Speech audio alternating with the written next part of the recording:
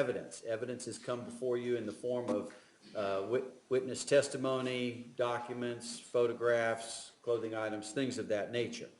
But you should listen very carefully to their arguments. The arguments are intended to aid you in understanding the case and the law that I will instruct you on.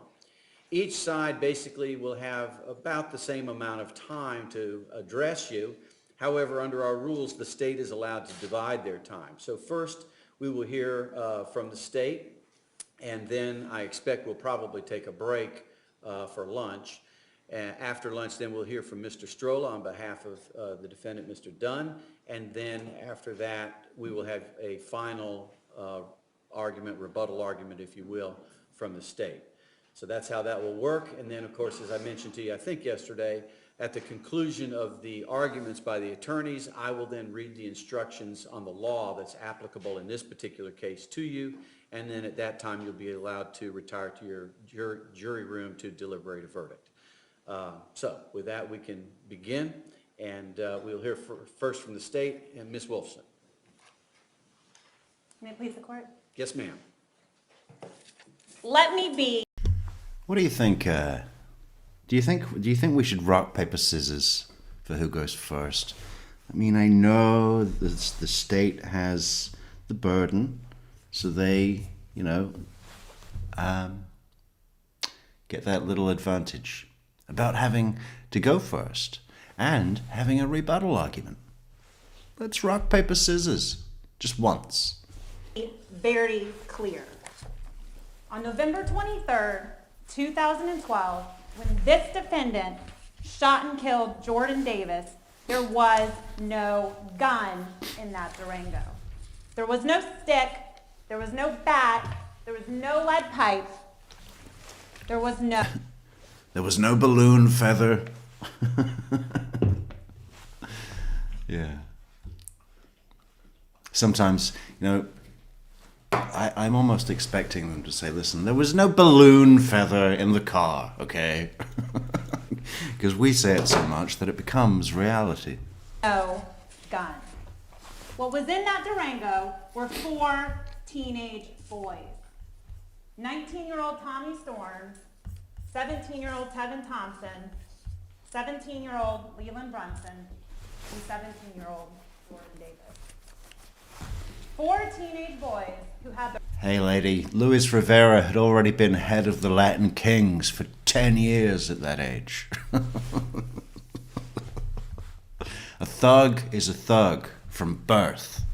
Their whole lives ahead of them. A whole world to look forward to.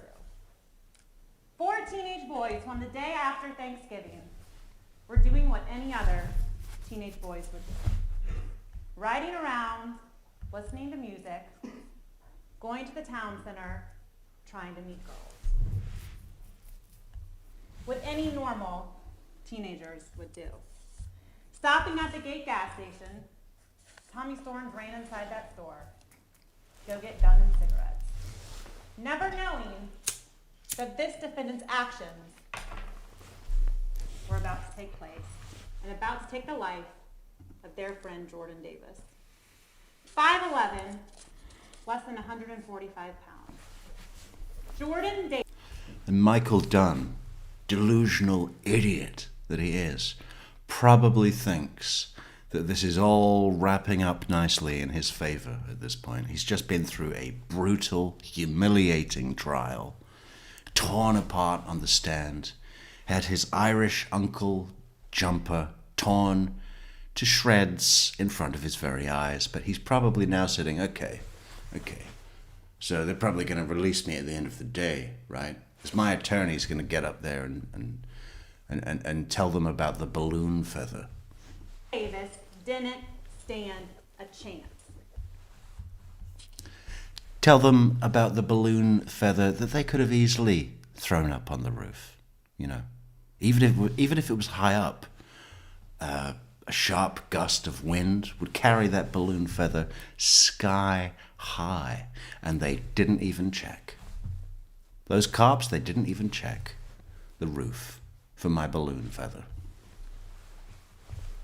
Sitting in the back of that SUV, being frantically pulled by his best friend Leland Brunson, as this defendant fired rounds. By the way, guys, anyone who loves coffee, we've got about 23 minutes to meet the target this week before we withdraw. So, yeah. We missed that last week. But this week, 23 minutes. Anyone get in a coffee? Get them in early. After round into that car. 6.25 pounds of trigger pull each time he made the conscious decision to pull the trigger. Systematically and methodically shooting into that SUV.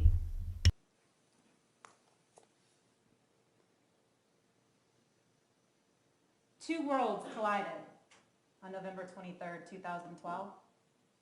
Rhonda Rower and Tommy Storms, both inside the store, moments before their lives would be forever changed. Each running inside on their own missions, not knowing that this defendant was outside the store, ensuring that their lives would be forever linked by his rage and his actions that night. 10 rounds. 9 of them hitting that car. 9 of them hitting this defendant's target. It was target practice for the defendant. They had nowhere to go and nowhere to hide. 3 of those shots found exactly the target the defendant was aiming for first. Jordan Davis in that rear passenger seat. So close to where this defendant was, the defendant couldn't get out of his car. Tevin Thompson testified he couldn't have gotten out of that car. And even if Jordan Davis could have opened that door, I guarantee you he wasn't going to be able to just open it and jump out of the car. Well, what if he climbed out like the monkey that he is? God. Can you imagine? Yeah. These thugs, who knows what they're going to take the wrong way? First shot, well, maybe not in this order. One shot, though, entering the right side of Jordan Davis. Cutting through his liver, his lung, his aorta, until it found his final resting place. God. Up near his left armpit. So what? Cutting through his lung, liver, aorta, and landing in his heart. God, terrible. Terrible. I mean, you could shoot a rhino like that, and it'd die. You know, Jesus Christ. You want to hit anything else? What, you missed the pancreas? You want to take another shot? A trajectory. I don't think you hit enough vital organs, okay? You did liver and lungs and heart. You focused on the L's, and okay, you landed strong. You landed on a big one. the core, the life pump. But you know, maybe if we try and ricochet off the bones of his rib cage, we could go back down into the abdominal cavity and then up like a W of death. I want to hit every single one. Take another shot. That is only consistent with his body being almost horizontal. A second shot, coming in through the back rear, his right back inner thigh, and then coming out of his right inner thigh. And then the third shot, coming into his left groin, only to lodge into his left hip. 3 shots. The Dr. Simon. See, thankfully, I have never had to duck and cover from gunfire. Not that I recall. I've run away from a water cannon.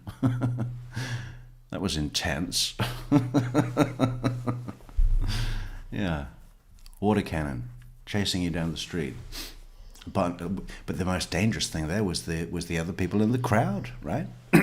You fall down, you make one bad step when Hey, the bro, crowd I'm is gonna running. fucking fuck up where the fuck you fucking with me. Boom! Toyo. Testify. Early. Hang on, we need to check what Toyo said, because Toyo just made a kind thing happen. Look at Toyo's big kind thing. I'd run through 100K winds and rain to make your life.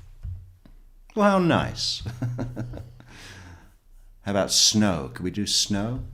That's the dedication test. Thank you so much for the coffees. 20 cups, Toyo. We do appreciate that greatly. And they're early as well, which means that's great. That's great. That's a great start to the show. Thank you so much, Toyo. Would only happen if Jordan Davis was in a particular position. But the defendant, he didn't stop there. He didn't just hit Jordan Davis and decide he'd stop. He kept on shooting. 4 more rounds as Tommy Storms was driving to save their lives. As the car was backing up, 4 more. That's what I was saying before we had to take a break. Before we had to take a break to acknowledge the wonderful Toyo Open Country HTS. Yeah, I have never had to run from gunfire, but I have heard a loud noise that made me jump. And while I don't think that I jumped quite so much, like dived into a car across to the passenger to the other side of the car to save my life. That's a big move, but I can imagine, because I've seen it happen on TV. So I can just, take that artistic rendition and apply it to my life. And yeah, it would be pretty terrifying, right?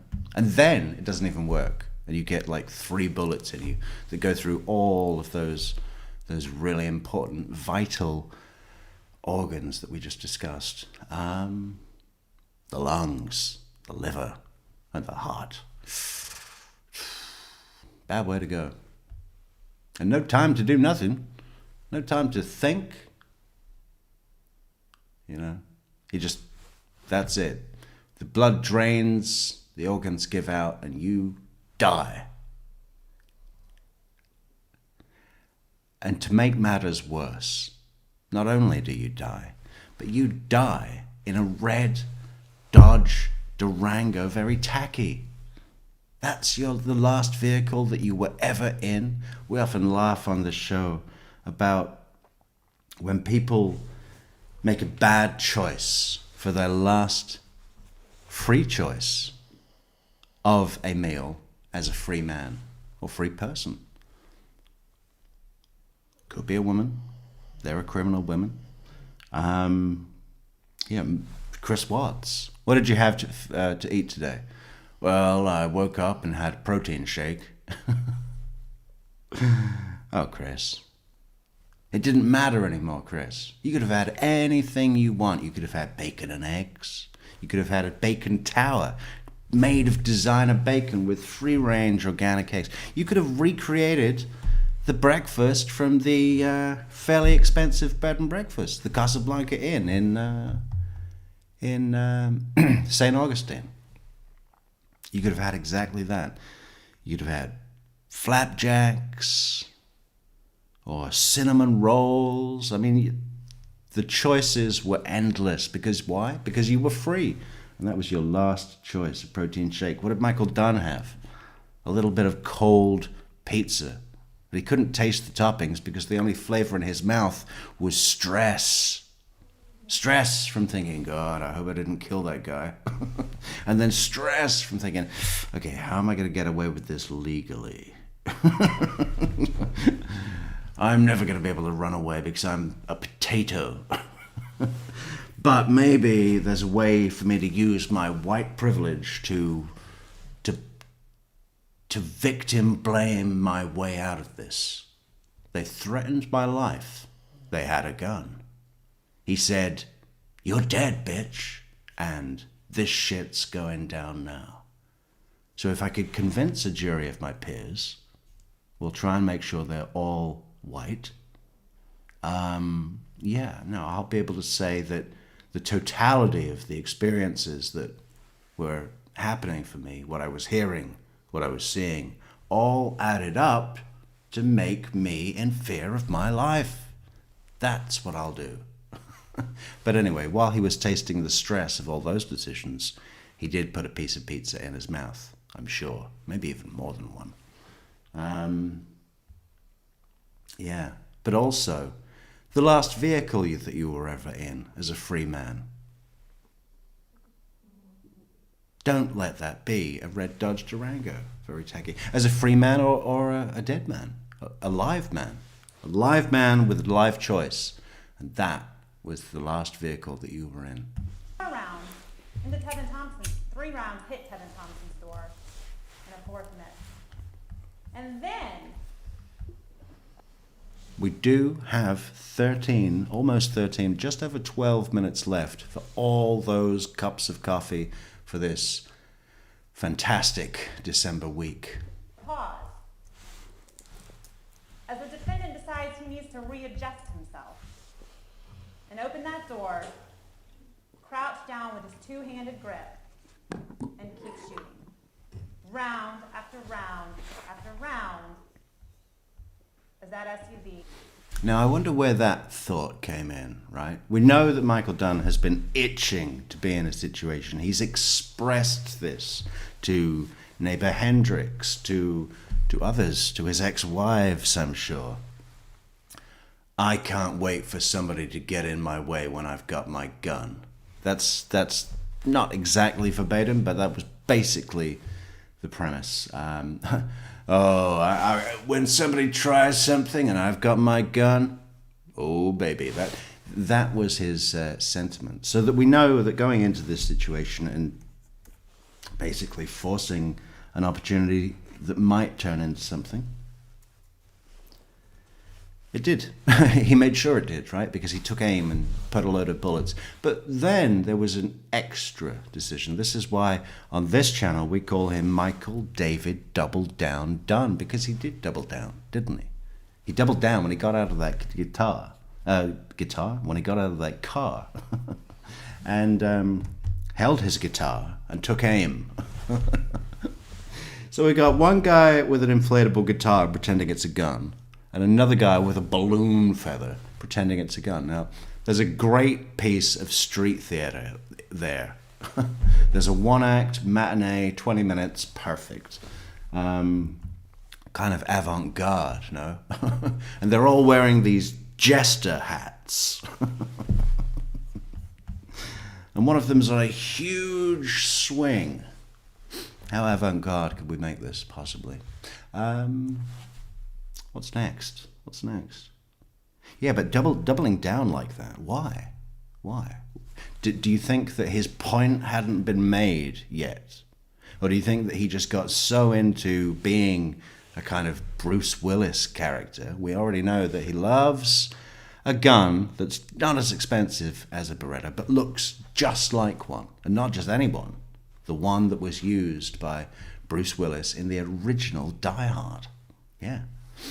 So he's got this kind of action hero character in his mind. So that probably took over because there was no threat even in the first place. So his excuse of, well, I was trying to keep their heads down to not catch any return fire, like what my military friend told me when he did 2 tours of Kandahar and also, house-to-house raid combat in Fallujah. He said, always keep shooting until the threat is gone completely. So that's what I did, military. That's all a lie. So we can discount that completely as a reason. So it was either, keeping this action hero thing, just basically doing what Bruce Willis would do in a movie. And then the other option is what? That he hadn't proved his point. I think it's more the Bruce Willis thing, really. He just wanted to keep that character going. So he got out, got into a pseudo cop stance, which the cops immediately told him was completely wrong. Yeah, just to keep the dream alive, baby. Left the scene and drove to safety. 9 minutes for coffees. 9 minutes for coffees. Now, I anticipate at the end of this trial, once closing arguments are done, Judge Healy will instruct you on what the law is and how you are to go about applying the law in your deliberations in this case. And I anticipate that two things he'll first tell you are that the state must prove date and venue. Neither one of those are at issue in this case. The murder and the attempted murders happened on November 23rd, 2000. Yes, they're almost like, these two cases, Michael Dunn and Michael Draker, it's like Deep Impact and Armageddon, you know? It's like salt and pepper, you know? It's horse and cart. It goes on, right? I mean, they're one of the same, but they're different. Yeah, and great things go in pairs, man. Maybe we should go back to Michael Draker. We did cover it briefly quite a while ago, but I think there's cause to go back. There's much more of the trial that was very good. It just, it didn't pick up on numbers. So I was forced to go back to Adelson's, which is basically what the same thing has happened with this case. And someone put it good to me the other day, which was interesting, that America doesn't like to be reminded of the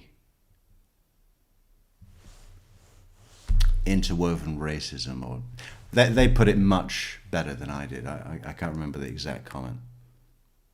A race issue. America doesn't like to be reminded that they have a race issue, like embedded in their society. And I did reply to the comment. I just said, well, there goes my idea for doing a load of Holocaust coverage intended for a German audience, because they just do not like talking about the war at all. You know, in London they have a war museum called the Imperial War Museum, right? And it's very good. It's very good. And when I lived in Germany, I asked a colleague, I said, hey, do you guys have like the equivalent of the Imperial War Museum? Because I would love to, get the perspective from the other side.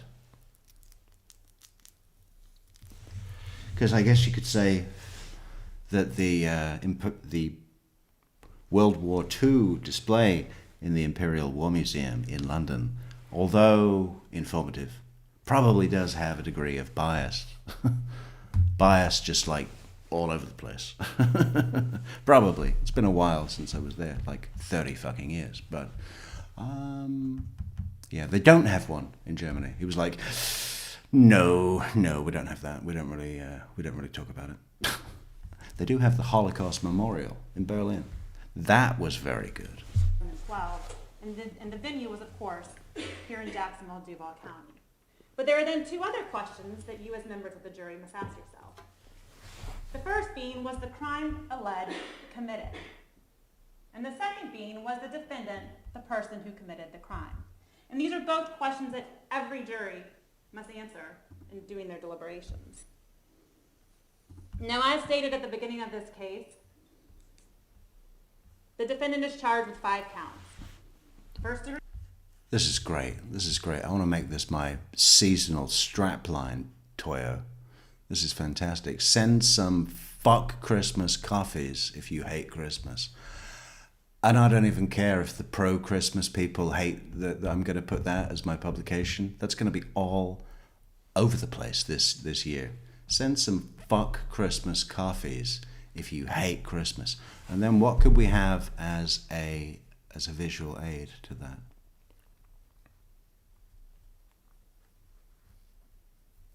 How about a coffee cup? This is it, right? A character. So it's like imagine a cartoon coffee cup with a face on the cup and arms and legs, right? And he's running over and he's setting fire to a Christmas tree, right?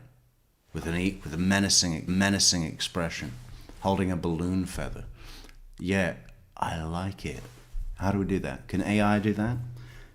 If I put into AI, show me a cartoon coffee cup setting fire to a Christmas tree with a menacing expression. Wow, what are they going to think of me? I like it. And burning the presents while laughing. Love it. Murder, 3 counts of attempted murder for each of the 3 boys in that car, and then shooting or throwing deadly missiles. Now, Judge Healy will also 3 minutes. 3 minutes for coffees. If you want to send a coffee now. Send a fuck Christmas coffee. instruct you on beyond a reasonable doubt. And I anticipate he will read to you a very lengthy instruction on what beyond a reasonable doubt means. But what I want to make you all aware of is that beyond a reasonable doubt only applies to the elements of each crime charged. And reasonable doubt is oftentimes better understood by what it is not. Reasonable doubt is not a mere doubt. It is not a speculative doubt. It is not a possible doubt. It is not an imaginary doubt. It is not a forced doubt. Murder in the first degree. In order for the state to prove that Michael Dunn committed first-degree murder, there are 3 elements the state must prove. 1, that Jordan Davis is dead. 2, that the death was caused by the criminal act of Michael Dunn. And 3, there was a premeditated killing of Jordan Davis. Now, there's a number of different definitions that go with this crime, so we'll go through them one by one. An act includes a series of related actions arising from, and performed pursuant to a single design or purpose. Now, as mentioned in jury selection, this doesn't mean that this defendant needed to have some elaborate plan to kill Jordan Davis. It doesn't mean that he needed to have a blueprint for how he was going to do it. What it means is that this defendant had a series of actions that together were the criminal act that killed Jordan Davis. This defendant told you what actions he took. He sat up on the stand yesterday and gave you, I think it was probably 10 steps he took prior to firing those shots that killed Jordan Davis. Now, the definition of killing with premeditation. Killing after consciously deciding to do so. The decision must be present in the defendant's mind at the time of the killing. The law does not fix the exact period of time that must pass between the formation of the premeditated intent to kill and the killing. Now, once again, there's no certain amount of time that is required for the defendant to form that intent. The law requires sufficient time. It doesn't say significant, just sufficient. And consciously deciding to kill doesn't mean that someone has to wake up that morning and decide, I think I'll go kill like so-and-so. It doesn't mean that they needed to have this plan, like I stated earlier, just that before this defendant pulled that trigger, he knew what he was going to do. He had every intention of killing Jordan Davis.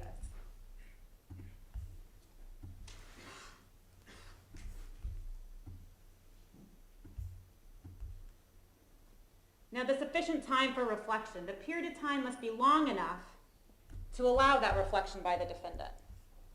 And the premeditated intent to kill must be formed before the killing.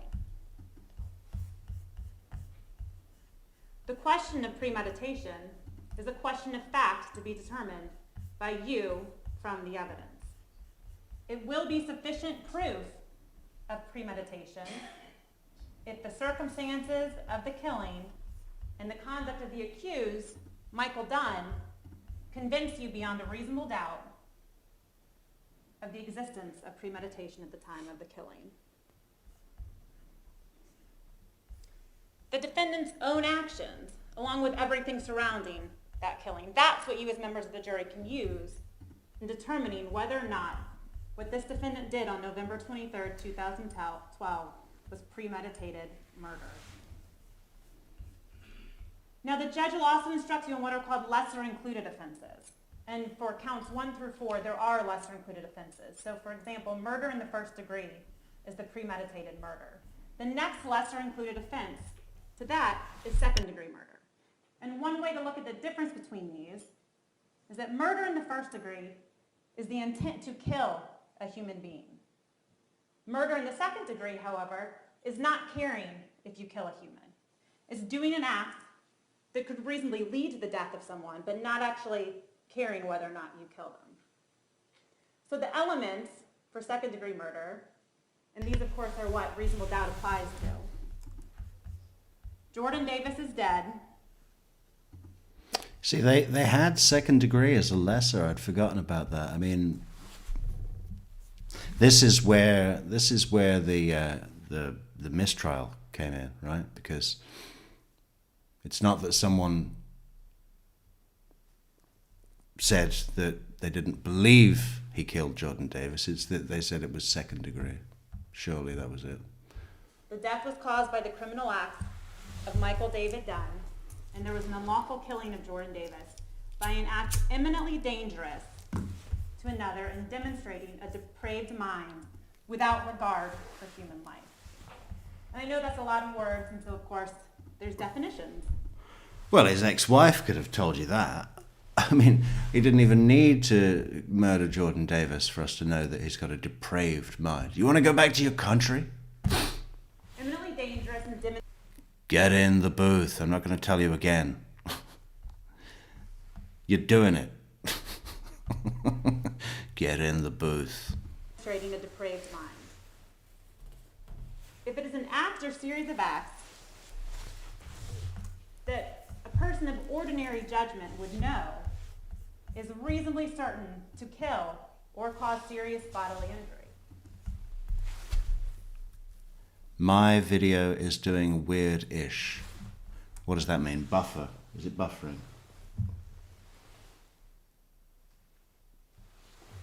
No, it should be fine. It should be fine. Maybe you're the problem. I'm just kidding. My stream is great considering I'm in hurricane force winds.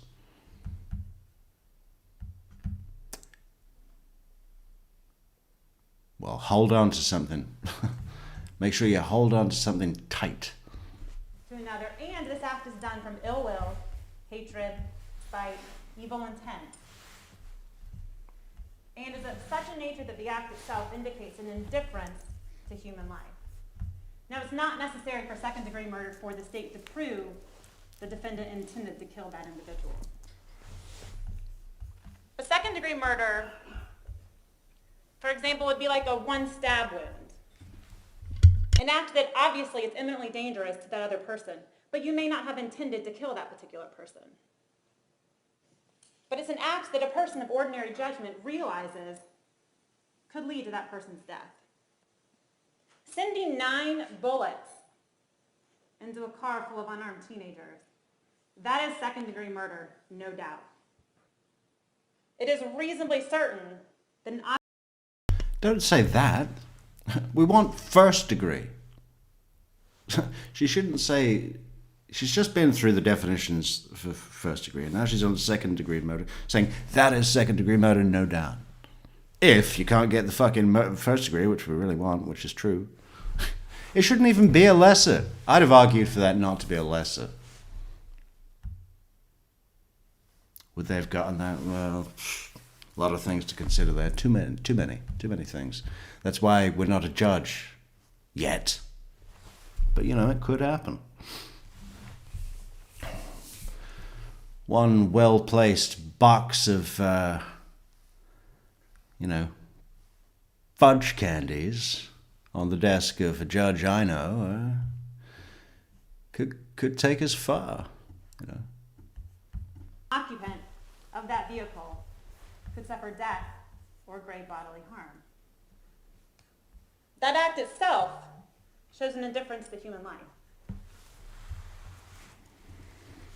However, in this case, we don't have just second-degree murder. We have first-degree murder because of his intent to kill. And finally, the judge will also instruct you on the third lesser-included offense for murder in the first degree, and that is the offense of manslaughter. And manslaughter is just that Jordan Davis is dead and that the defendant intentionally committed an act or acts that caused the death of Jordan Davis. Now, manslaughter, while the act itself is intentional, it doesn't have to reasonably lead to death or great bodily harm. It would be, for example, like pushing someone and they fell over and hit their head and then that person died. That is not what we have here. As I stated earlier about second-degree murder, this defendant, when he took that gun out and started shooting at point-blank range, he knew what he was doing. He knew that what he was doing could cause death or great bodily harm to those boys. Now, Judge Healy will also instruct you at the end that in regards to these lesser-included offenses, your verdict must be for the highest charge the state has proven beyond a reasonable doubt.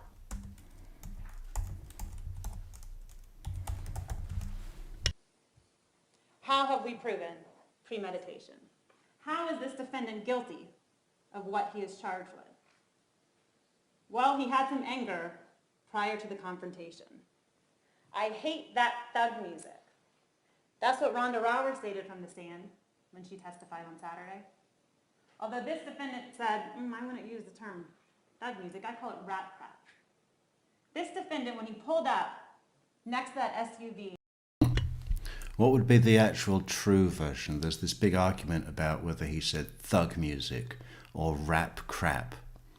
But what would be the truest form of words that we could use to express what Michael Dunn meant in that moment exactly? Because we know what he means by thugs. But it's also like, there's a third tier to that, isn't it? It's like thugs to N-word, brackets, quote unquote, niggers, quote unquote, close bracket, reference only. But then the third thing is that he assumes that all blacks are criminals, dangerous criminals, right? Unless they're a doctor or a cop or a judge or, a dentist. He's probably not the kind of racist that has a problem with those members of the black community because of their jobs, right? Unless things don't go his way. Then the racism comes out. But, just in general, like he wouldn't be like refusing to use a water fountain. I don't know. It's just that he thinks that unless you're a doctor, dentist, judge, cop, or politician, as a black member of the community, then you must, by definition, be a gang-banging, coke-dealing, gun-slinging criminal of the streets, right? So that's what he associates with the thugs and the music and the red Dodge Durango, very tacky. So the truest statement is that criminal minority music. the music, because he's not judging the sound, is it? It's that he's allowing the sound to give the judgment of them. And it's them, or his warped perception, where his problem really is, He's like, yeah. They're bringing down society. They're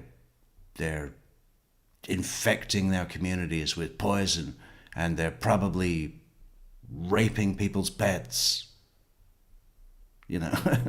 Wherever else he goes, that's the problem he's targeting. That's why he's doing the Lord's work, as he mentioned to Rhonda in one of his letters. Yeah, maybe this was part of God's plan. I murdered that child for God. Because God wanted to send a clear message to the other boys in the car that they need to straighten up and become doctors or dentists or cops or judges or politicians. His blood started to boil. He didn't like the music that was coming out of the car next to him. He got angrier and angrier as that music irritated him. In fact, it bothered him so much that he took it upon himself to interject himself into their lives, rolling down his window and asking them to turn it down.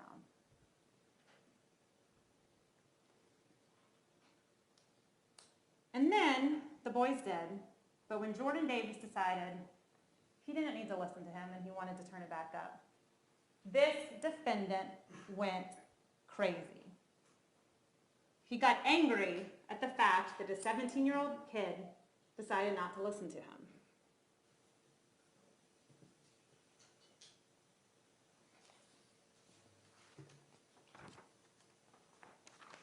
The defendant, when he pulled out his gun, he shot to kill.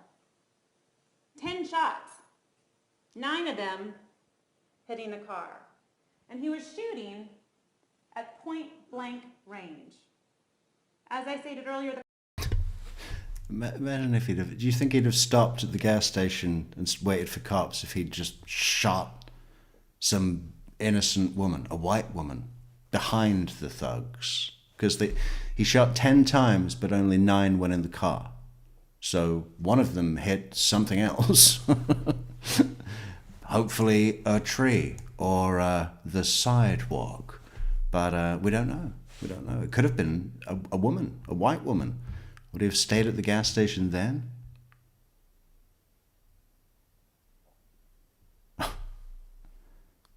I mean, you'd think he would, but then you'd think he would stay anyway. I mean, that'd be the obvious thing to do. the cars were so close, he couldn't get out of the car. Tevin Thompson couldn't get out of the car. And Jordan Davis couldn't get out of the car. And he had a big gun, a 9mm gun. Those are big bullets. Your Honor, I'm going to object to mischaracterization of the evidence. The witness testified with medium. It's overruled. And I believe they stated medium to large. But refer with your memory from the evidence and the testimony that came out during trial.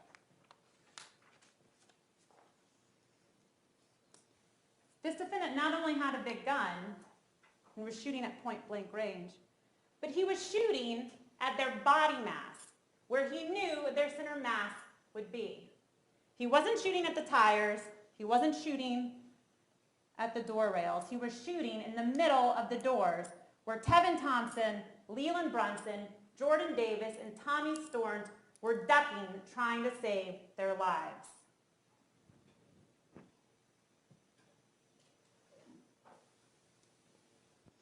Detective Kipple testified that those 3 shots in that front door, Tevin Thompson's door, if there hadn't been that extra layer of metal, those would have gone right through as well.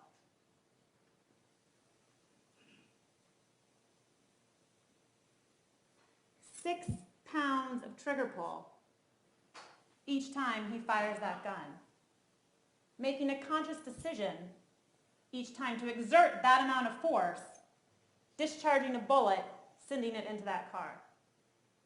Round after round after round. And the location of the bullet holes, as I just stated, the fact that they're all those first 6, the center mass. He wasn't shooting just to scare them off. He was shooting to kill. He was shooting for his targets. And aiming at Jordan Davis. This defendant told you himself yesterday. His intention was for Jordan Davis. He even told you that next 3 set of shots to hit Tevin's door, those were for Jordan Davis. That is premeditation. Knowing when he pulled that gun up, he had it ready to go. He didn't pull a gun out just to brandish it, try to back him off. He pulled it out and immediately started firing.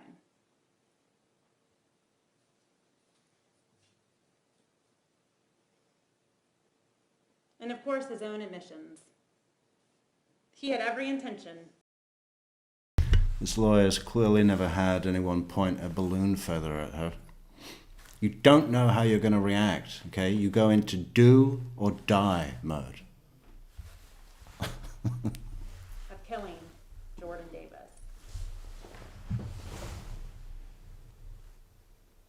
He intentionally engaged those boys, and he's the one who escalated that situation.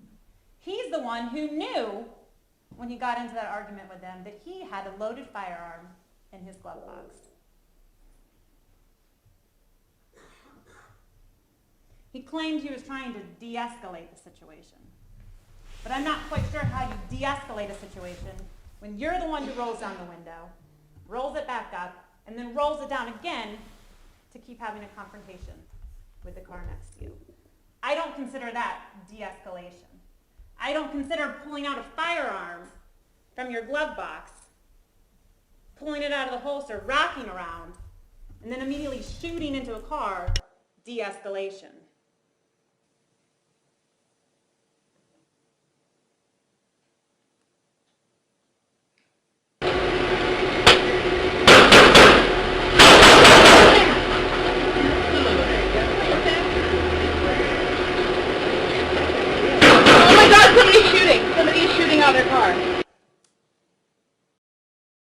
I mean, that is a lot of bullets, right? That is a lot. That is excessive.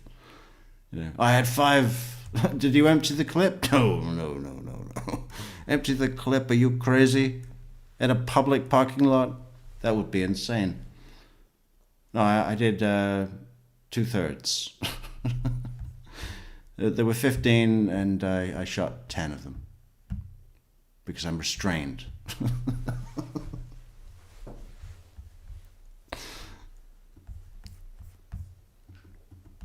3 rounds into Jordan Davis's car. The first 3 shots that this defendant fires. He told you himself he took aim and then he fired. He didn't use crosshairs, but he still had both of his hands on that gun, aiming at his target. 3 shots so tight in the way they hit that car.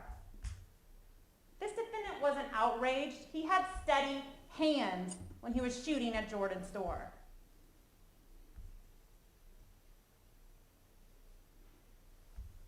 The car at the scene that night.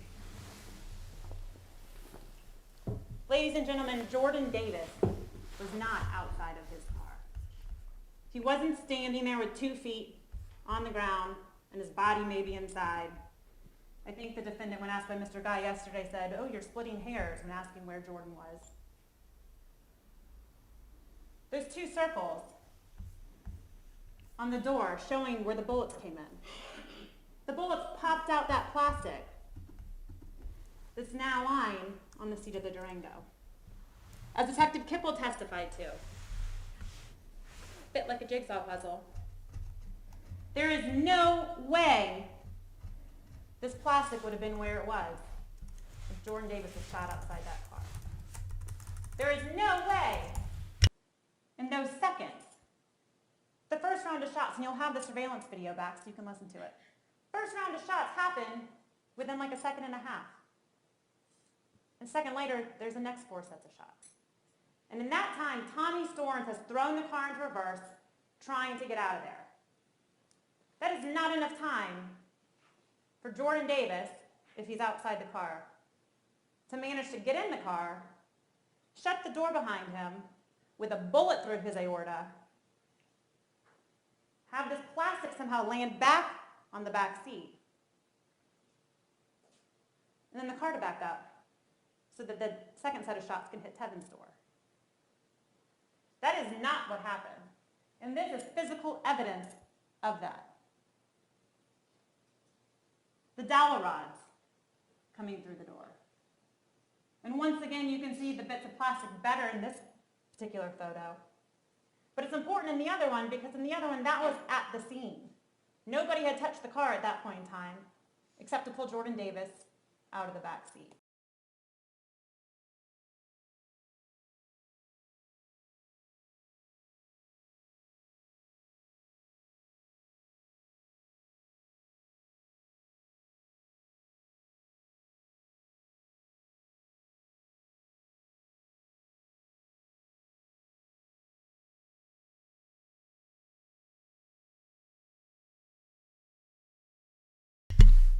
And that was a mute button.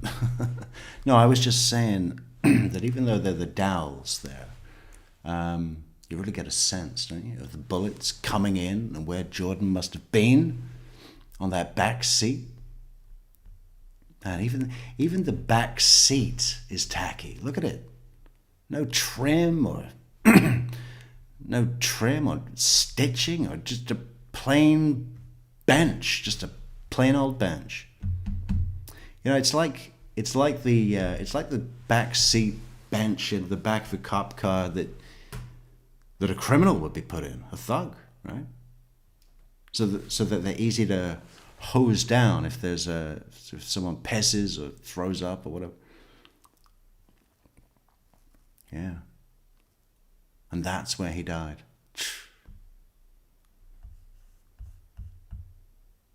Not in an Escalade. Not in a Grand Cherokee. Not in nothing. Just a plain old Dodge Durango in red with a plain old bench seat with no stitching or nothing. This shows it even better. That piece of plastic from the door handle got blown into the back seat from the bullets of this defendant's gun.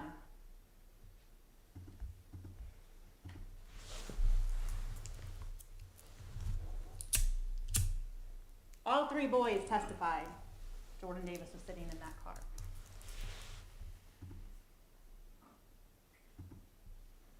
Detective Kipple's testimony. That plastic fit like a jigsaw puzzle.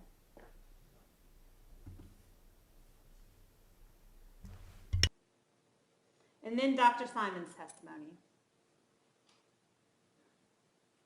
The medical examiner who examined Jordan Davis that night and the following morning. The first penetrating gunshot wound. As she stated, it entered his lower right side, had a diagonal path, and ended in his upper left armpit. The only way for Jordan Davis to get... Just look at that tiny rib cage. I mean, you really get a sense there, don't you? That is not a fully grown man. You know?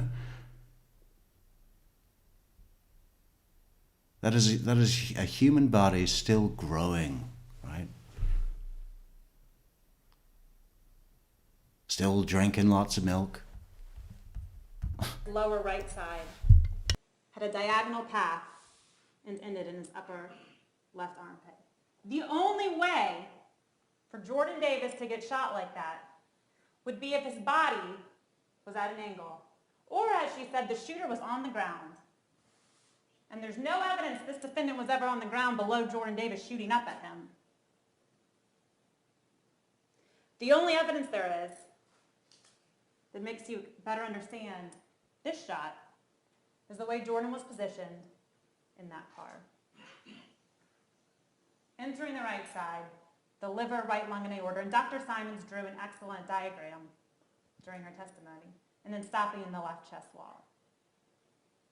And then the second shot, the second penetrating gunshot, entering his left groin, lodging in his left hip, once again having that same trajectory as the one that ultimately killed him. And finally, the perforating gunshot wound, entering the back right thigh, and the exit wound inside of his leg. Now, she testified.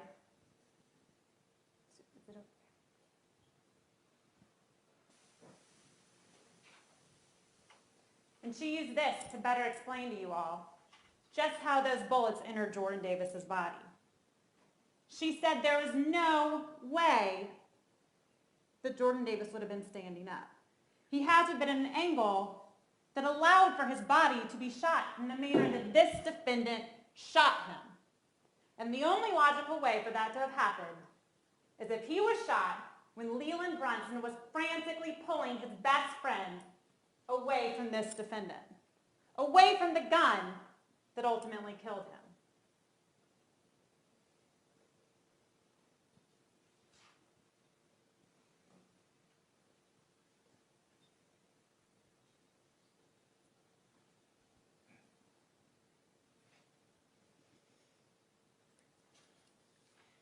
Now, Mr. Strolla tried to give Dr. Simon some hypotheticals. Well, what if he was standing outside? Can you see me with my legs up? All these sorts of things. But Dr. Simon said Jordan was not outside of that car. He was sitting in that seat, bent over, trying to escape from his ultimate killer. And what about if Jordan was jumping back into the car? As I stated before, that doesn't make sense. The plastic bits in that door wouldn't have been where the evidence technician found them. And when the boys pulled back and came back after realizing that Jordan had been hit, what did Officer Holmes tell you all? He's the first officer to open that door. And he described in great detail the horrific scene he saw. Leland Brunson sitting there, holding Jordan's head, Jordan Davis's shoulder on his hip. And then when he... So Leland Brunson, I mean, what did they say in that newspaper? They said he just goes and sits in Jordan's room. It's like fucking shell-shocked. And fair enough. I mean, you've cradled your best friend after being shot 3 times, and he's died in your arms, and you're also 17. I mean, difficult to look at anything the same way again, I'm sure. Officer Holmes came around to Jordan's side of the car and opened that door. His rear end was lifted up. Consistent with Dr. Simon's testimony. Consistent with the bullet trajectories.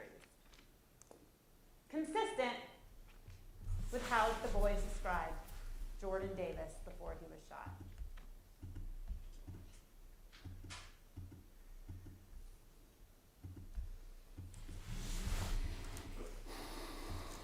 Premeditation.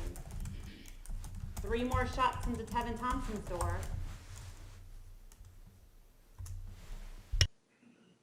Total of 6. Just on the passenger side alone. 3 more as the boys are driving off, trying to save their lives. It's incredible, isn't it? I mean, I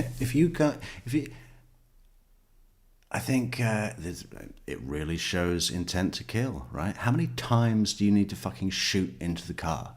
Well, let's count, shall we? There's 3. There's 3 distinct groups or volleys of bullets, right? There's when the car is parked next to him, 3 shots into Tevin Thompson's door, barely missing the glass pane of the window, which would have surely gone through it, shattered it, and into his flesh,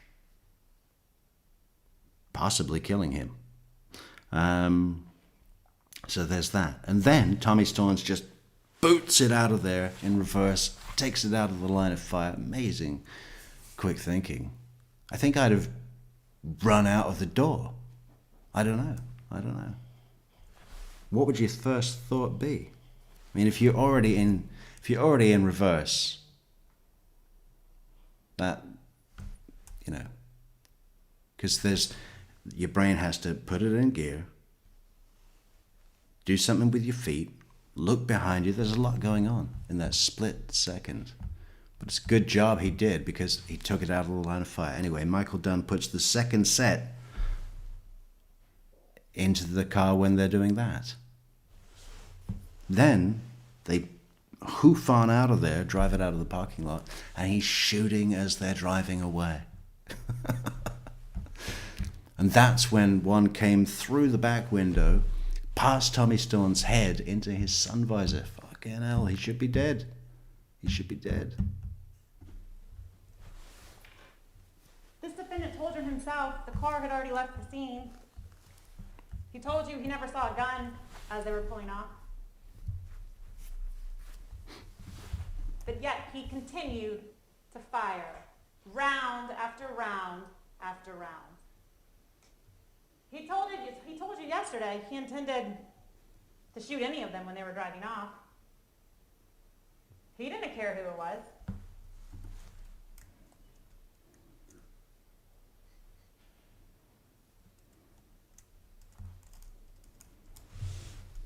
This bullet so close it almost hit Tommy Storm's head.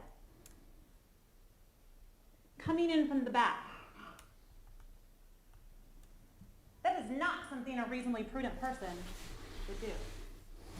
That bullet came in whizzing by Tommy Storm's head as he was doing nothing more than driving away from someone who was trying to kill them. And if Jordan Davis hadn't already been hit, I guarantee you this bullet would have gotten him. Came in right over the rear passenger seat.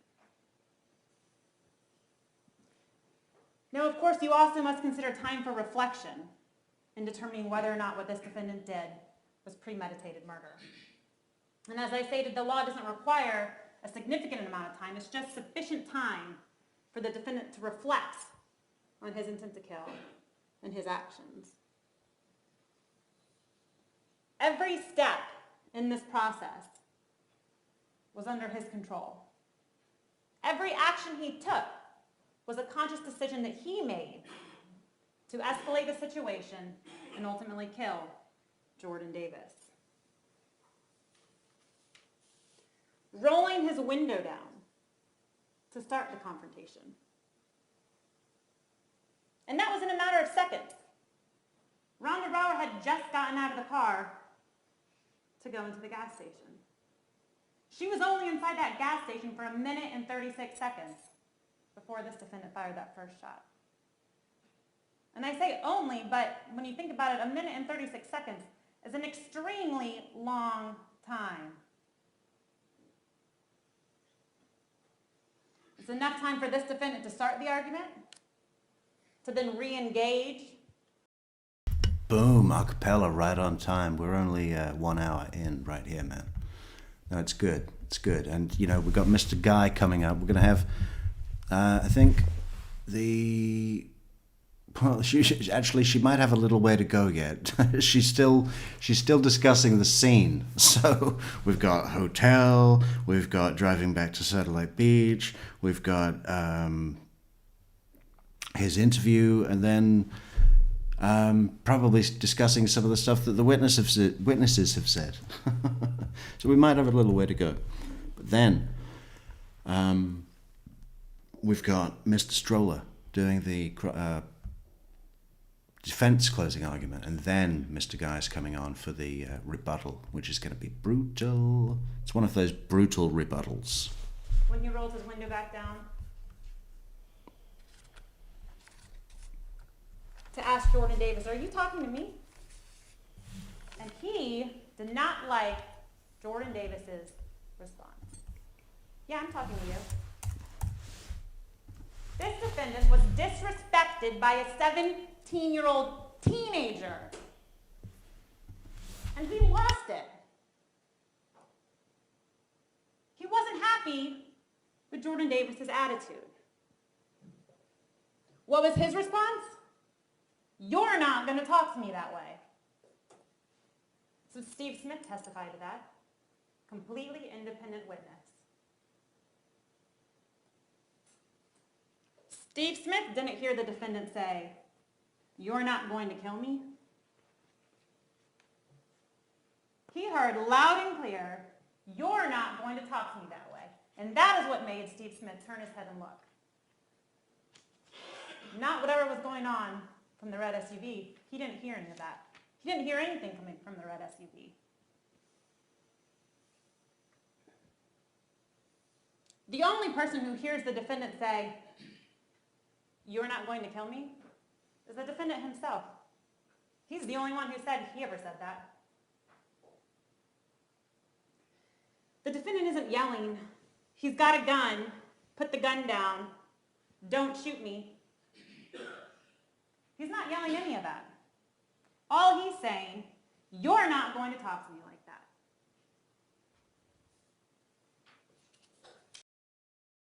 Nobody talks that way to a Dunn. I'd love it if that was the quote.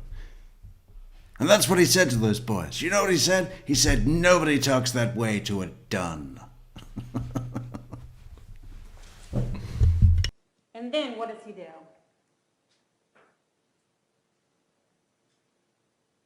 His actual actions. He reaches into the glove box, pulls out the gun. It's in a holster, so he has to use two hands to get the gun out of the holster. He then takes the safety off. This is all with whatever's going on behind him, the threats he's hearing. Takes the safety off, brings it up, wraps around, which, by the way, is exactly what Leland Brunson said happened. He even demonstrated for you. He wrapped around, turns the gun around with both hands, positions himself so he's a better shot at Jordan Davis, and then he starts shooting. I think it's about 10 steps he took. 10 separate steps, ending with that 6.25-pound trigger pull.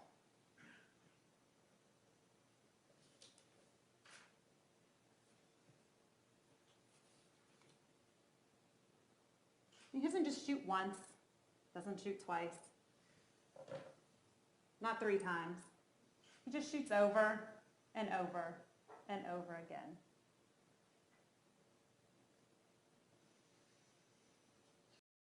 Trying to keep their heads down. My military friend, he told me. This defendant had sufficient time to reflect on his actions. According to the defendant, he says Jordan Davis is out of the car, but yet he can only see his feet. He's not sure where Jordan Davis is. Doesn't see the gun at that point in time. That, by the way, nobody else sees.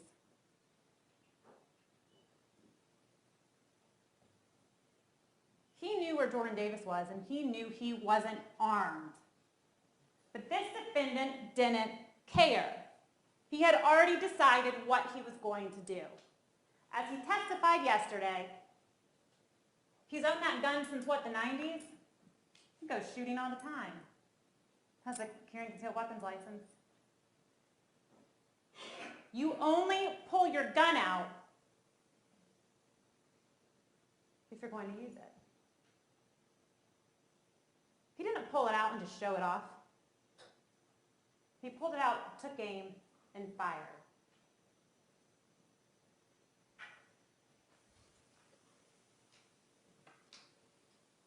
Finally, his behavior after the fact shows what his intent was at the time. The conduct of the accused. He flees. I anticipate Mr. Stroller will get up here as he said in opening. He didn't actually flee. He has a pilot's license. He didn't leave. Ladies and gentlemen, he fled. He left the scene where he shot and killed a 17-year-old. I don't care if it's a mile, 2 miles, 3 miles. He left the scene of that gate station. And it was at his insistence. Everything else he blames Rhonda Rauer for, but this particular one, he can't blame her for. She comes out of that gas station, not knowing what this defendant had just done. Get in the car, get in the car. And she does. And they drive 3 miles away, roughly 3 miles away, to the hotel room. This defendant shouldn't get credit for the fact that he stayed in the state of Florida, stayed in Jacksonville that night. He didn't use his pilot's license. He fled the scene and notified no one of what he had just done. And while this defendant is driving off, Tommy Storms, Leland Brunson, Tevin Thompson are on their way back to the gas station with their dead friend in their car. If they truly had a shotgun, wouldn't they be the ones who left the scene? They had nothing to hide. Tommy Storms was on probation. He knew he was in violation of his probation. He came back to the scene. The only person who left is this defendant because he knew what he had done was wrong.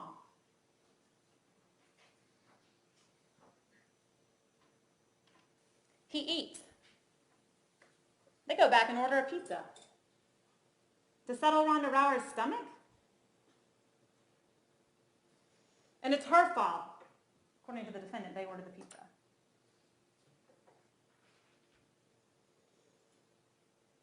And of course, they went back to walk his dog. Those are not the actions of somebody who shot in self-defense. Those are the actions of somebody who intended to kill someone. And then realizing what he did was wrong. And when he got back to the hotel to walk his dog, he didn't take his gun with him. The defendant testified yesterday. When he got to the hotel, he looked out that window. Every car looks like a red SUV. He was in a waking nightmare, I think is the term he used. If you're so terrified, why is your gun in the glove box? Oh, and by the way, when he left the scene of the gas station, he puts the gun in the glove box and then drives off as if nothing happened. Hey Kiwi, how you doing? He didn't hold on to it thinking, what if this SUV comes back?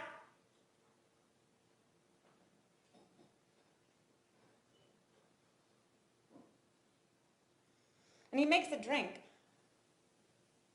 a stiff one, because he was being so stoic and trying to calm the nerves of Rhonda Rower.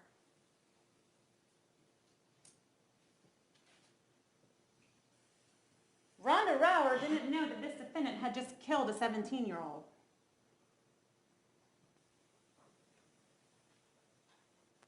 And when the defendant learned at 1 in the morning that one of the people in that car had died, what did he do? He didn't wake up Rhonda Rower, the love of his life, to tell her, oh my gosh, I killed somebody. He didn't go call 911 and say, listen, I need to tell you what happened. He didn't care. He let Rhonda sleep right through the night. And he himself then went to bed at 5 in the morning. Those are not actions of somebody acting in self-defense.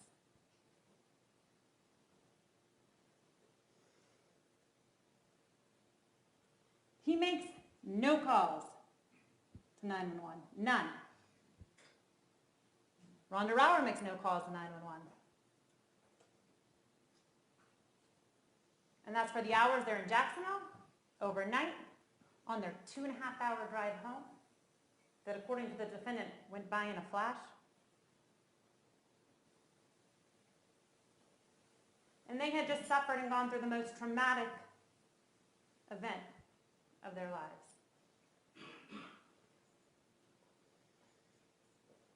Now, the defendant testified that he was notifying his neighbor, who's a federal agent, or something like that, who works at the Department of Agriculture. But Rhonda Rower testified yesterday, Michael Dunn didn't call him. The neighbor called. There was no discussion on the phone on the way down to Brevard of Michael Dunn going next door and telling him what happened. This defendant didn't tell anyone because he thought he had gotten away with murder. He had no idea that Sean Atkins, a now 20-something time convicted felon who came in here and testified, he had no idea that Sean Atkins practiced common courtesy. Sean Atkins saw what happened. Common courtesy. Yeah, I know I'm on probation, but I really should get that license plate because this was a murder. And he It doesn't really come up for many people, I don't think. You know, if we looked at all the people in the world and then added up everyone that's happened to, it's low. It's definitely a low number. He had the foresight to take down this defendant's tag number, walk into that gas station, and give it to Lillian Christensen. This defendant had no knowledge of that. For all he knew, nobody knew he was the shooter. He had no reason to hide his car when he got to the hotel. He had no reason to hide it when he got home.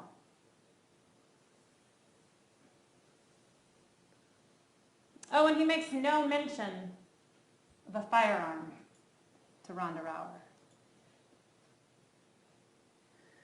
Wouldn't that be the first thing you tell the love of your life when she gets back in that car with you? I shot someone, but they had a gun pointed at me. She testified yesterday, he made no mention of that. Never.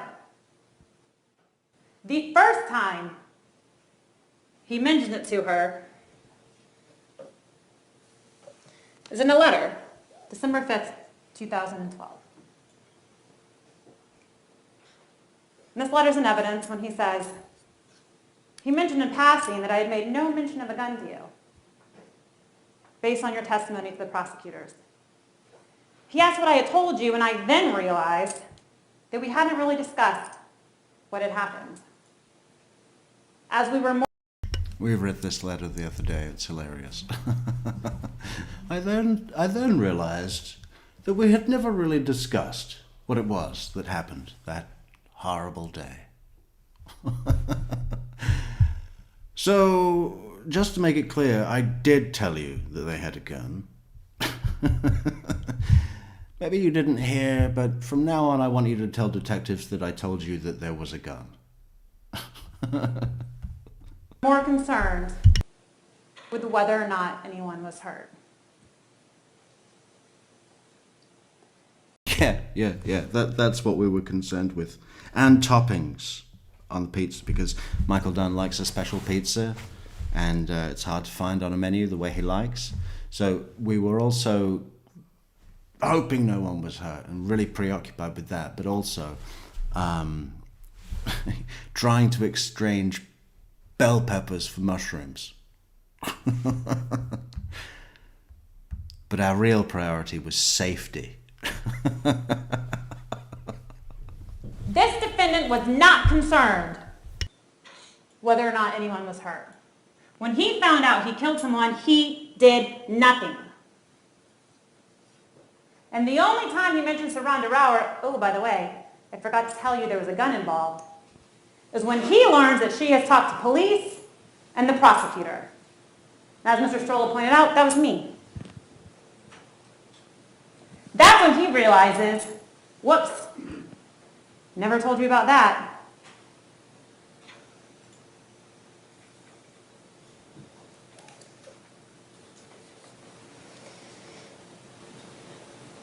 These are his actions because what he did was premeditated. I didn't tell you about the gun? Yeah, I did. Remember I said gun and shotgun? It was not self-defense.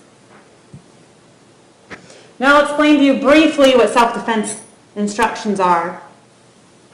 But let me be very clear again. There was no gun in the Durango. The only person who says there was is that defendant. His his statements are uncorroborated. And he's not even consistent with what he saw. But you'll be instructed on the justifiable use of deadly force, and you'll be instructed that the use of deadly force is justifiable if Michael Dunn reasonably believes that the force is necessary to prevent imminent death or great bodily harm to himself while resisting another's attempt to murder him, any attempt to commit aggravated assault, aggravated battery, or attempted murder upon him, and any attempt to commit aggravated assault, aggravated battery, or attempted murder upon or in any vehicle occupied by him. This defendant was not justified. He did not have a reasonable belief that Jordan Davis was about to kill him or cause great bodily harm to him. Jordan Davis was inside his own car. And if he got out at all, he certainly didn't come close to this defendant. The cars were too close for him to do that.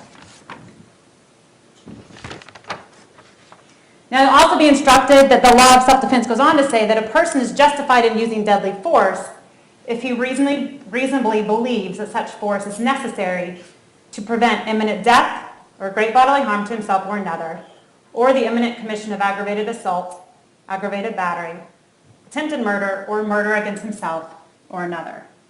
And the self-defense instruction continues and says that in deciding whether the defendant was justified in the use of deadly force, you must judge him by the circumstances by which he was surrounded at the time that force was used. Now, the danger facing the defendant need not have been actual. However, to justify the use of deadly force, the appearance of danger must have been so real that a reasonably cautious and prudent person, under the same circumstances. Lady, did you not see him act this out? I mean, he must have been practicing that in his cell. You know, the whole motion he made to get the gun, to demonstrate getting the gun out of the glove box when he said, I said, you're not gonna kill me, you son of a bitch, and then I fired. And that's how long it took. But he did this whole motion thing. I just see him sitting alone on his bunk, practicing that for hours. You could tell that he really wanted it to impact the jury because he did this theatrical thing, right? Would have believed that the danger could be avoided only through the use of that deadly force. Based upon appearances, the defendant must have actually believed that the danger was real. It doesn't just let you assume something might happen.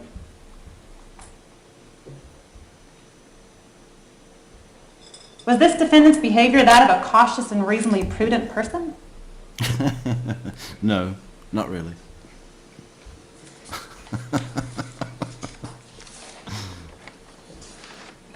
Witness 7, he's your man. I think not.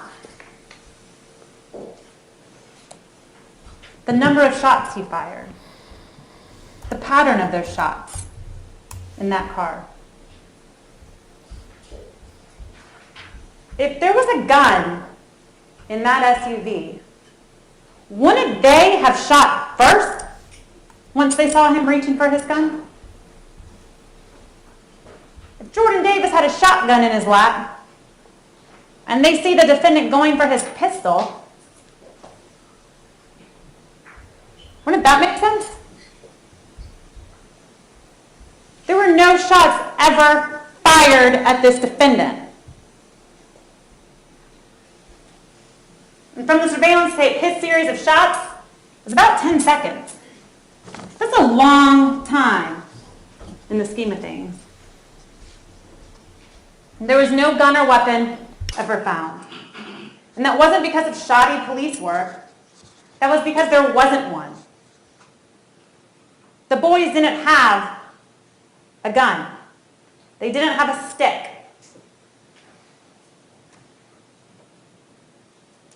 This defendant, in firing his shots, even missed one of the rounds. He was open firing in an open, crowded parking lot.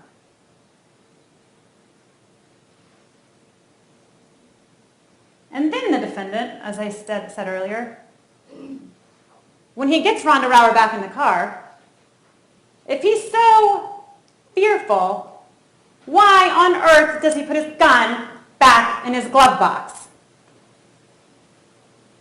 As he told you all, he thought they were coming back to get him again. Is that an act of someone who's truly in fear? That he puts his gun back? He thought they were a car full of gangsters. He thought there were more of them. He thought every car after that was a red SUV. And once again, his behavior after the shooting. Every car was a red SUV. Can you imagine what The Simpsons would have done with that on, like, you know, a, what do you call it? Not a flashback, but an imaginary sequence to show paranoia.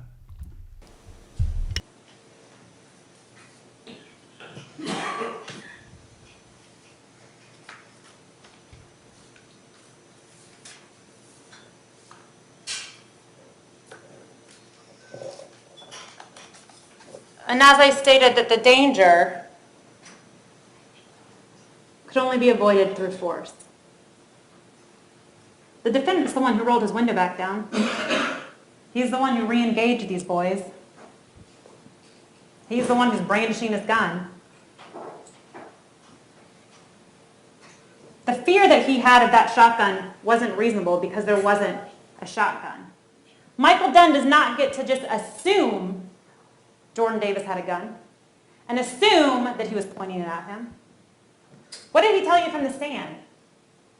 He said he thought he saw a barrel come up out of Jordan's window. From my recollection, I don't remember him ever saying that gun was pointed directly at him. And that he heard it slam against the door.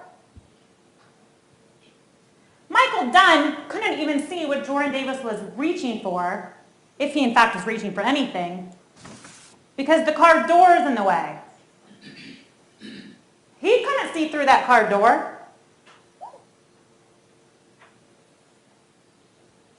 And then, according to his testimony, Jordan opens that back door.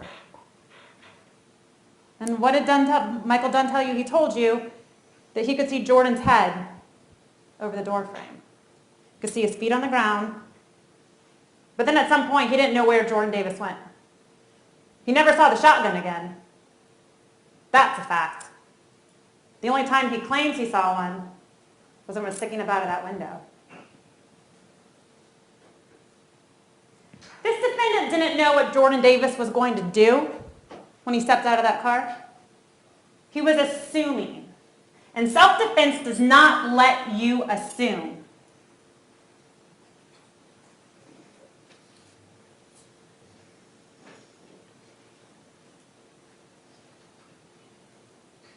Nine shots. Yeah, he used a lot of language like that, didn't he? In the interview, he was like, you know, I assumed. In my mind, he had a gun. Oh. And he thought that sounded good. Even the detective's like, what the fuck? Listen, I can't shoot somebody because I think that...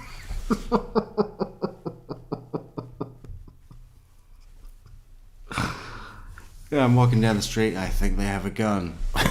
Shoot them dead. In my mind, they had a weapon.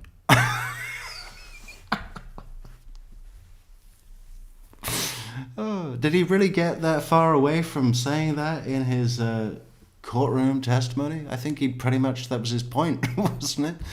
Yeah. He hinged it on that, on his mind. Into that car.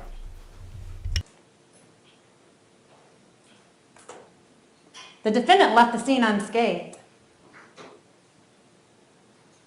Jordan Davis had been out of that back seat when he was shot. Car doors don't close by themselves when they're reversing. Somebody who's been shot 3 times with a bullet through all of your organs doesn't close the door behind them and get in the car. That back door would have scratched the side of Michael Dunn's car. For a fact. They were parked so close, and when Tommy Storms pulled out, he pulled right around behind Michael Dunn's car.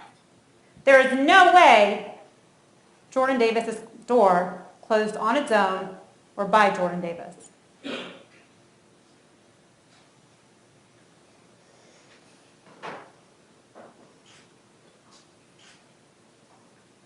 And once again, an example of why Jordan Davis was inside that car.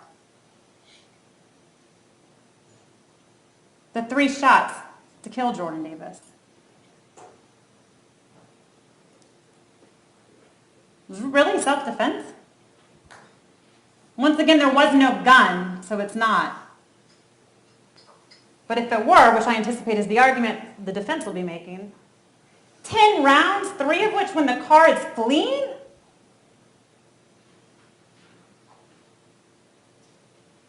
And after this defendant repositioned himself. He was in such fear that he opened the door, and in his words, he actually got out of the car and walked down, I guess, to the middle of the street and kept shooting. That's what one of his letters says.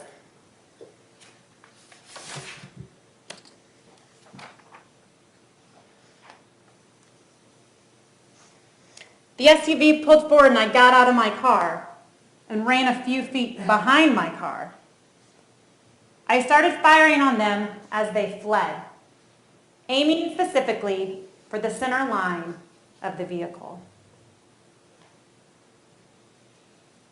I stopped shooting when they were too far away for me to hit them accurately.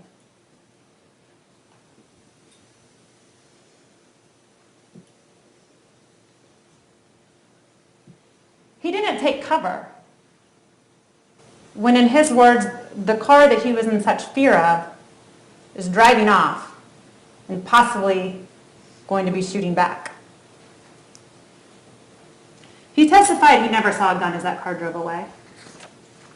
He never heard any threats as the car drove away. He never was shot at. This defendant suffered no injuries.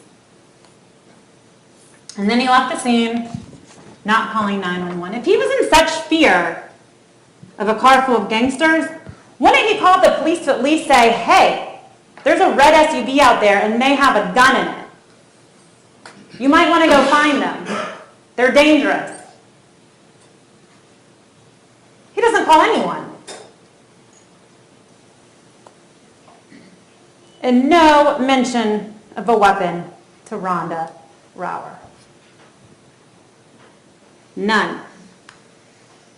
And Mr. Stroll tried to ask her, you're under a lot of strain and stress with this situation. Wouldn't that be the first words out of her mouth if her fiance told her, oh, the boys had a gun?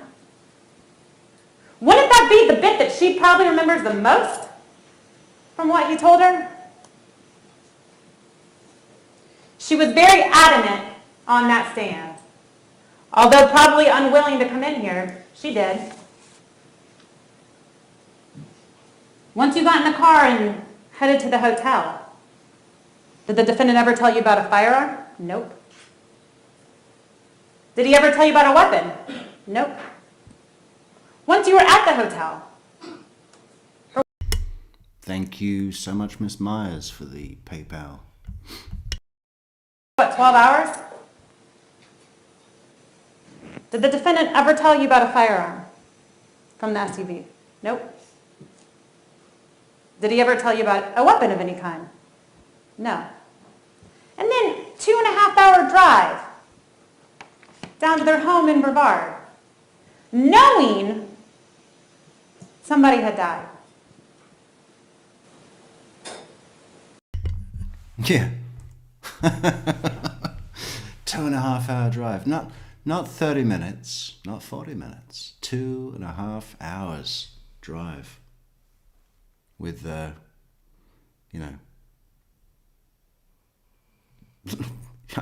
he says every car was a red SUV, but I think every car was a cop. I mean, you got to figure that someone would have seen your car. It was a busy gas station. Did the defendant ever tell you about a firearm? No. Did he ever tell you about any weapon he saw? No.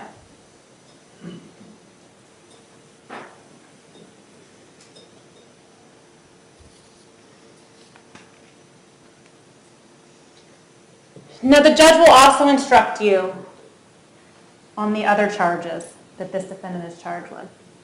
Attempted murder in the first degree, 1 count for each of the boys who survived. 1 count for Tevin Thompson, 1 count for Leland Brunson, and 1 count for Tommy Storms. Your Honor, if I can object and just approach Your Honor. Yes, sir.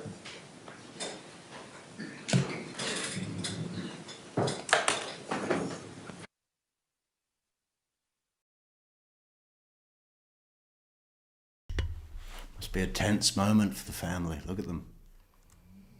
Look at them all. They're thinking, well, are we going to see justice? Are we going to see justice? Or, did our son, this is just going to be okay? Well.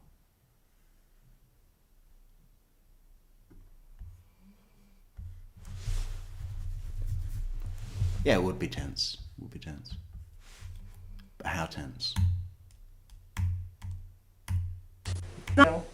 Before this trial started, How long the is this defendant thing? is indicted on 5 counts. The first one, murder in the first degree. The second 3, attempted murder in the first degree. Now, in order to prove attempted murder in the first degree, the state must prove the defendant did some act intended to cause the death of Tevin Thompson, Leland Brunson, or Tommy Storms. Georgia Kappelman set the new standard for courtroom PowerPoint slides now. Look at this. Too much. It's too much to read on there, And the defendant acted with a premeditated design to kill. That the act would have resulted in the death of Tevin Thompson, Leland Brunson, or Tommy Storms if that act had actually been completed.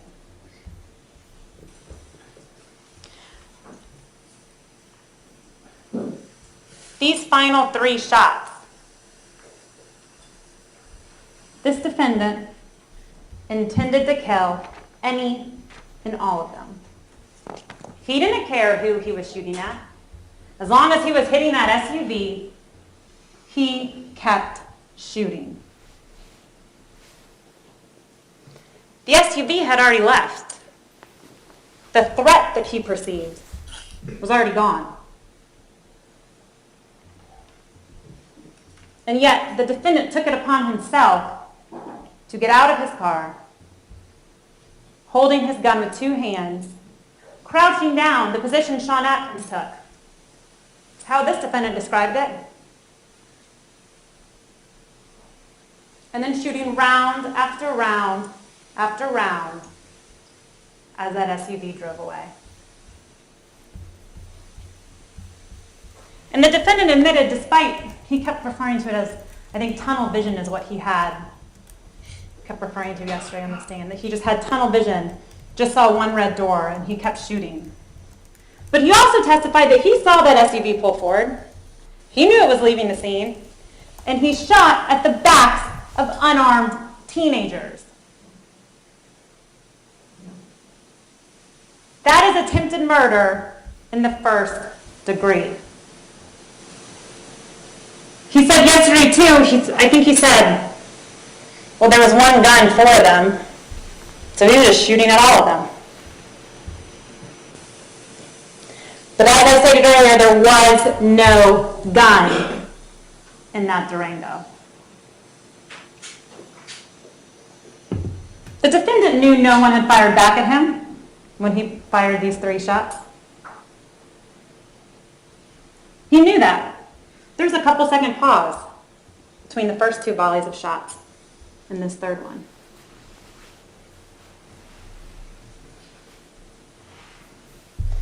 And the defendant told you, though, at this point in time, he was scared of blind fire. Something, once again, that was only in his imagination, just like the shotgun. Now, His Honor will also instruct you on the lesser included of attempted first-degree murder. And attempted murder in the second degree would then be the first lesser included of that charge. And in order to prove attempted murder in the second degree, the state must prove the defendant intentionally committed an act which would have resulted in the death of Tevin Thompson, Leland Brunson, or Tommy Storms. The state must also prove that that act was imminently dangerous to another in demonstrating a depraved mind without regard for human life. And those phrases, the imminently dangerous for another in demonstrating the depraved mind without regard to human life, those are the same definitions from premeditated first-degree murder and second-degree murder. And finally, the judge will also instruct you on attempted manslaughter by act. That Michael Dunn intentionally committed an act which would have resulted in the death of Tevin Thompson, Leland Brunson, or Tommy Storms. And that except that someone prevented Michael Dunn from killing them, or he failed to do so. But as I stated before, what this defendant did on November 23rd, 2012, rose to the level of premeditation. That is why he is sitting here indicted on first-degree murder charges and attempted murder in the first degree.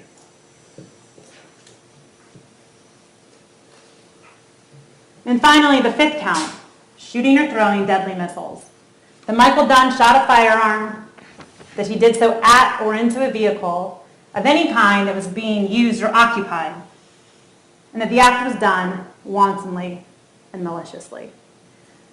Now, I've defined both wantonly and maliciously for you, and it's something that Judge Healy will obviously instruct you on at the end of this trial as well. Obviously, what this defendant did was intentional. It was a conscious decision with a reckless indifference to what those consequences would have been. Now, His Honor will also instruct you on how you can go about weighing the evidence. How are you to decipher the testimony you heard? What tools can you use? And he'll read to you what are called weighing the evidence instructions. Did the witness seem to have an opportunity to see and know the things about which that witness testified to? And as Mr. Guy pointed out in opening statements, the people you heard from are real people. The civilians who were at the gas station. They told you what they remembered from their points of view that night. Now, did everything jive? Was everything matched up like a perfect puzzle piece? Of course not. This is real life. This isn't television. It's not a crime show. Those people came in here over the past few days and told you all what they remembered seeing.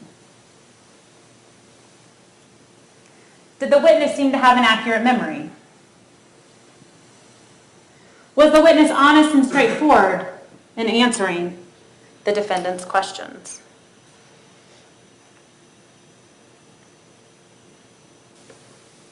In reference to that last one, what about this defendant's own statements? What about his testimony in court? He heard loud thumping music when they pulled in.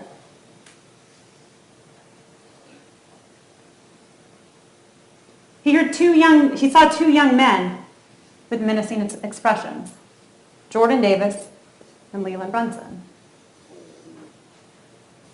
But yet he told detectives, I don't know how many kids were in that car. He used the word kids the day after he shot into that SUV. It was only 6 months later, I think, when he wrote his statement that he writes, I glanced back and saw the rear windows were down and the back seat was occupied by two very menacing-looking black men. Your Honor, we can object to this approach. Yes, sir.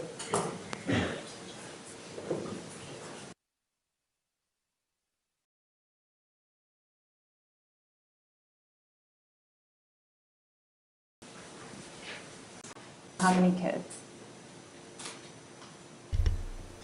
Yeah, probably shouldn't have used the word kids. How many kids did I kill? How many kids are dead? His own testimony yesterday when he said, Jordan Davis made his intentions very clear. Followed by, I didn't know what his intentions were at that point.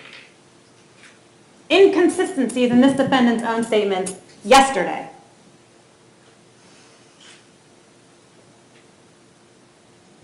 He stepped out. He told you from that stand, Jordan Davis stepped out. His 2 feet were on the ground. His whole body was out of the car. What did he tell detectives? He opens the door. Those are 2 very different facts. Inconsistencies in this defendant's statement about what happened. And here's the other one. Heard loud thumping music. And what does he tell the detectives in that interview? She gets out of the car, and then the music starts. Rhonda Rauer told you herself from that stand, she heard that music. She told you this defendant told her, oh, I hate that thug music. And the defendant tried to clarify, well, I think what I actually meant was the bass hadn't started yet. Steve Smith heard that bass when he pulled up. He practiced common courtesy. He moved his car. Then went inside, minded his own business, made a joke about the music with the cashier, and then walked outside and watched this defendant murder Jordan Davis.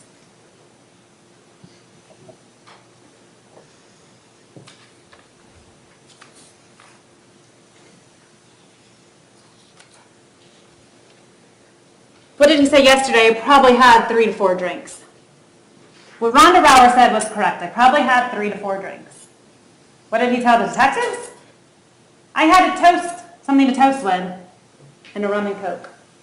That's what he said the very next day, when his memory probably should have been, I guess, the clearest and the freshest.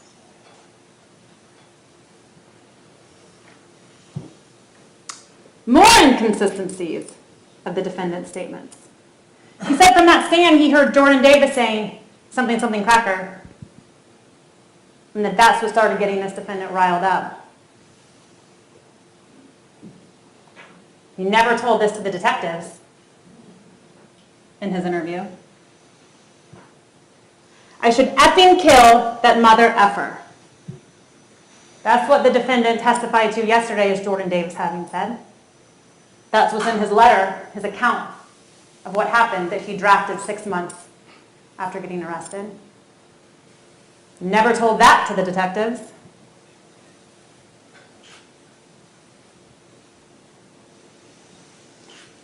Jordan Davis slammed whatever it was against the door. He didn't even say shotgun. Whatever it was, he slammed it against the door.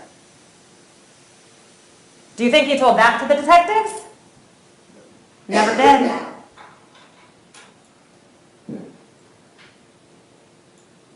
This shit is going down now.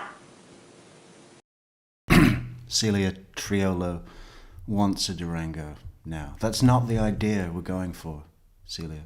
But you could probably get one for free from anyone stupid enough to buy one in the first place. There's got to be enough people out there now that have realized, before we started this series on Michael Dunn, there were probably people all across America misguided, fooled into being proud owners, whatever that is, of a red Dodge Durango. They thought it was good, but hopefully they've listened to us and looked at their lives and gone, man, what am I doing in this car? I'm selling it tomorrow if I can find a buyer. Because the market is just tanked. We've single-handedly murdered, maybe that's a bad choice of word, but the red Dodge Durango reputation is done. It's history. It's toast. That's the statement this defendant says is what set him off. That's when this defendant decided, I need to take matters into my own hand, pull out my gun, pull it out of the holster, take the safety off, chamber around, turn and shoot. That's the phrase this defendant said made him fear for his life. Did he tell the detectives that? Nope. He didn't. He failed to tell them the phrase that he said set him off.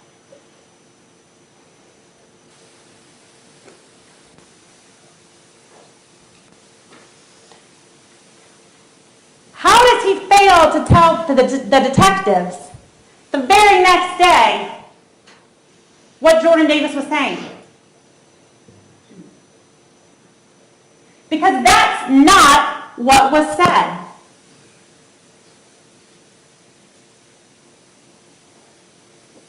You're not going to kill me, you son of a bitch. That's what. Lady, you got to put some oomph into it, okay? It's, you're not gonna kill me, you son of a bitch. The defendant testified to yesterday as having said to Jordan Davis. That's what's in his written letter. The last words out of his mouth as he's fighting for his life. Did he tell the detectives that? Nope. He never did. Because Good point, Acapella. I had to clip that fucking Canyonero clip out, would you believe? The copyright, they said, oh no, can't use that. Clip it out. So I just clipped it out. But I was looking at it the other day and I was thinking, this is actually what the fucking Durango is based on, isn't it? I mean, they look very similar. what he actually said was, "You're not going to talk to me that way." The exact phrase that Steve Smith heard.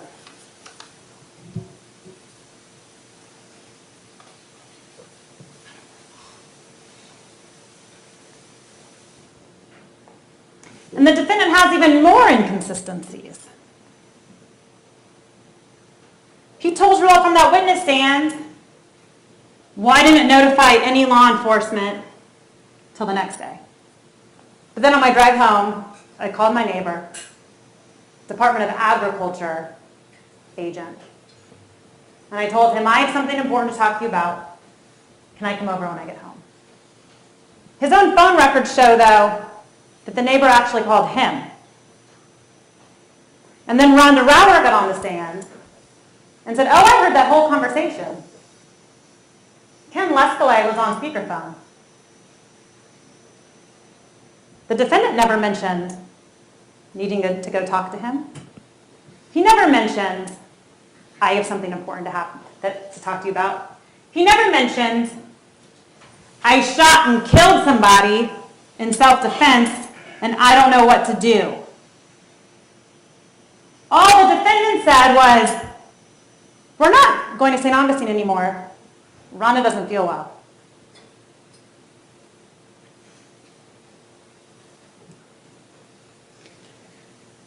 That he used the term rap crap instead of, oh, I hate that thug music.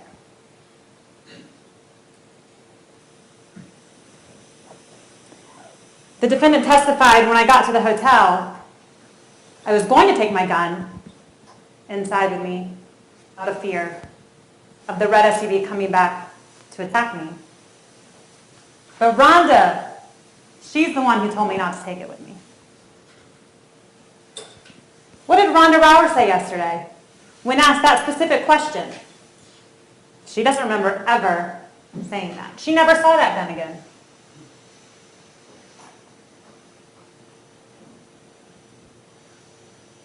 This defendant was asked multiple times on the witness stand. You told Rhonda Rauer, the love of your life, your fiance, that you saw a gun that night. Yes. That was the defendant's testimony. I did. He said he told her more than once.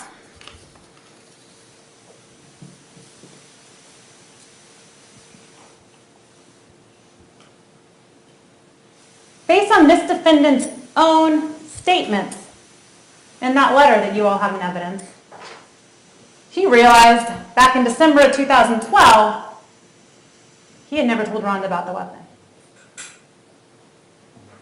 How did this defendant, who stressed to you all from that stand that his concern and his focus was on his fiancée who was so distraught, how does that fact slip his mind? A fact that probably would have eased her mind a little bit. How did this defendant forget to tell her, by the way, I saw the barrel of a shotgun?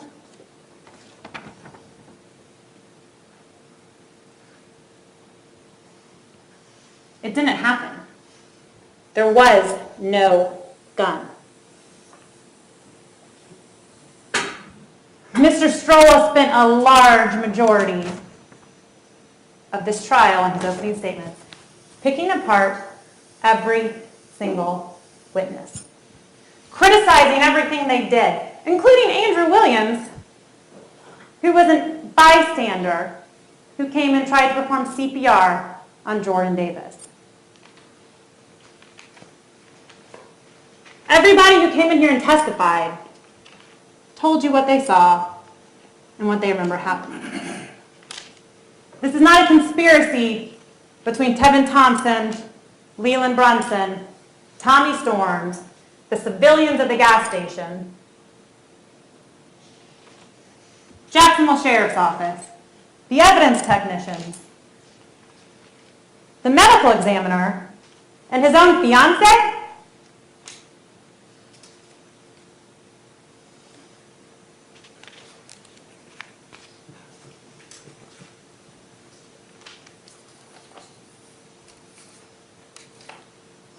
What about the 911 callers?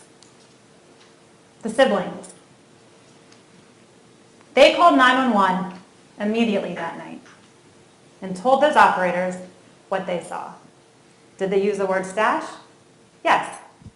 Did they use the word throwing something from the vehicle? No. Those siblings testified to how far that SUV went.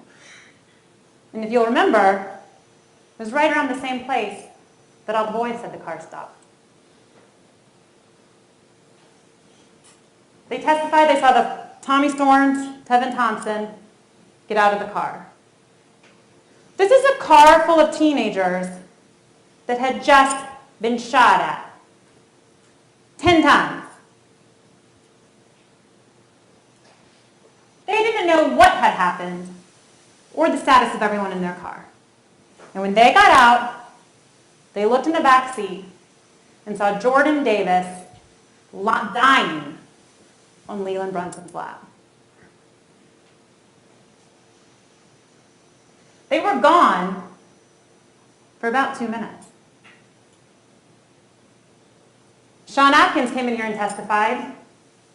He saw the shooting. He demonstrated how this defendant was shooting. Got that tag number. And once the red SUV pulled out, he comes inside, and you can see him on the surveillance tape. He comes inside, gets with Lillian Christensen. They write down the tag number. Whether Lillian Christensen writes it down or Sean Atkins writes it down, it doesn't really matter. They got the tag and wrote it down. And by the time Sean Atkins walks back out that front door, the red SUV is back. That's what he testified to from that stand.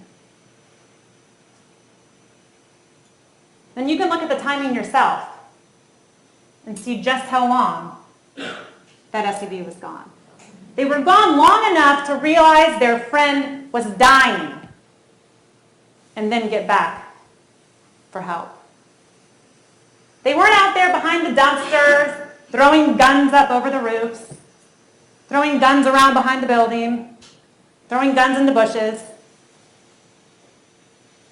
They stopped, checked themselves, checked the car, realized Jordan needed help, and went back because they had seen that this defendant had already fled the scene.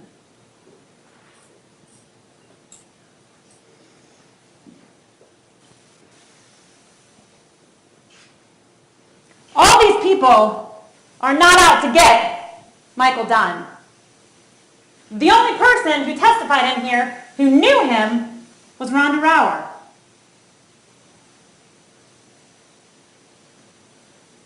This wasn't the defendant's unluckiest day,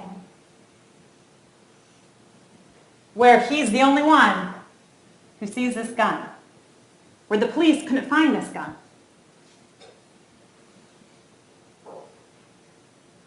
It didn't exist.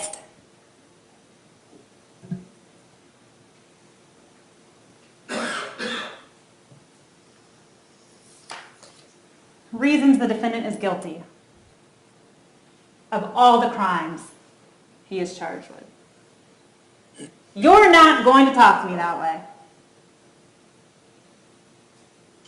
He had enough. Jordan Davis had mouthed off to him. Nobody came in here denying that. Nobody denied that Jordan was talking back.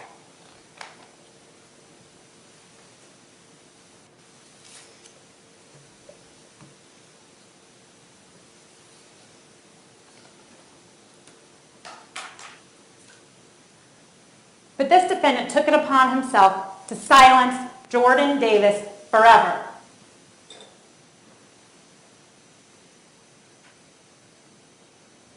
Even people who have a right to self-defense do not have the right to take the life of a child when that self-defense is unreasonable.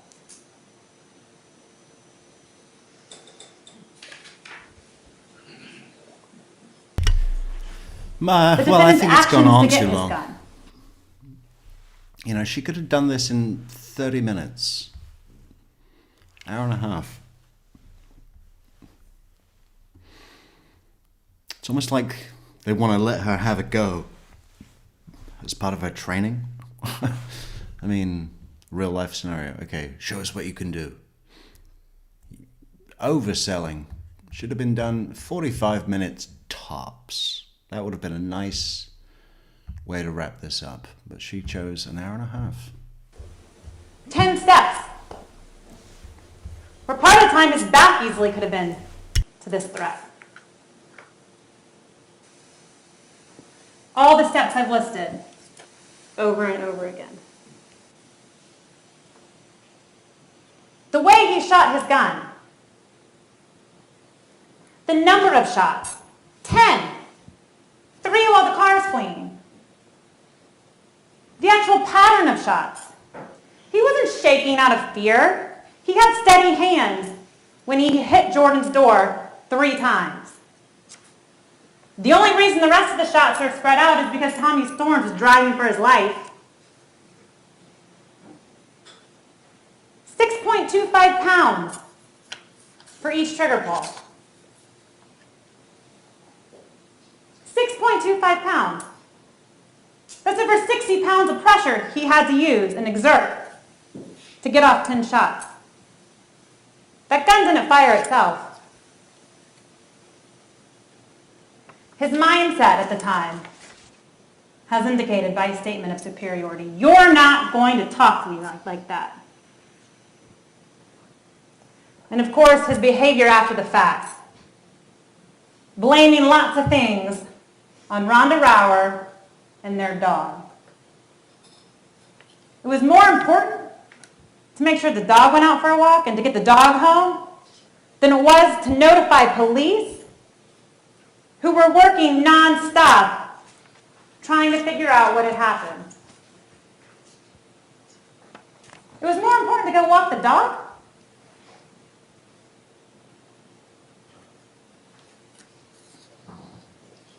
This defendant's own statements with the detective. What did you see? Was it a shotgun?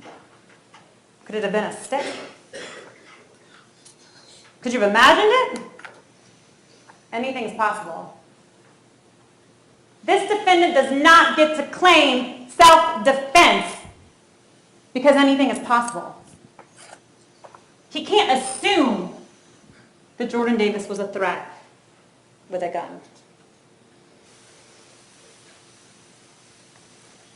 Ladies and gentlemen, Michael Dunn has had his day in court. He has had his trial, and he has had his right to be judged by 12. Yeah, this was his big line as well. He said to everybody in the letters, you know, when I had to make my decision between life or death, I thought I'd rather be judged by 12 than carried by 6. And you can tell that that was just something that he had, before all of this even happened, was something that he'd either said before or had planned to say, because it just, you know. Oh, I realized that I'd rather be judged by 12 than carried by 6. You know, that makes him feel really cool. And he was a big guy. I mean, maybe he would have been carried by at least 8, you know. I'd rather be judged by 12 than carried by 8 or 9. Today is the day that you all, as members of the jury, can define what this defendant did on November 23rd, 2012.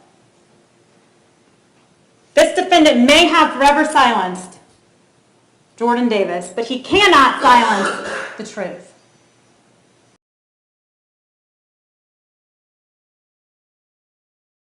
Okay, Acapella just sent us a good close-up visual of a Canyonero. Okay, so we're going to do a direct compare. Where is that? Maybe downloads. No. Desktop. Ah, there it is. Under C. So there's a Canyonero. And now we have to, we need the Dodge in here. We got it?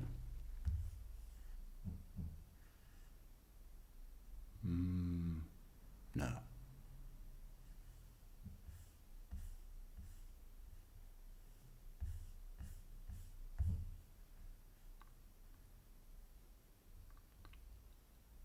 No. Hang on.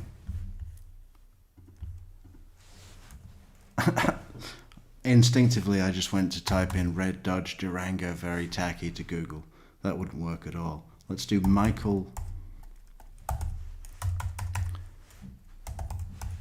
Dunn case. Dodge Durango.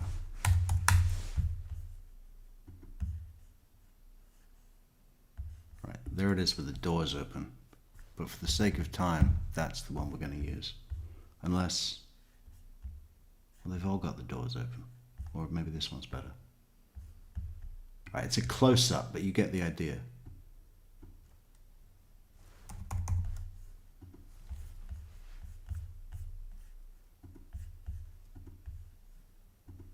See?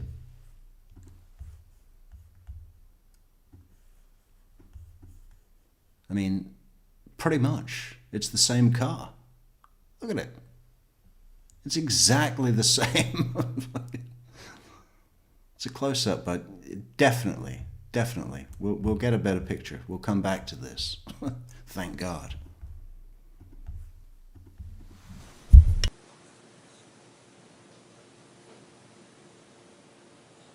He cannot silence this jury from rendering a fair verdict. A verdict that speaks for the truth a verdict that holds this defendant, accountable for his actions that night. And that, ladies and gentlemen, is a verdict of guilty as charged. Thank you very much, Ms. Wolfson. Ladies and gentlemen, we will take our lunch break now, and we will break until 1 o'clock. At that time, we will resume. Please do not discuss the case among yourselves or with anyone else. Please don't form any fixed opinions, as we are not yet concluded. As I've told you repeatedly, conclusion only comes after you've heard the rest of the arguments and the instructions on the law that I will give you. Enjoy your lunch, and we'll see you back in about an hour. How many pickle delis do you think are around the Duval County? Is it a Florida thing? Within a kilometer or a mile? Within a mile of a courthouse in the state of Florida, there must be a sandwich deli with, you know, where pickles is their thing. Pity pickles.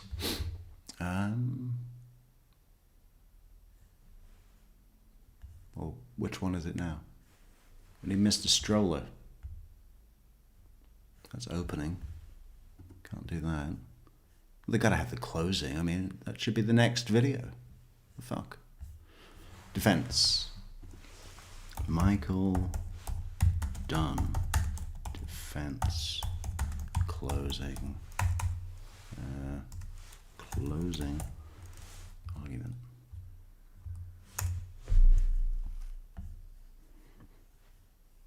Uh-oh. Mr. Stroller's gonna do something.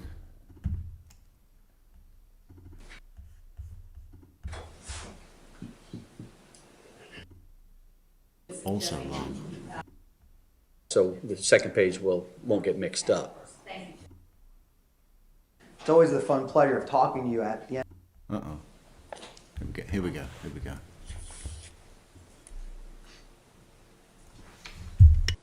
All right, thank you, ladies and gentlemen. Welcome back. You can have a seat. Hope lunch was good for you today. We're ready to resume, and we will hear from Mr. Stroller on behalf of the defendant, Mr. Dunn. Mr. Stroller. Thank you, Your Honor. If you may please the court. Yes, sir. Opposing counsels.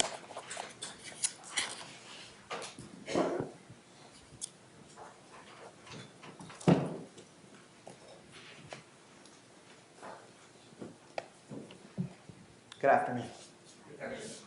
It's always the fun pleasure of talking to you at the end of 2 weeks of trial, and you just had lunch.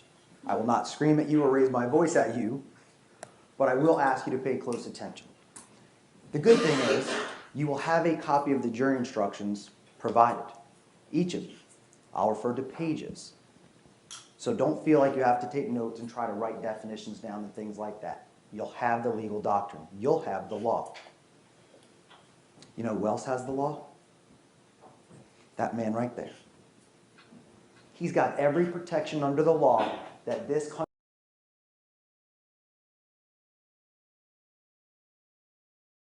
That messenger of God right there. You know who else has the law and God? That man. That man sitting over there. You see him? That man right there that I'm pointing at. That man. That innocent man. Presumed innocent. That holy man. Country provides.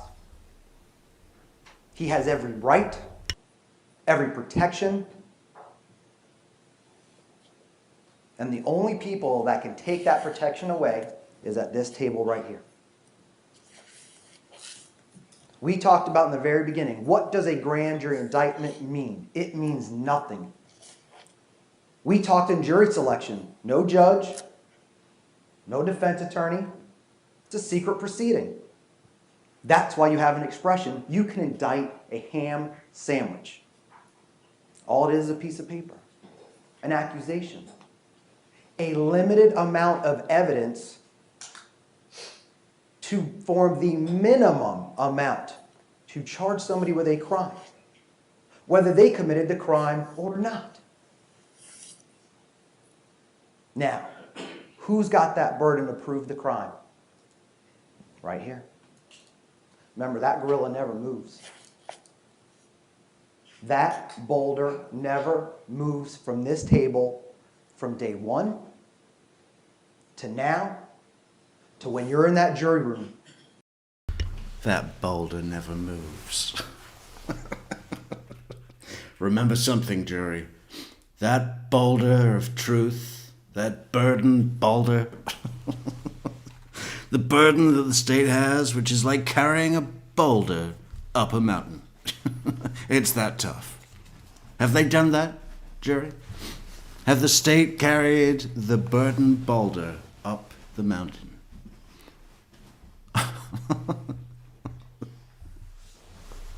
That burden never shifts to Michael Dunn or this table.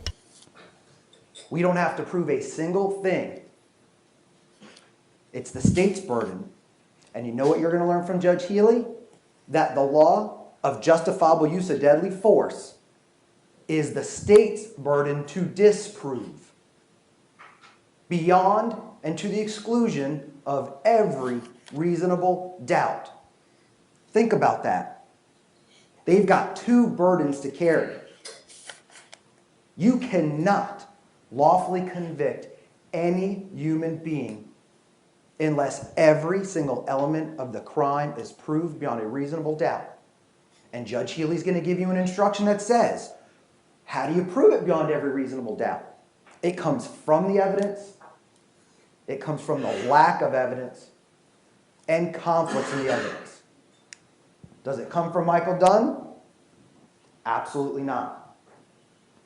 How many times did Miss Wolfson get up here and say, the defendant, the defendant, the defendant, he's got a name. His name's Michael Dunn. But to dehumanize him, he's a defendant. To make you not think about it, he's a defendant. And we understand so is Jordan Davies. We understand he's a human, and it was a tragedy. Mr. Dunn is not here to say that it's not. He's not here to change the law. He's here with his constitutional protections that wrap him in a blanket with our flag.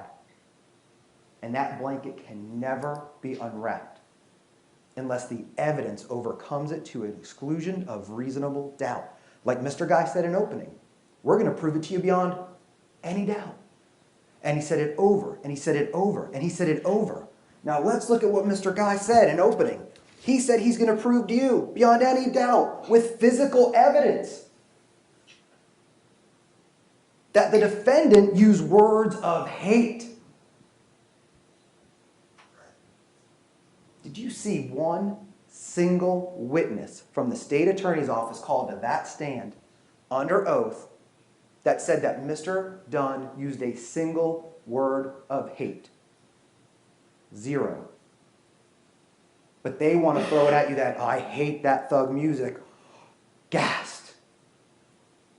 Michael Dunn's blood was boiling. He had just come from a wedding, from his son, with his fiancée and his family.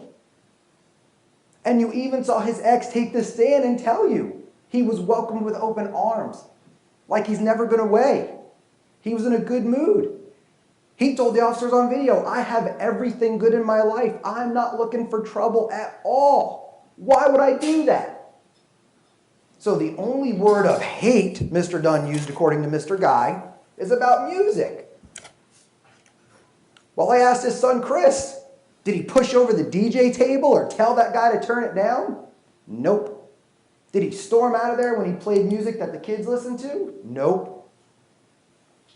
How about his ex-wife? If someone's going to hate you, it's probably going to be your ex. And his ex-wife even said he was polite, pleasant, cordial. No issues of impairment. Well, that was all an act. He was acting, you know. Because really, what's underneath is just someone that wants to shoot someone, just because they have a die-hard fantasy. He bought the gun. That's the gun he chose, and he bought it right in the early 90s, I think he said, which was what? When was Die Hard 1? 89? I mean, it was still hot. It was like the go-to style, the gun style. Everyone wanted that gun, and Michael Dunn wanted that gun. And he got it. So all that nice guy at the wedding, he was polite, cordial. Yeah, he was cordial. Is that really an embellishment of someone's characters? Well, he was polite, cordial. I mean, it's a little far away from, hey, this guy was so nice. This guy was a really cool guy, funny guy, involved, polite. I'd say cordial, mostly cordial. No issues of anger. But his blood was boiling. He was so mad he grabbed his gun and he pumped lead into that truck. No matter how much Miss Wolfson wants to raise her voice at you, no matter how much she wants to yell about the facts of this case, not a single witness or evidence suggests any anger or any hate from Mr. Dunn towards anyone. Now look at the guys in the truck. Even they admitted on cross-examination. Did you see him get angry? No, sir. Did you see him curse? No. Did he punch anything, throw anything? Nope. But they want you to believe they saw his mouth move, asking him about the music. And that's what led to a confrontation, according to the state. Well, guess what, members of the jury? This is not the media. This is not the public. Those doors stay shut. You have to listen to what you heard on that stand, and that stand only. Before you can even look across to Mr. Dunn for guilt, they've got to overcome it with their evidence. Not emotion, not anger, and not sympathy. Judge Healy's going to tell you that if you use that, if you form any verdict other than not guilty, and you use those factors, that is a miscarriage of justice. And you can't do it. It's a violation of our laws, and everyone agreed they'd follow the law. And you're going to get that. And I'll go over it. But you have to look at the evidence for what it is. Now, Miss Wolfson stands up here and says, look at the inconsistencies. He said thug music. He says rap crap. We're playing semantics. And we're playing semantics with a man on trial for murder, attempted murder, shooting into an occupied vehicle, and trying to convict him for something he didn't do. For being so angry, the guys in the car even said, we didn't even see signs of anger. Now, Judge Healy will tell you, look at how they answered questions. Look how the witnesses responded, not just what they said. And what did I ask you in jury selection? Can you focus on cross-examination? Can you keep an open mind, not just when they ask their witnesses questions, but pay attention on cross? I don't want the spotlight or attention, but I wanted you to notice. Did you notice how their witnesses changed? How many times did the state's witnesses get up there and say, yep, nope, yep, nope, yep, nope, that's true, that's not true? And when I got on cross-examination, I had to ask their witnesses 2-3 times. Detective Musser, the medical examiner, every other witness. I'd have to ask 3 times just to say, so the answer to my original question was yes. Why would a witness do that? Because they've got an outcome and interest in this case. And we've already seen people who got benefits from the state. We saw witnesses get up there who asked for benefits, received benefits. Sean Atkins wanted to stay here after his deposition. Lasted 15 minutes. He stayed here for over a month. And Miss Corey gets back up on redirect and says, oh, but don't you lose your game time in prison, sir? Oh, yes, I do. Who cares? He asked for the benefit. He didn't care about game time, but he's going to make Miss Corey happy with his answers, isn't he? Why?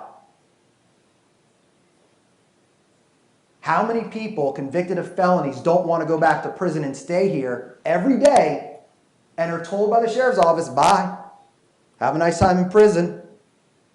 And what does Mr. Atkins get to do? No, you can stay here for a month. It's okay. You're our witness. Look at Mr. LeBlanc. Look how he testified on direct examination. He had it down. Yes, no, this is what I saw, this is what I didn't see. On cross-examination, 2, 3 times. The answer to my question was yes, or no, or true. Why? Because Mr. Guy picks up the telephone when he's got a warrant, calls the judge and says, hey, judge, got a witness here on our murder case. He's got a warrant. Hasn't the shield showed up for his depot? Can we do something about it? Yeah, come in next week. Warrant gone. How many people in Duval County have been picked up on a warrant? As we sit here right now, how many people are in jail on an open warrant? The difference is, I should think. those people aren't Mr. Guy's witness. It's not Miss Corey's witness. That's a benefit. And Judge Healy will say, you can consider that. Look at Tommy Storms, an alleged victim, who clearly contradicts other people's testimony, including the guys in the car. He's the one that said, oh, I called 911. Couldn't get through. They finally put his phone records in. What did I ask him? He was on the phone with 911 for 1 second. And then what does he tell me on cross? Oh, that's because Tevin Thompson was on the phone with 911, so I immediately hung up. That's not what he said on direct when they questioned him. He said he couldn't get through. So he changed his story. And then now with Tevin Thompson, when did he call 911? He told you, when I got back, when we drove all the way back to the Gate Station parking lot, I got out and called 911. And you have his phone records at 7:43. So we know that truck was gone for 3 minutes. 3 minutes. Now, why is that relevant? Do you remember Miss Wolfson telling you 10 seconds in between shots? That's a long time. It's so long, he conceived premeditation, and you have to find him guilty. It took 1:38 from the time he walked in and the shots. That's a long time. This argument went on for 1:38. First of all, an argument takes 2. An argument goes back and forth. And not one single witness took that stand under oath and said this man yelled anything back at any time and showed any signs of anger, including Tommy Storms, who walked right in front of his car. That truck was gone for 3 minutes.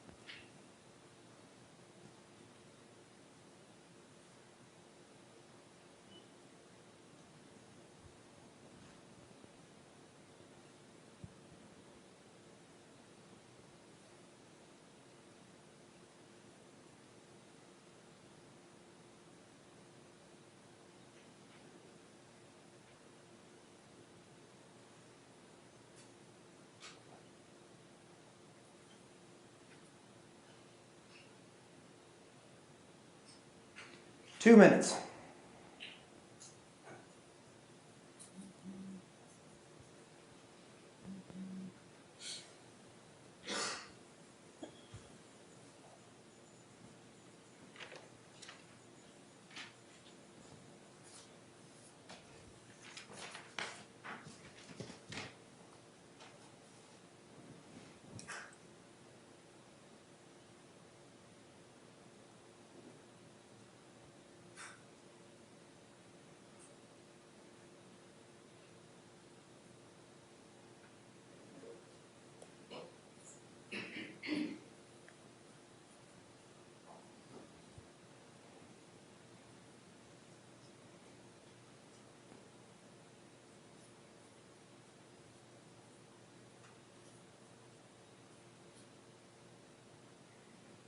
There was no weapons found in that truck in that 3 minutes.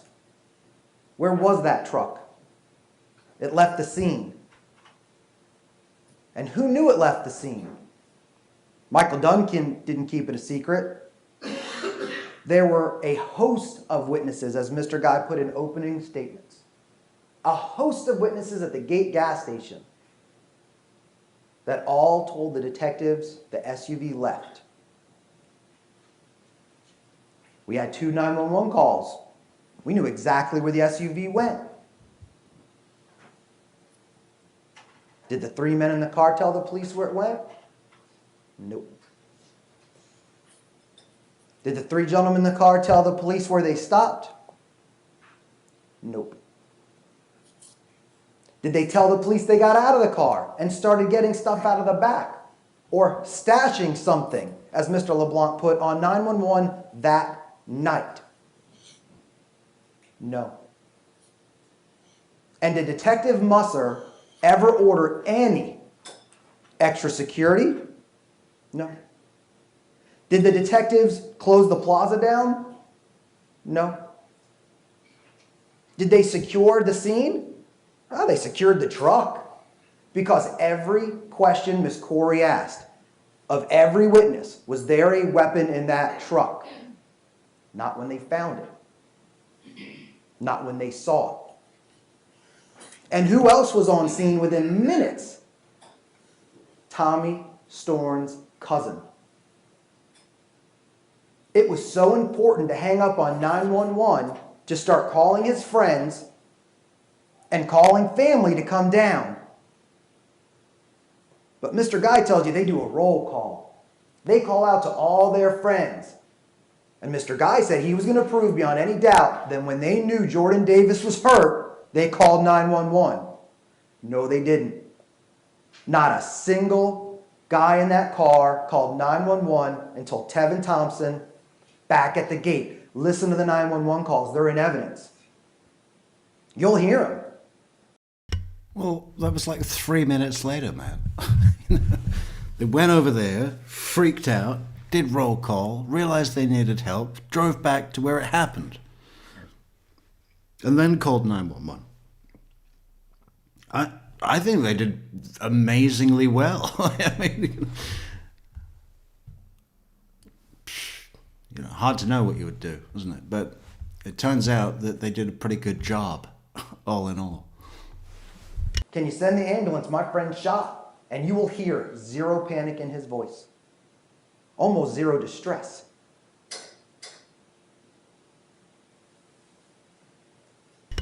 No panic in his voice. Zero distress. You might think that you would hear 100 distress, but there was zero distress. Why? Because this was run-of-the-mill, because they were thugs and they stashed the gun. He's still up. It's just one of the, it's amazing how close he came to, he got a mistrial on the murder charge, but, it doesn't make any sense. They're banking this whole thing on them actually having a shotgun.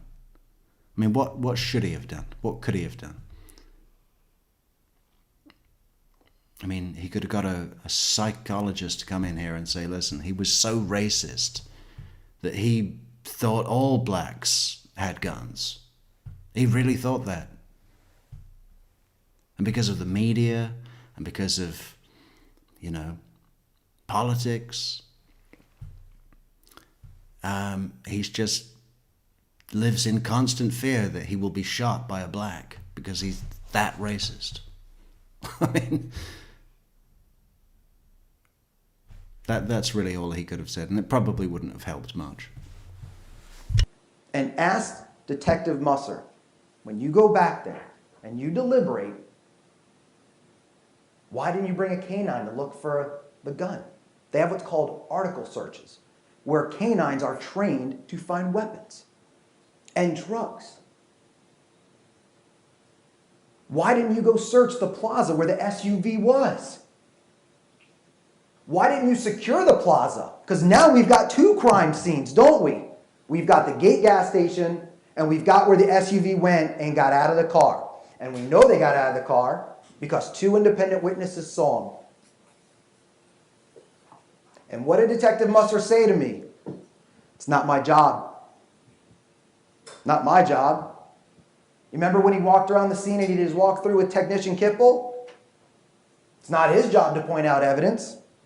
But when I questioned Technician Kipple about missing bullet fragments, blurry photos, no, not my job. I didn't do that. Nope, not my job. When I asked their own expert medical examiner about the toxicology of Jordan Davis, no, not my job. I don't verify it. And what did their experts say about the toxicology? It was handwritten on a piece of paper. And she just put it in a report. Did you get a primary source report? Did you go verify it? Nope. You just relied on somebody handwriting on your piece of paper. It was negative. Yep. Why wouldn't you go research it? Why wouldn't you go verify and look at a report that a scientific instrument should kick out in every case? It's called a gas chromatograph mass spectrometer. Shands Hospital have them. The toxicology has to have them because that's how they test it. And what did the doctor say to me? Not my job.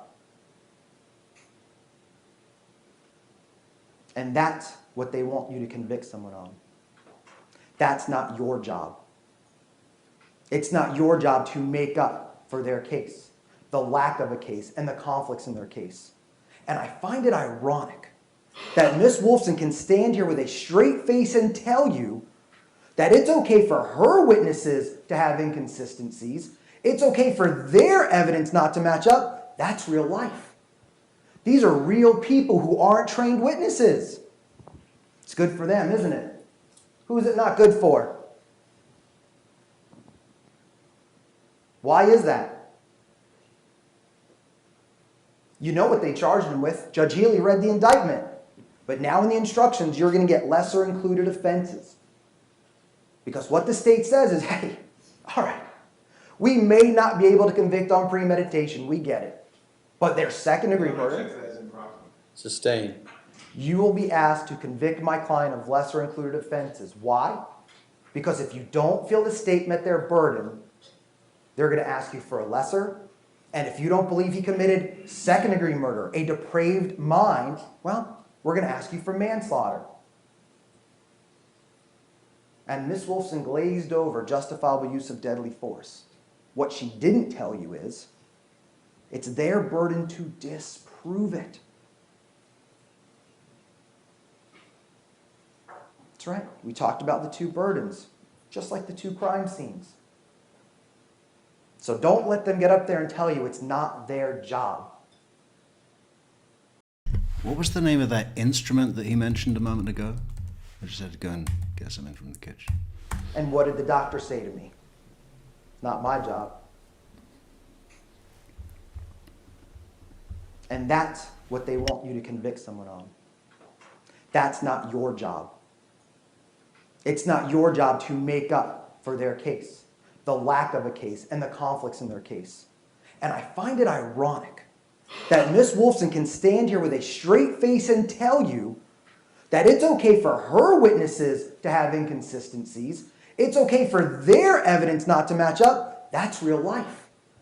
These are real people who aren't trained witnesses. It's good for them, isn't it? Who is it not good for? Why is that? You know what they charged him with. Judge Healy read the indictment. But now in the instructions, you're going to get lesser included offenses. Because what the state says is, hey, all right, we may not be able to convict on premeditation. We get it. But there's second-degree murder. Sustained. You will be asked to convict my client of lesser included offenses. Why?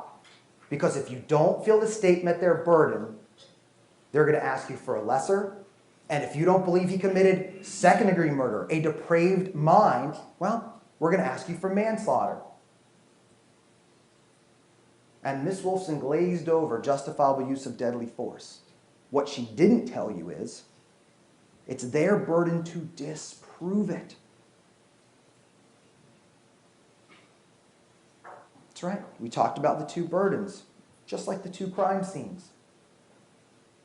So don't let them get up there and tell you it's not their job. It's all their job.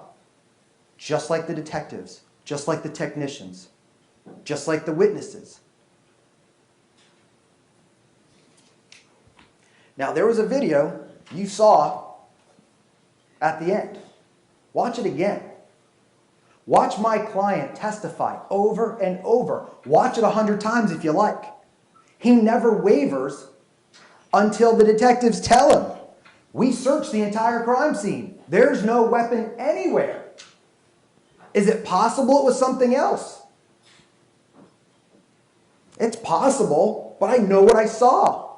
But what does Mr. Dunn believe? That they searched both crime scenes. The detectives tell him we searched the area. No, they didn't. And what does Detective Musser tell him? I understand it because believe me, we deal with guys who you ask them to turn down the radio. They would get out of the car and shoot you. We deal with those kind of dudes all the time. That's on the video. Moral of the story, mind your fucking business. If you don't like the music, either put up with it or park somewhere else. Witness 7 parked somewhere else. He didn't like the music either. Video. Detective Musser's own words.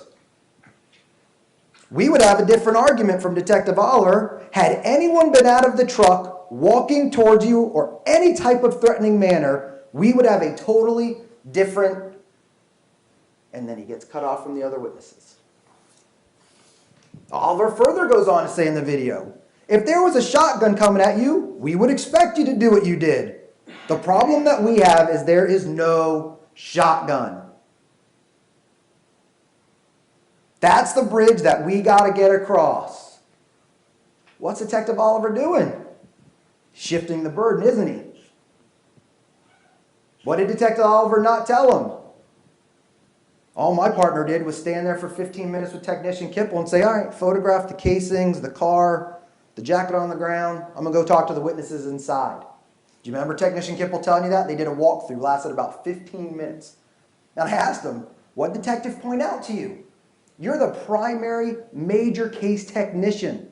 This is Technician Kipple's case for evidence. Did he show you anything else? Nope. Did you go seek out anything else? Not my job. Did Detective Musser ever tell you to go to another scene? No. And what did Miss Corey ask Technician Kipple? If there had been fingerprints and you were told the shooter touched that truck, would you have fingerprinted that truck? Oh yes, that's part of my job, I do it. And what did I ask him on cross-examination? If you knew there was a second crime scene, would you have gone and processed it? Yes, I would. Were you told that? No, I was not.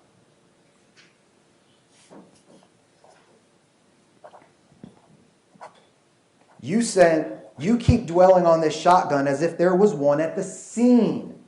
Okay, here we go. Detectives are talking about the scene, not just the truck.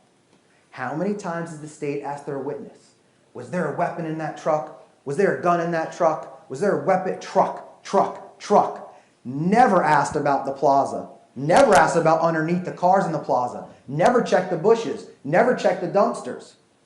But you know when the detective alleges they did it? 5 days later. They're on scene on November 23rd. So you got the night of the 23rd, no search. November 24th, no search. November 25th, no search.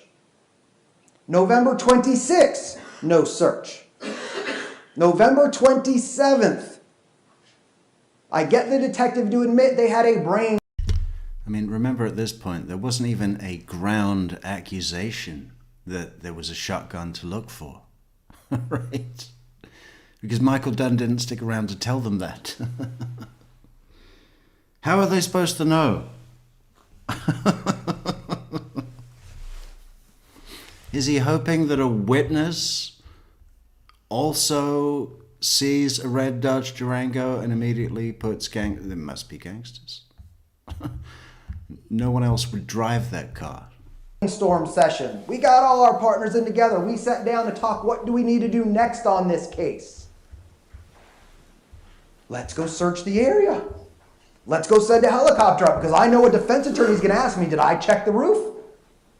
Because who said that? Remember Detective Musser? They laughed about it. Him and Miss Corey were laughing. Or Mr. Guy.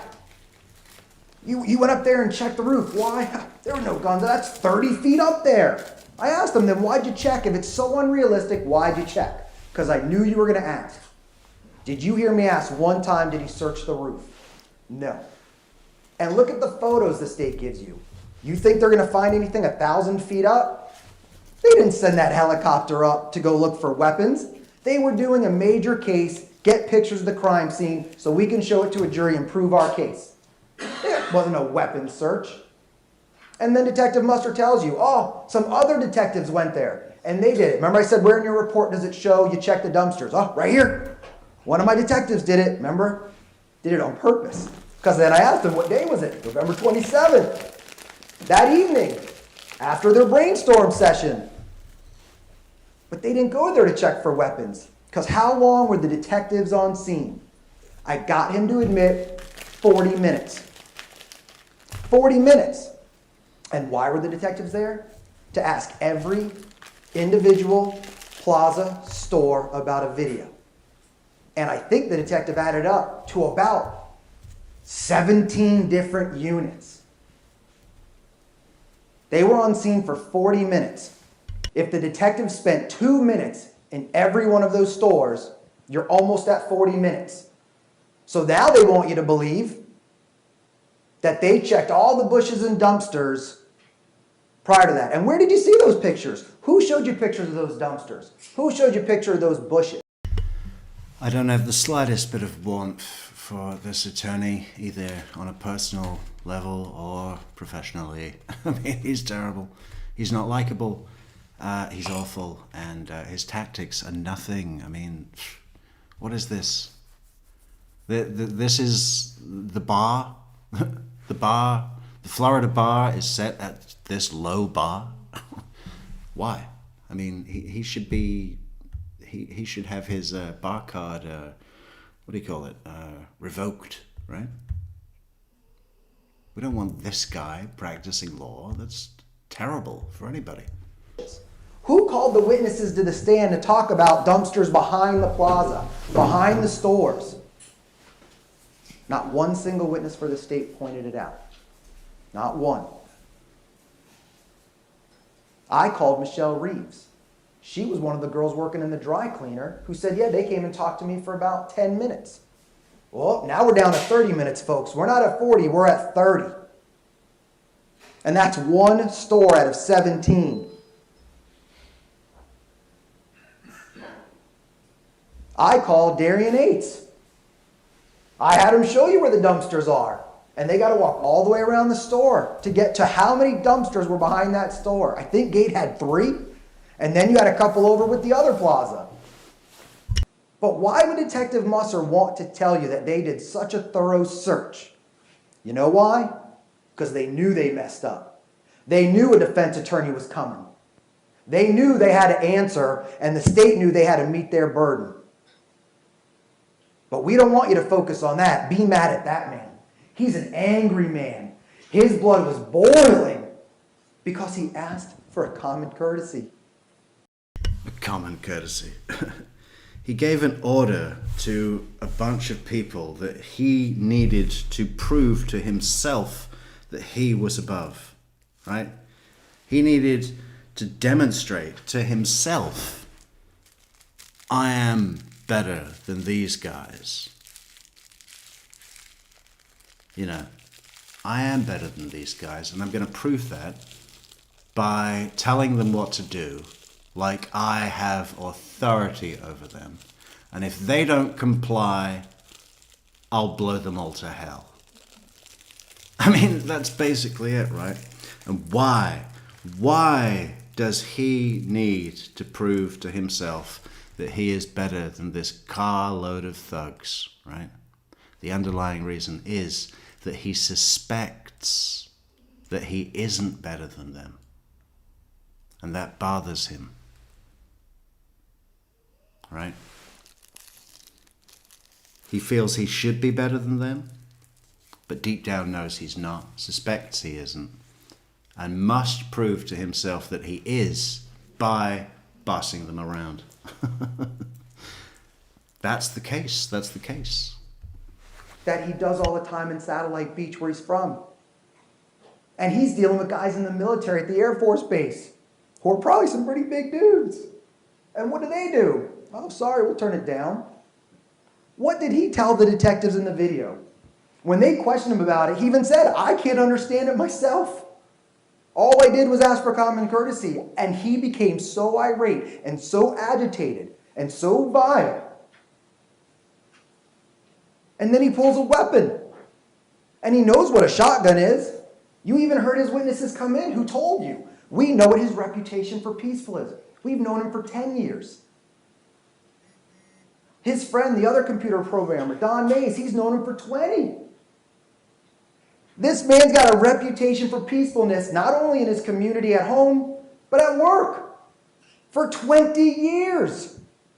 But now, his blood's going to boil because a teenager tells him, F you? Does that make sense? Is that reasonable? A man who's never pulled his gun in 40 plus years, who has a concealed weapons permit, who can carry it right next to him, chambered, ready to fire at a drop of a hat. What does Miss Wolfson tell you? It's in his glove box, in a holster. He's got to take the safety off, and then he racks it in a round. Sounds like a madman to me, doesn't it? Wow, he's out of control, folks. And what did he tell you? He's had that gun for 20 years and never pulled it once. And he shot it. He told you, I shot it at the target range. I go there. And he even told you, I thought I was prepared. I thought I could handle myself. And then he told you what he went through after the incident, that nobody has ever scared him. Nobody has ever threatened him like that, and he's never been in that situation. And you saw Miss Rower confirm that. And interestingly enough, Miss Wolfson and the state, they hang their hat on Miss Rower. Well, she told you Michael didn't say that. She told you Michael didn't hear that, right? But what did Miss Rower say? The way you saw her today on that witness stand, hysterical, shaking, when she took her oath to this clerk, did you watch her tremble? They're not in fear for their life in this courtroom. They're not running from anybody, and she was still that scared. When she got down off that stand, she had to be escorted out by a bailiff to walk. And I asked her, are you more emotionally okay today? Are you more stable today on that stand than you were that night? And she said yes. But the state wants you to believe she saw everything clearly. She heard everything clearly. She has a perfect memory.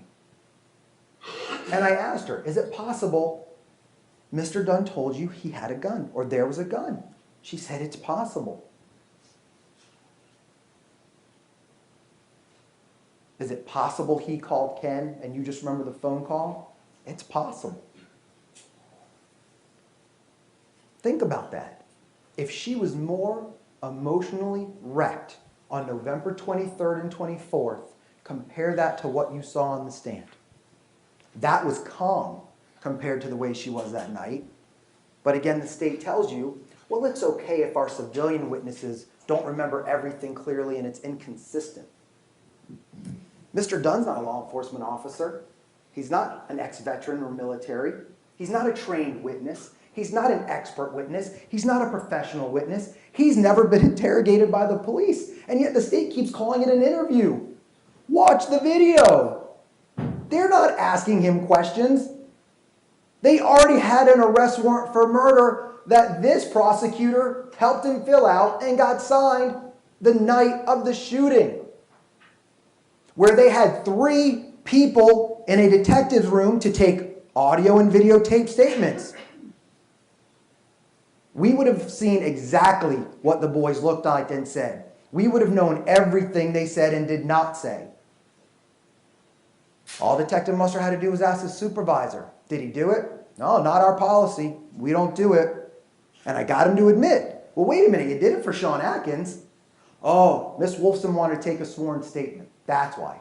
And I got him to admit, the prosecutor can overrule them and say, no, I want the video and audio on. I'm going to take a sworn statement right now. We know they can because they did with Sean Atkins. And I think what Miss Wolfson didn't realize is, this kid's going to become a multi-convicted felon by the time we get to trial. He's not going to ask for a favor. Can I stay in Duval County? I don't want to go back to prison. And we would have seen exactly what Tommy Storms would have said, Leland Brunson and Tevin Thompson. Matter of fact, they got interviewed a few days later. 4 days later. Before they even searched the scene for weapons, they had talked to the guys again. Was it taped? Nope. Was it recorded? Nope. Was it sworn? Nope. And who did... Was it taped? Nope. Was it recorded? Nope. Was it sworn? Nope.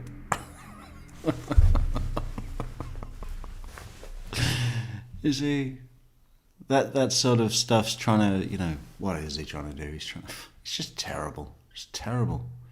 If you can't be liked by other human beings, attorney's not a good role. That's important. That's really important. Did I call as a witness to talk about what... You hear that, Daniel Rashbaum? And I didn't enjoy doing it. I didn't want to. But Mr. Ron Davis gave a deposition in this case. And my question was very clear. Were the boys there a few days after talking about what had happened that night? And his answer was, and I read it to him, they were still in shock.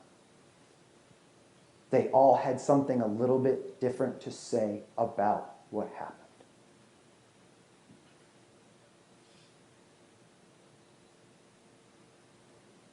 The police didn't bring that evidence in.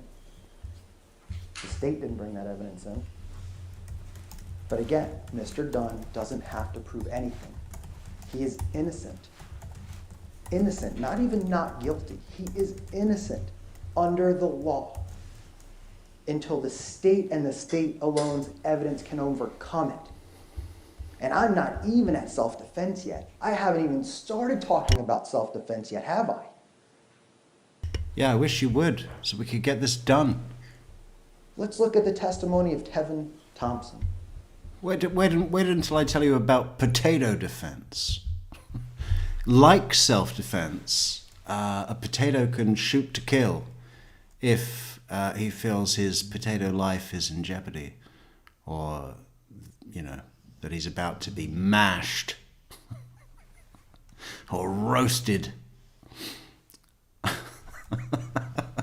If a potato senses imminent mash, he is allowed to shoot to kill.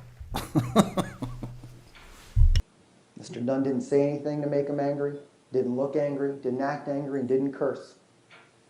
In fact, the only one cursing and getting angry was Jordan Davis. He could hear the F-bombs being said, he could hear the curse words, but he wouldn't admit to the threats. And what did I get him to say on cross-examination? There were some points I couldn't hear what he was saying. The music was loud. They're sitting a lot closer than you and I. But yet Mr. Thompson claims, nah, he said some things I couldn't hear. Is it possible he threatened him? It's possible. But you couldn't hear him. Nope. He was on that witness stand. I said, he's sitting right behind you. Jordan Davis was right behind you. You couldn't hear him. Nope. Leland Brunson. Same questioning. Yeah, he was cursing. He told him, I'm sick of people telling me what to do. F him. And matter of fact, Tevin Thompson even said Jordan Davis used an N-word in anger. And I made sure that wasn't Mr. Dunn. There was nothing of hate coming out of Mr. Dunn. There was nothing of anger of Mr. Dunn. And even Leland Brunson said, and I asked him, have you ever seen him that mad before? Yes, I have. And he was yelling. He was yelling. He was angry. He was angry. He was throwing F-bombs. Yes, he was. Did he threaten him? Oh, couldn't hear everything he said. Couldn't hear everything. Is it possible he threatened him and you didn't hear it? It's possible. Isn't it interesting that all of the guys in the car heard everything that Jordan said, but when you ask them about to verify what Mr. Dunn said, I couldn't hear him. They didn't say he didn't say it, because they said that on direct. I got them to admit he was still yelling things that they couldn't hear. And I even asked Leland Brunson, his best friend of 2 years, you were sitting right next to him, right? I was right next to him. You were focused on what's going on. Yeah, I was watching, and we know he was watching. Yeah, I was focused on what was going on. There was a potato with a gun. It was kind of hard to ignore. Because Mr. Dunn said I could see him sitting right next to him. I could see the 2 guys in the back of the car. And Leland Brunson admitted that Jordan was yelling, but couldn't hear everything he said. Why? Do you remember what Leland Brunson said to me? He said, you don't want your friend to die in vain, do you? No, I do not. And I feel for him. We all have friends. Nobody wants to lose a friend. But you certainly aren't going to be the one to basically admit, my friend was out of control. My friend did grab a weapon. My friend did get out of the car. My friend did threaten him. Because you know what would happen if he told the truth? This case never comes forward. How do we know that? Because Detective Musser and Oliver said, had anybody gotten out of the car, it'd be a different story. Had anybody had a weapon and threatened you at all, this would be a different story. Matter of fact, Detective Musser says we have clear-cut cases of self-defense all the time. And we say, thanks, have a nice day. Watch the video. It comes right out of the detective's mouth. And Detective Oliver says, had we found any weapon inside that truck, you would have been able to cross that bridge, Mr. Dunn. And then you and I and Mr. Dunn would never have met. But it's not their job, right? That's what the detective said. I didn't put words in their mouth, and I said that on almost every witness. Is it fair? Is it accurate? Am I putting words in your mouth? You're putting something in my mouth. I don't know what it is. It's words, it's disdain, dislike for you personally. And not one witness said yes.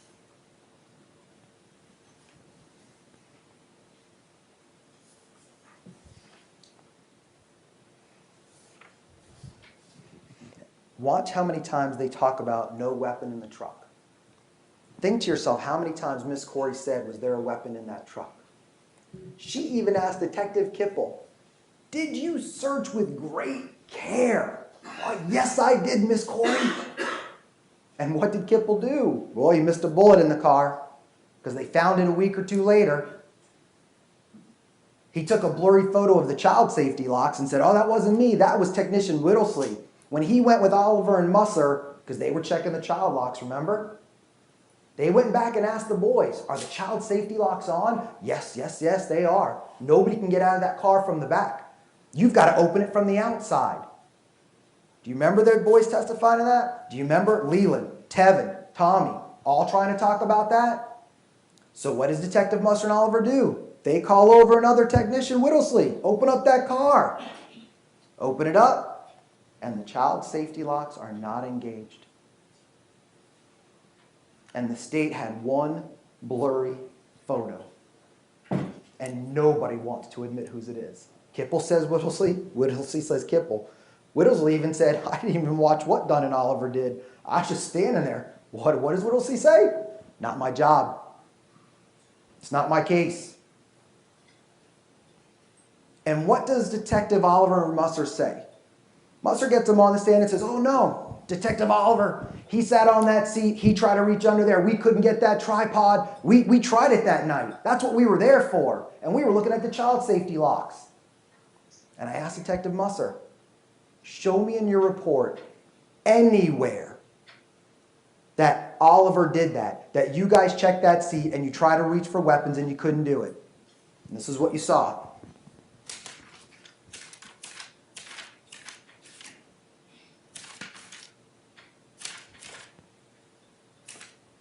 It's not in there. Nobody put it in there.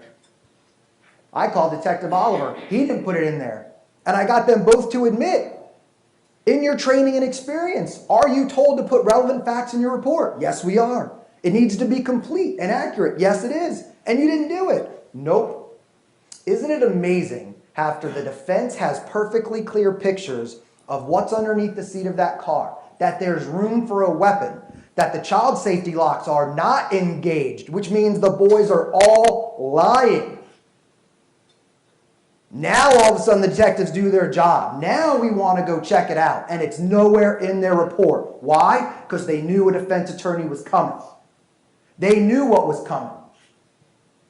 It was weeks after the incident they checked it. And yet the state didn't give one clear photo of it. Look at all of their pictures.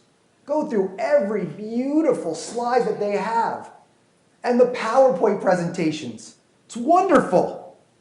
But it doesn't change the inconsistencies and lack of evidence, does it? They could give you every beautiful exhibit in the world. They could give you PowerPoints.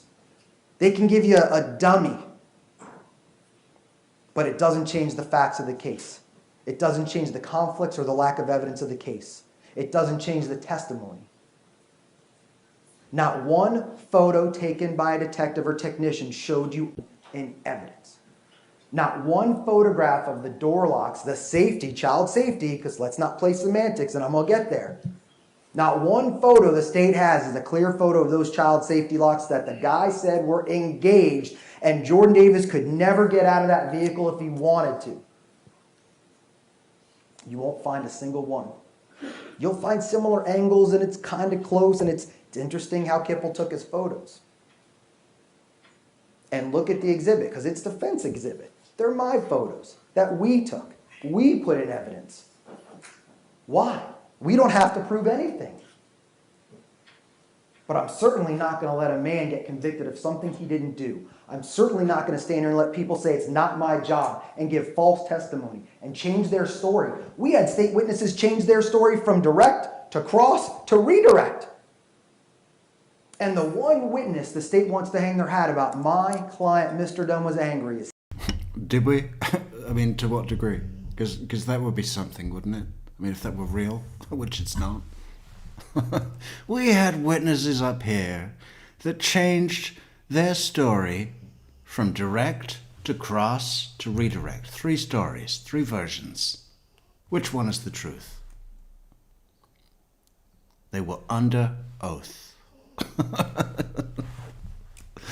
Did we really have that? Or are you just saying that now to and really trying to make me believe that? Because that sounds like it would be unusual, right? 3 different stories. Stephen Smith. I heard him say, you're not going to talk to me like that. And he said, that's what drew my attention. Remember Stephen Smith? Well, what did he tell Detective Musser that night? The guy that did the shooting had a black cap on. I saw it. Mr. Dunn wasn't wearing a baseball hat. You saw him that night. He was coming from a wedding. He's dressed in a nice outfit, trousers, a nice pants, a shirt. He doesn't have a black baseball. Nobody said. Even the guys in the car didn't say he had a black hat on. And watch the video. The state keeps showing you literally snippets and seconds of the video. Watch the whole thing. I implore you. There's a timer on it. You'll see how long it takes. And where did Mr. Smith tell you he was parked? Right out the door, first spot on the left. Right? He said about 10 feet away. 1, 2, 3, 4, 5, 6, 7. Maybe 5 seconds at the most. Till Mr. Smith is out of the store for a great length of time before the first shot is fired. But he wants you to believe He walks out of the store, looks around, comes over by the defendant's car and stands there. You're not going to talk to me that way. And I see him reach for a gun. That was his testimony. And the state asked him, did you see anybody get out of that truck? No, I did not. Did you hear anything come out of that SUV? No, I did not. Well, if the music's not that loud where he can hear something come out of the SUV, why can't Tommy Storns? Why can't Leland Brunson? Why can't Tevin Thompson? You got a witness who's an independent witness 20 to 30 feet away from the truck who says he hears nothing, but can hear my client say that with his windows up facing the guys. Remember, everybody agreed his windows were up. The only window he put down was his own to try to talk to Jordan Davis, and he even said, I was trying to de-escalate it. He didn't say, you talking to me? Are you talking to me? Tevin Thompson even said he never looked angry. Mr. Dunn never raised his voice. Leland Brunson agreed. And Mr. Dunn said, all I asked him is, are you talking about me? And he was going to apologize and say, I said thank you. Because people have been there. You get cut off. You let somebody get in. You do a common courtesy. And what does everybody wait for? You wait for that hand to come up. And if you don't get it, I shouldn't have let that person in. Look at that. I gave them a common courtesy and I don't even get a thank you back. It's kind of annoying. Does it make you want to shoot someone? Are you going to get out and start pounding on their car? And all he was trying to do was de-escalate a situation spiraling out of control. And how do we know it was? Because Tevin Thompson even admitted on cross. I was there watching it escalate. Not Mr. Dunn, because he already admitted he never saw Mr. Dunn mad, angry, curse, yell, punch, kick. So who is he watching it escalate? Jordan Davis. And Leland Brunson said on that witness stand, if he wanted to get out of that truck, he would have gotten out of that truck. And you heard people in the gallery laugh. Do you remember that outburst? Why on earth is that funny? How is that even appropriate? And let's just assume, because I know Miss Corey said that word literally about 25 times with her medical examiner, so I'd like to use it once. I think that's fair. Let's assume the child locks were engaged and you can't open from the inside. Leland Brunson admitted on cross-examination, not direct, cross, that Jordan Davis grabbed that handle to get out of the truck. But he couldn't. Why? The child safety locks were on. Well, what did Mr. Dunn tell you? His window was all the way down.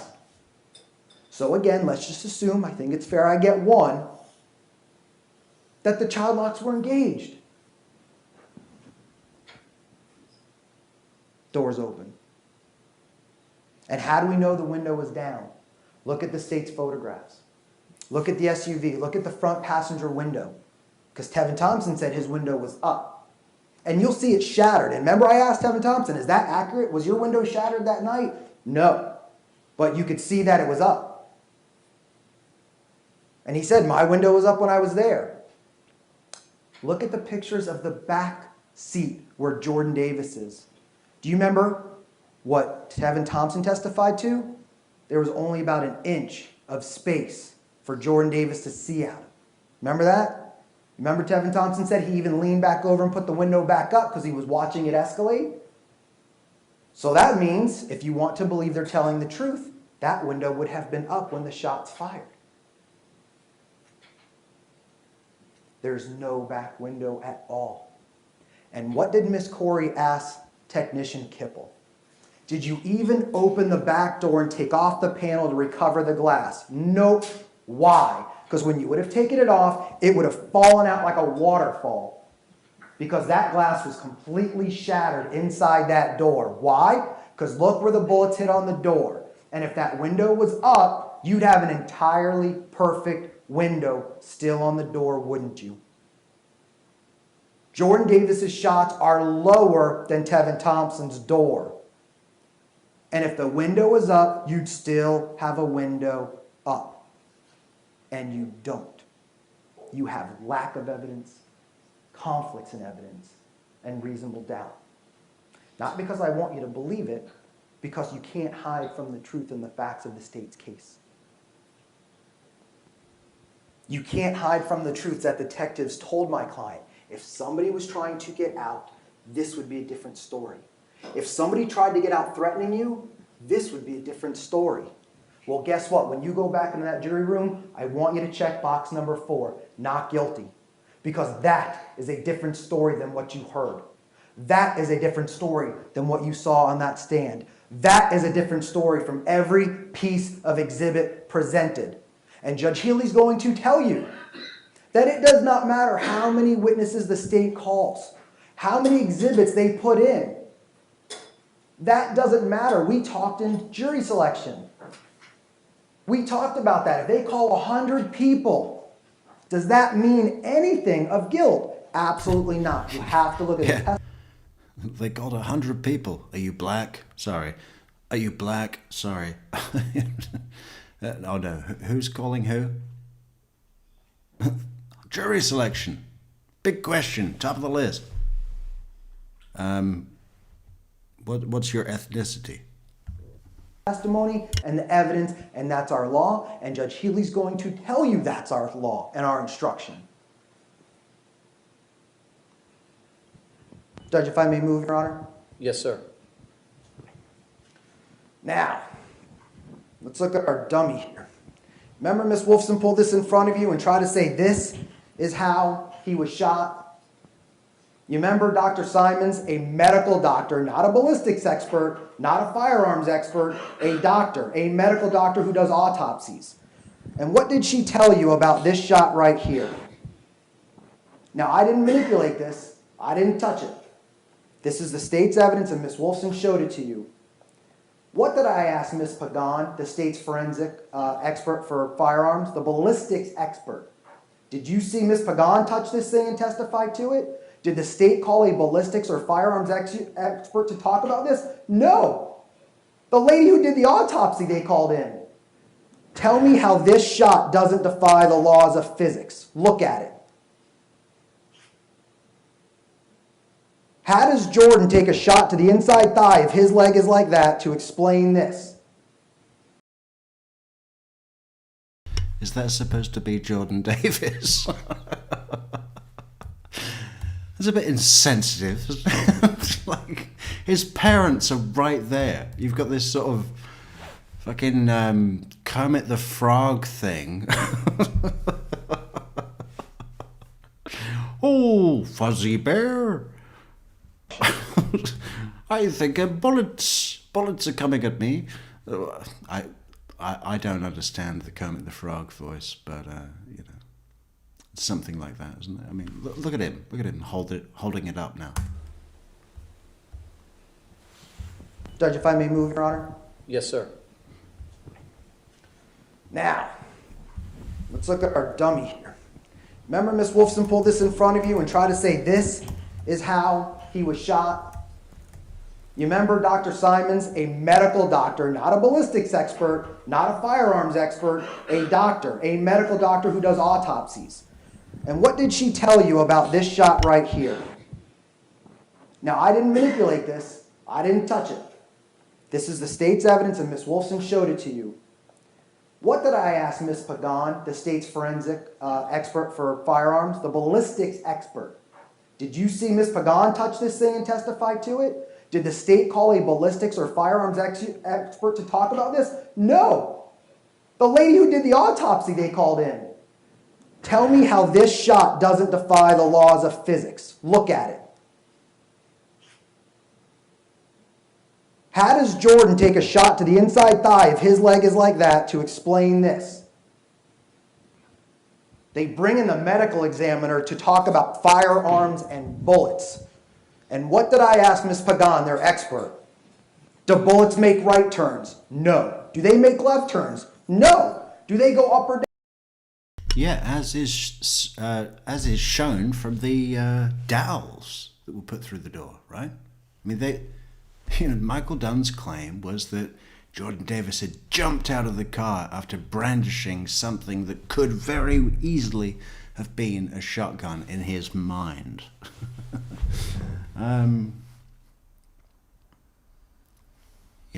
Which if the door had been open, the bullets wouldn't have hit him.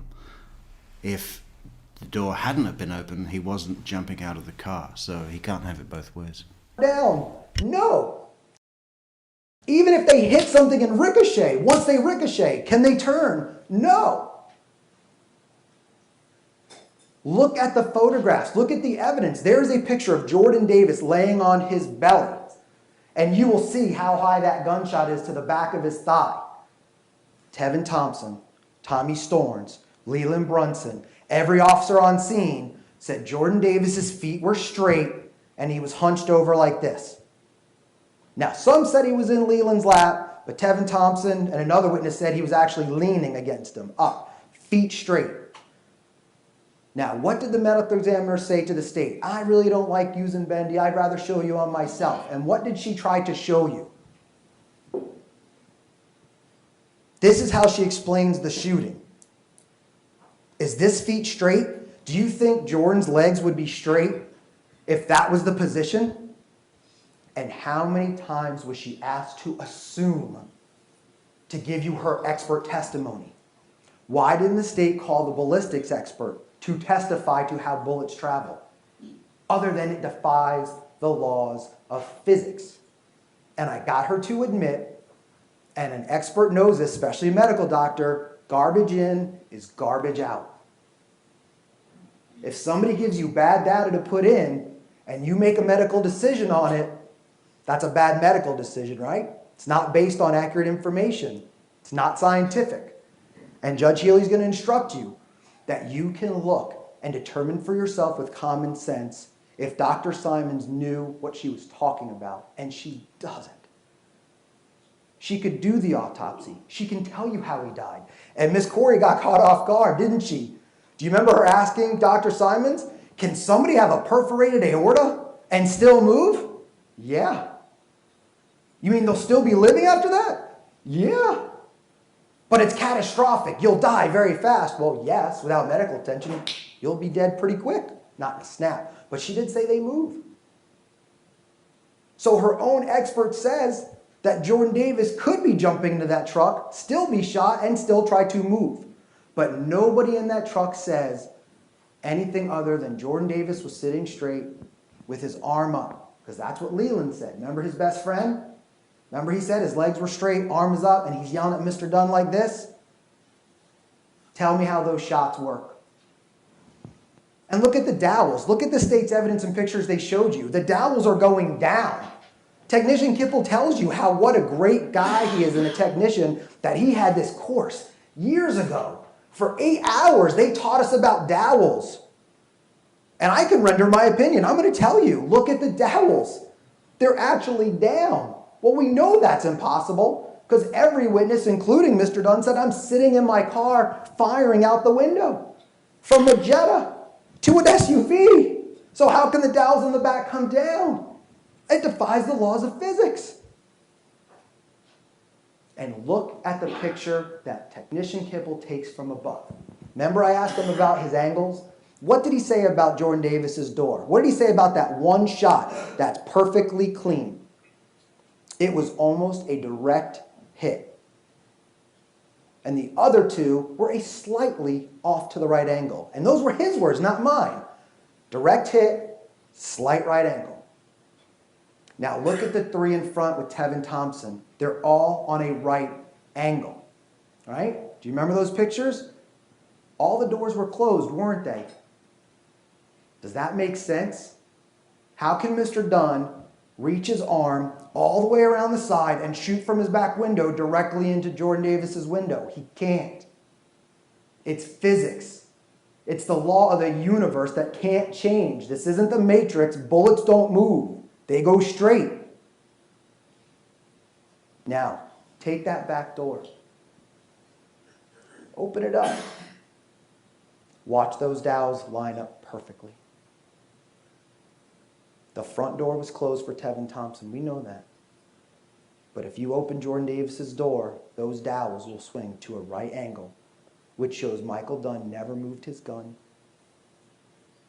never shot directly into the car, because he couldn't. He was in front of it next to Tevin Thompson. Why would the state not show you those photos? Who showed you open photos of the bullets? I did. I brought the technician in to talk about it. Why? It's not our burden. We have nothing to prove. But the state can't change the law of physics. No matter how much their witnesses try to, they cannot change it.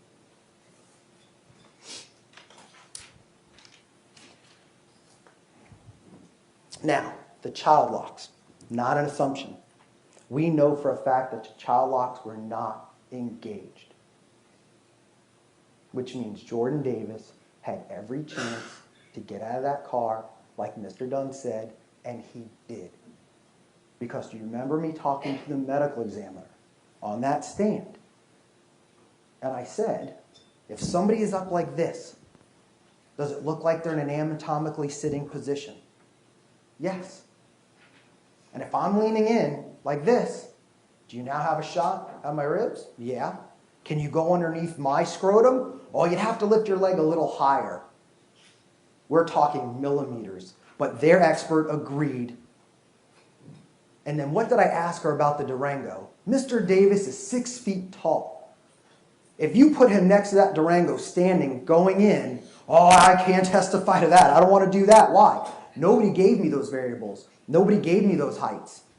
Well, where'd you get your first ones from? Law enforcement.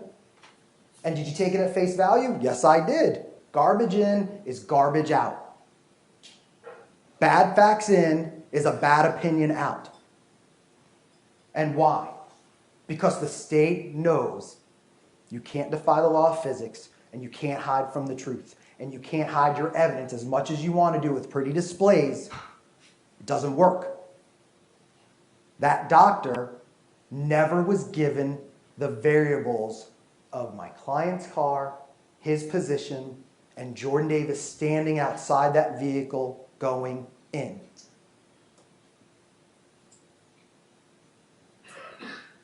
Why? It's not my client's burden. And they better not stand up here and say it's not their job. Now I'm going to talk to you a little bit about justifiable use of deadly force. His Honor is going to instruct you, and it's pages 25 through 28 in your instructions, and you're all going to get a copy. And I ask you, when you go back in the jury room, go all the way to page 25 and start there. Because the law is going to tell you very clear.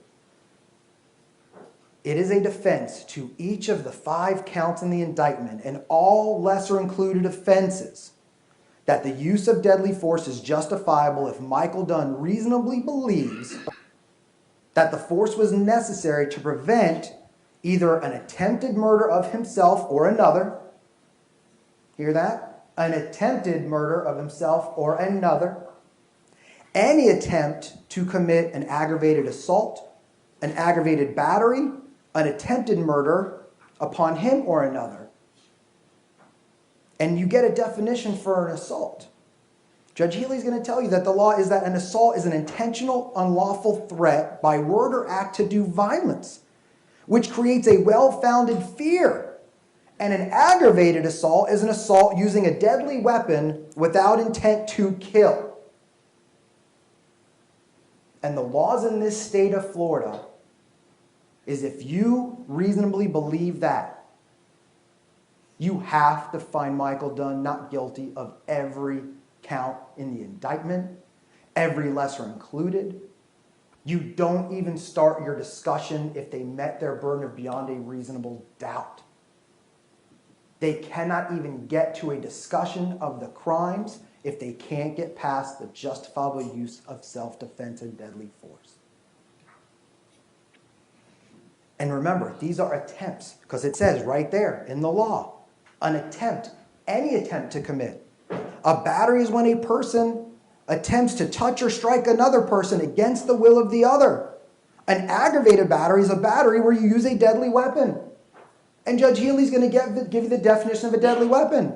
It doesn't say, we had to show he had a firearm. We have to go prove it. We have to go find it. Because guess what? It's gone. That weapon in that car has been gone since minutes after it happened. And even if it was the next day, it's gone.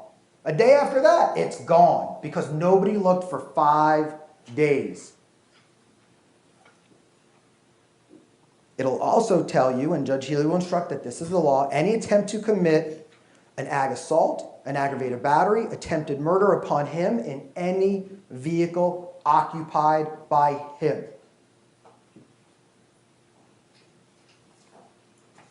On the next page, Judge Healy is going to tell you also that Michael Dunn is justified in using deadly force if he reasonably believes that such force is necessary to prevent either imminent death or great bodily harm to himself or another. Think about that. Great bodily harm. Our burden is not that you have to believe he was going to be killed that night. The state has to prove beyond a reasonable doubt that Mr. Dunn did not reasonably believe that he was in fear of great bodily harm or imminent death. Not both. Imminent potato death. He was about to be mashed, and he did what any potato would do, okay? He took action.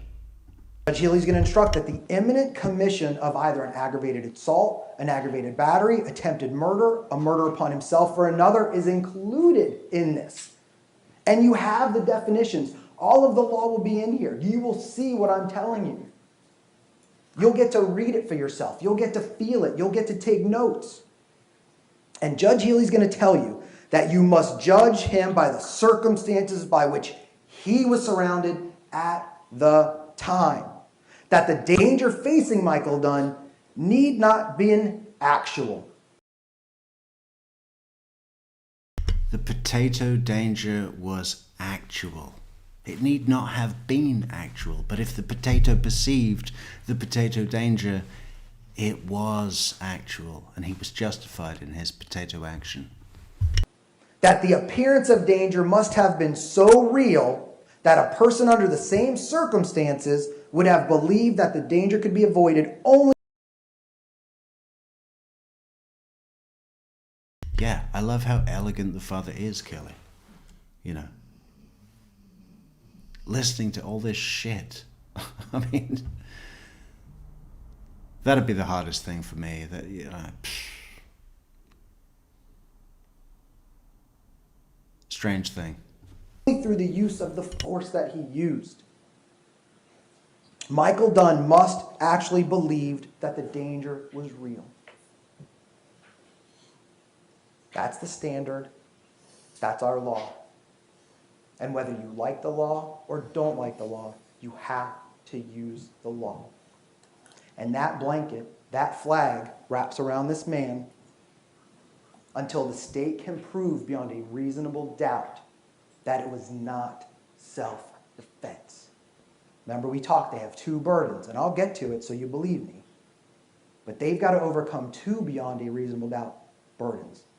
They've got to climb two mountains before you can convict Michael Dunn of anything.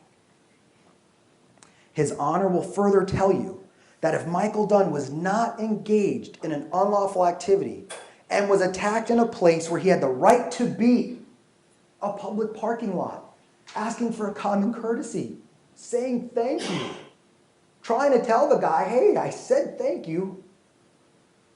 He had no duty to retreat and had the right to stand his ground and meet force with force, including deadly force. And you will get the entire instructions. You'll get to read every word for word. Again, you'll have your own copy. And it will go through all of the attempts. And don't remember, it's not just the crime. It's an attempt to commit the crime. If the state can't prove beyond a reasonable doubt that Jordan Davis didn't try to attempt an aggravated assault, you have to find Michael Dunn not guilty. If the state cannot prove beyond a reasonable doubt that Jordan Davis did not try to attempt an aggravated battery, you have to find Michael Dunn not guilty. If the state does not prove beyond a reasonable doubt that Jordan Davis did not attempt to try to commit attempted murder of Michael Dunn, you still have to find Michael Dunn not guilty. And you heard Ms. Wolfson read you the standard of reasonable doubt.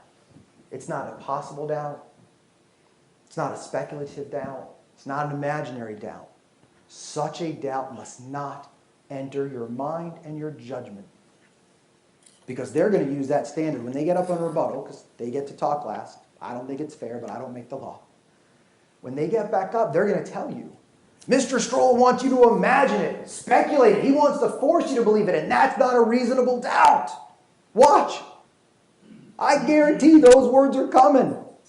But that's their burden for justifiable use of deadly force. And it's in black and white, and it's the law. It's not because I wrote it. It's not because I like it. We're not here to change it, and we're not here to fight it. We're here to apply it. And Judge Healy will tell you, here it is. If in your consideration on the issue of self-defense, you have a reasonable doubt on the question of whether Michael Dunn was justified in the use of deadly force, you should find Michael Dunn not guilty. And I'm going to read it to you again, because there's a double negative in there. If in your consideration of the issue of self-defense, you have a reasonable doubt on the question of whether Michael Dunn was justified, meaning, is it possible he used self-defense? Is it speculative it's self-defense? Maybe yes, maybe no. What does your verdict have to be? Your verdict has to be you should find Michael Dunn not guilty, because the state has not proved beyond a reasonable of doubt, and as Mr. Guy said, beyond any doubt in his opening, you still have to find Michael Dunn not guilty.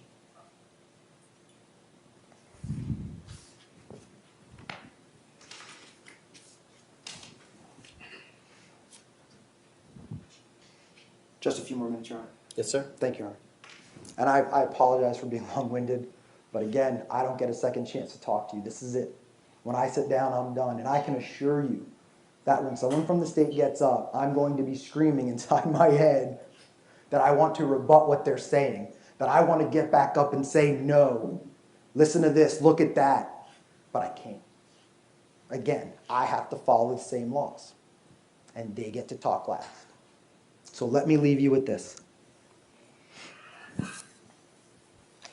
A reasonable doubt as to the guilt of the defendant may arise from the evidence, conflict in the evidence, or lack of the evidence. Whether the state has met its burden of proof does not depend upon the number of witnesses it has called or upon the number of exhibits it has offered, but instead upon the nature and quality of the evidence presented. And the evidence is on that stand. Judge Healy will further instruct you that law enforcement does not mean that his or her testimony deserves more or less consideration than any other witness. And an expert's opinion is reliable only when given on a subject about which you believe him or her to be an expert. Like other witnesses, you may believe or disbelieve all or any part of an expert's testimony. Why would you have a medical examiner testify about forensic ballistic evidence? They called a forensic ballistic expert, Miss Pagan, and never asked her a single question about a dummy, about travel. Because why? She would have told you that their bullets don't defy gravity or change the law of physics.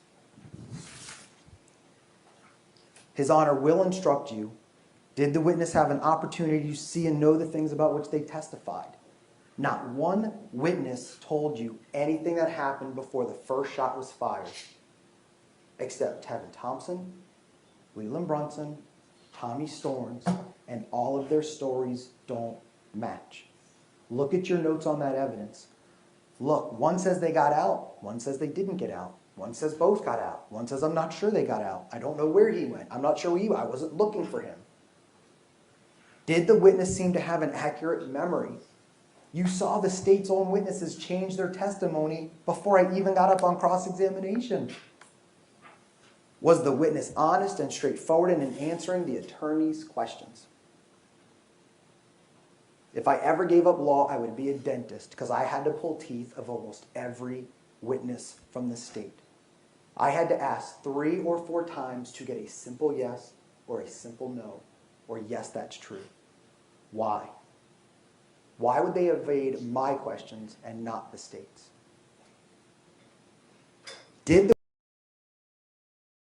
What's all this? Celia says, back again, my funny chat message got deleted. I was only joking about the Durango going to scrap if Soap or Metrix spotted it. I didn't see it. I didn't delete it. Maybe one of our lucky moderators. Acapella is a big defender of the Canyonero, so if it was anything against that, he'd have been straight in there like a whip, and have my full support. Did the witness's testimony agree with the other testimony and other evidence in the case? No. Mr. Davis told you that even days later, before they gave their second interview, they still had little differences. They still were off. And again, the state's going to tell you that's okay. They're human. They're not professional or experts, but they won't hold that standard to Michael Dunn. It's okay for their witnesses to be in shock. It's okay for their witnesses to be in fear. It's okay for their witnesses to be scared for their life, but not Michael Dunn, because his blood was boiling. He's a madman with a gun, on the loose with a depraved mind, wasn't he? Did the witness at some other time make a statement that is inconsistent with the testimony they gave in court? How many times did I have to talk to witnesses about their deposition? And isn't it true you told me this? Isn't it true on that day you said that? You get to use that in deciding, were they telling you the truth or were they trying to evade my questions? Judge Healy's going to tell you that you may rely upon your own conclusion about the credibility of any witness. You may believe or disbelieve any portion of it.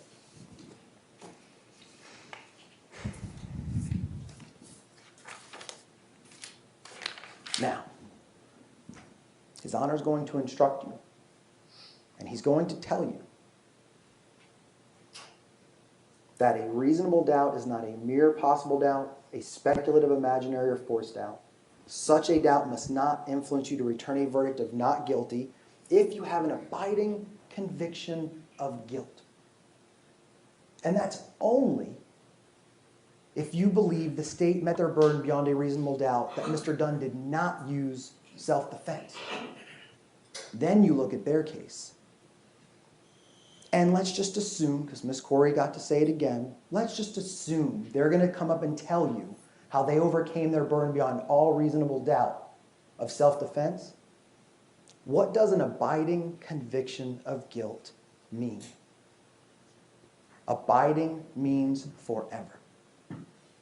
Permanent. Stands the test of time. So before you can find Mr. Dunn guilty of anything, in the words of John Guy, you need to go home, lay your head on a pillow, and never consider your verdict again. It has got to stay with you for the rest of your life and be permanent. Because in a month from now, a year from now, or 10 years from now, you can't call me up, say, had I known that, had I thought of that, I would have never found Mr. Dunn guilty. You can't call Judge Healy up and say, oh, you know what? Looking back, I'm just not comfortable with what I found him guilty for. Mr. Dunn's day is today. Mr. Dunn's time is right now with you. And unless you have an abiding conviction of guilt, you cannot find Mr. Dunn guilty of anything. And there is only one lawful, just, and righteous verdict, and that verdict is not guilty. Thank you. Thank you, Your Honor. Yes, sir. Thank you, Mr. Strolla. Ladies and gentlemen, we'll take a break. Let's break for 15 minutes till 2:45. Don't discuss the case among yourselves or with others. We'll see you back in about 15 minutes. Okay, well, we've got to do Mr. Guy. There's no way we can get away with not doing Mr. Guy. Rebuttal on the first trial. We've got to do the whole thing again tomorrow for the second trial, but where's the rebuttal? Make this big. Fucking A, bro. I'm gonna fucking fuck up Boom. whoever the fuck you fucking with me. Kelly, thanks so much, Kelly, for those great coffees. What did Kelly say? Kelly said, "Hey, Metrix, thanks for putting me to sleep at night and waking up a lot of thoughts." Wow. That's poetry, Kelly. Thank you. Thanks for putting me to sleep at night. And then it's ... Thanks for putting me to sleep at night and waking up a lot of thoughts. Wow. That's almost like fucking Tim Leary. You know, turn on... No, what is it?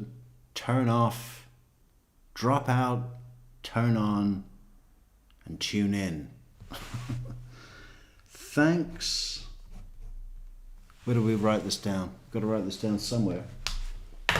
There's not enough. We've been writing so many things down with the big blue pen, but there's not a lot of space for anything else. We'll fit it in between this and this. What was it? Thanks for putting me to sleep at night and that's important, and waking up a lot of thoughts. That's great, Kelly. Thank you. That's our new strapline, right? It's going to be on mugs. It's going to be on hoodies. Good job. Merch, and support. Support. Thank you, Kelly, for the support on Coffee. We also have support on PayPal, Patreon, and other options. Super chat options, super sticker options, and where's the rebuttal? Not this one. Is this it? No. Okay, so we'll do a search. Rebuttal.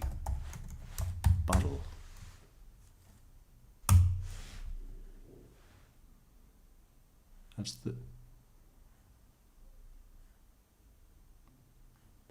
this one.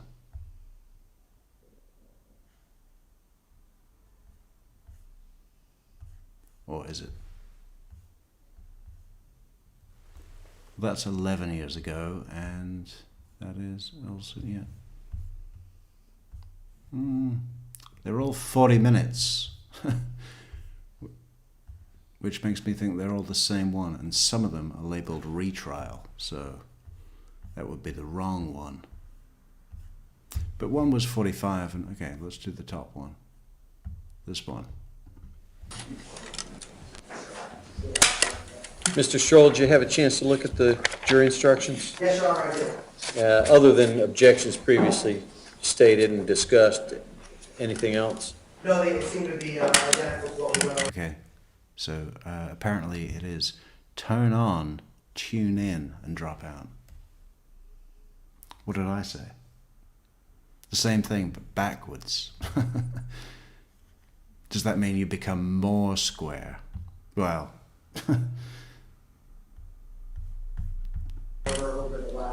Mr. Dunn, did you have a chance to take a look at them? I did.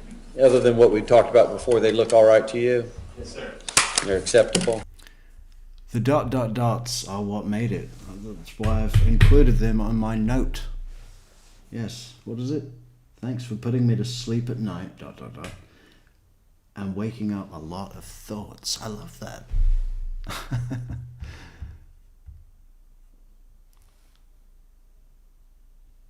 Yeah. That should be my legacy. That should be... Okay.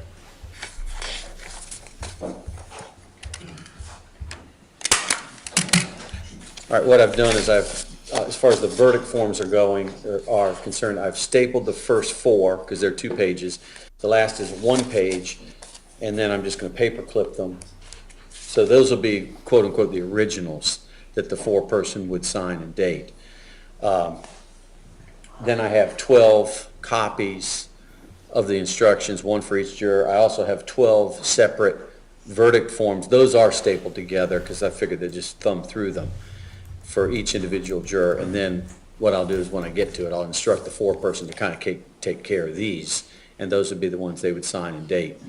And then what I'm going to do is after I read the instructions, the original copy of the instructions themselves, I'm going to go ahead and give to the clerk. So that'll already be in the record. And then when they're finished, we'll just collect the other sets and we can be finished with those.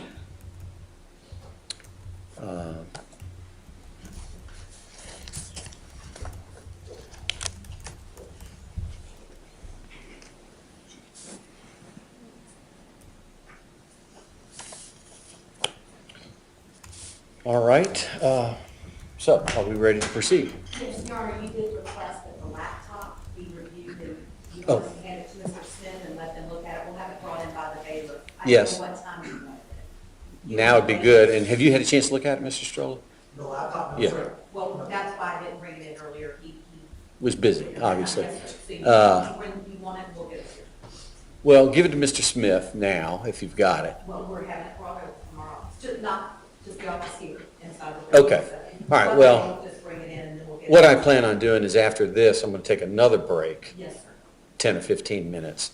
We could look at that then, and that's also, ladies and gentlemen, obviously you're all very welcome to stay through the reading of the jury instructions, but a lot of times people don't care to listen to all of that. So sometimes what I have is a mass exodus out. So that's why I take the break. If you don't want to sit and listen to all of that, that's fine. But if you are in here when I begin, I would appreciate if you just stay seated. And it does take a while to read them. I suspect it'll take Get on with it. probably We're at going least to do 30 jury minutes. instructions So, as well. just so you know. And then we'll check the lap. Skip to the end. Skip to the end. All right, thank you, ladies and gentlemen. You can have a seat. We're ready to resume. And we will hear from Mr. Guy. Thank you, Your Honor. Yes, Please sir. report. Yes. Counsel, good afternoon. That defendant didn't shoot into a car full of kids to save his life. He shot into it to preserve his pride, period. That's why we're here. Because of his actions, his inactions, his decisions, his choices. Jordan Davis didn't have a weapon. He had a big mouth. And that defendant wasn't going to stand for it. And it cost Jordan Davis his life. This case is not about self-defense. It's about self-denial from that defendant. Self-denial that's been refuted. Golly, that's a good line, isn't it? This case is not about self-defense. It's about self-denial. Which ain't just a river in Spain. In every conceivable way, by physical evidence, physical impossibilities, by eyewitness testimony, including his own fiancée, in every way. And when the defense attorney stood up here and told you that we have the law and he has the law, he left some people out. Jordan Davis is entitled to the law. Leland Brunson is entitled to the law. Tevin Thompson is entitled to the law. Tommy Storms is entitled to the law. And all 4 of those men are entitled to the truth. And that's what we're asking you for now. We don't want your sympathy. We don't want a lesser included offense. We're not asking for that. We're asking for the truth as you know it, now, in your heart, in your head, in your gut. In your soul, in your mind, in your gut, in your head, in your heart, in your soul, in your mind. I mean, how many do you want? You know, there's an old saying in the legal community, if the facts are against you, argue the law. If the law's against you, argue the facts. We hear this all the time, don't we? But I always wonder if I'm hearing the same thing or if they just change around the stuff. You know, like, if the law is against you, then argue the judge.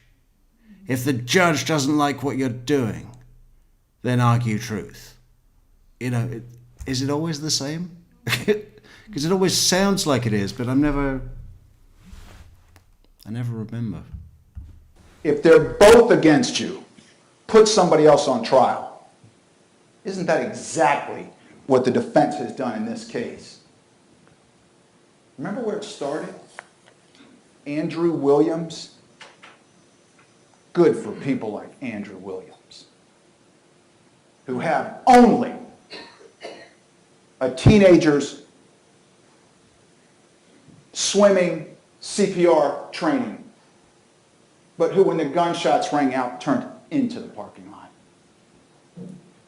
towards the gunfire, to see what he could do, to put his hands on a stranger's chest, to try to save him. Good for people like Andrew Williams. And he's going to attack the medical examiner, an expert.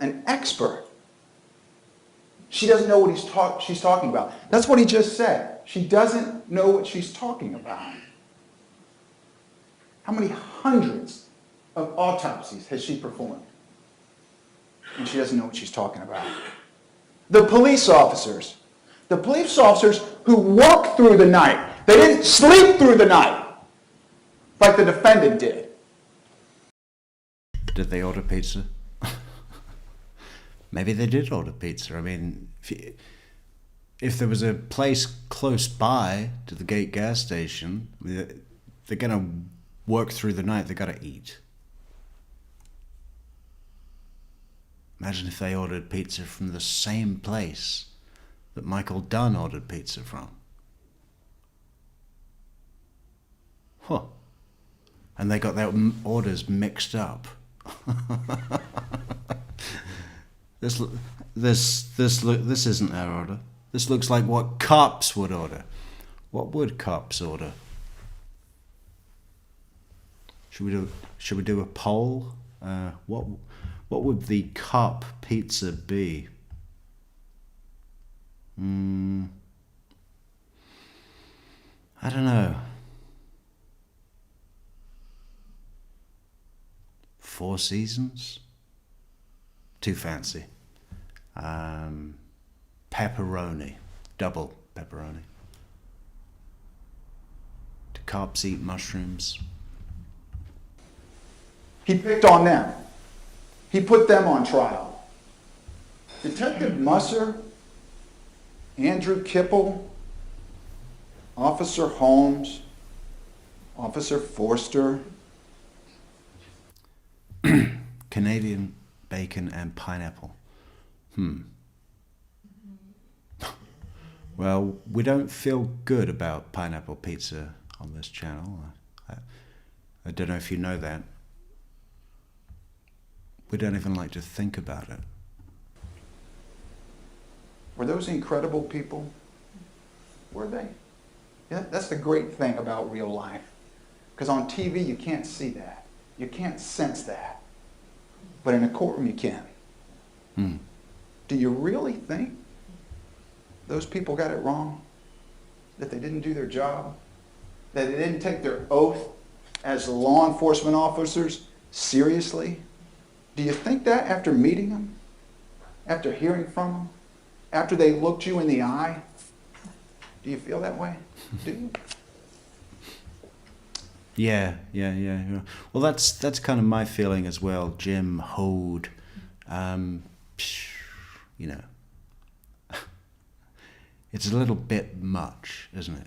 It's a little bit dramatized. I mean, you can see how it's good, and you can see how it's competent, and you can see how it would work well on a jury and everything. But watching it from the perspective of, I don't know, some late to the party afterthought that we are, right?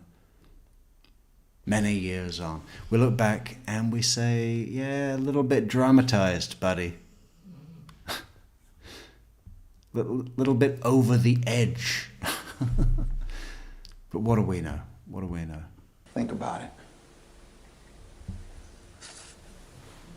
It is the most powerful and oldest tool known to mankind. It's something that we use every day to make little decisions. And it's Common something sense. that we use Common to sense. make great, The answer is common sense. life-changing Come on. decisions. Tell And me. it's the one thing What is that it? I submit to you, beyond sense. anything else, It's common sense, right? lets you know that this defendant before you is guilty. Common sense. Common sense. Boom! The common sense that tells you if Jordan I knew Davis had a Common sense tells you don't put pineapple on the pizza, ever. gun, that defendant would have never left the scene. If Jordan Davis had a gun, Or common sense. I knew it was common sense. he would have called the police. If he was Common sense would tell you to call the police. It's always common sense, isn't it? truly acting in self-defense, he wouldn't have been running from everybody. He wouldn't have lied to the police. He wouldn't have changed his story. So indulge me for just a few moments while I go through with you some common sense reasons Yeah. why this those are the defendant reasons. is guilty, as charged, Puzzle not pieces. of a lesser. That's right, Kelly. It's the same thing, right? Puzzle pieces. Common sense. That's going to be the word he keeps coming. Common sense. Every end of the paragraph. Common sense. Common sense tells you don't flee the scene and order pizza, even if it doesn't have pineapple, which it shouldn't.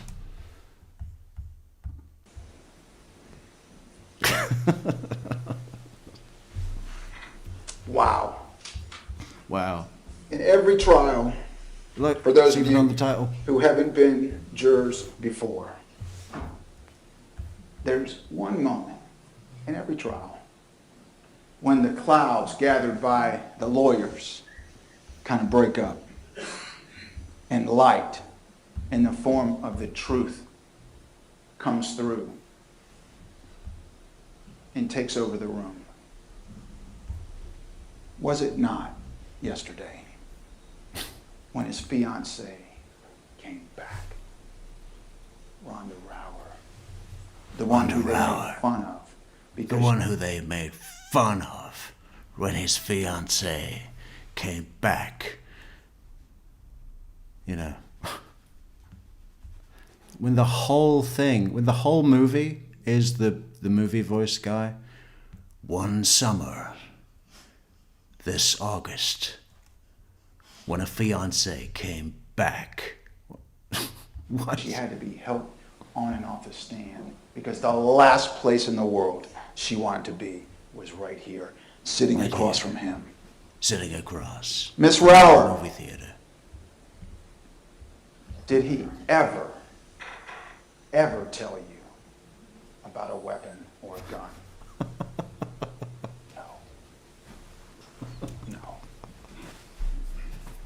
only a whisper. She said it over and over again. No. No. That No. fact alone, what does that fact alone tell you? The person closest to him on this earth, with him at the time he shot and killed Jordan Davis, to the hotel, at the hotel, back I feel like home, we need 2.5 to put hours. this on double speed. Did he ever mention a gun? Ever? No, he didn't. Did he call Ken Lescalay? No, he didn't. Did they talk about getting together because he had something to tell him? No, they didn't. Wow. His own fiancée told you that. His people, not ours.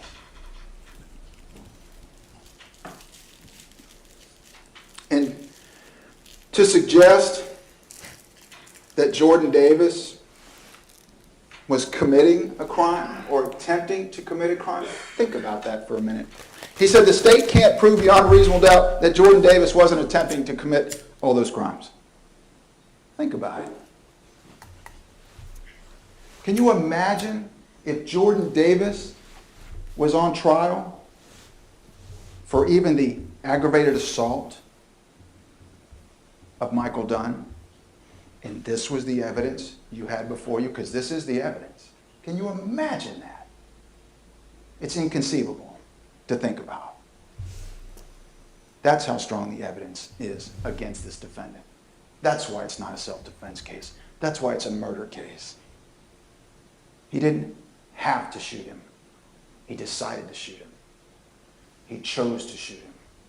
And for the worst of all reasons, 10 times, because he wanted to shoot them.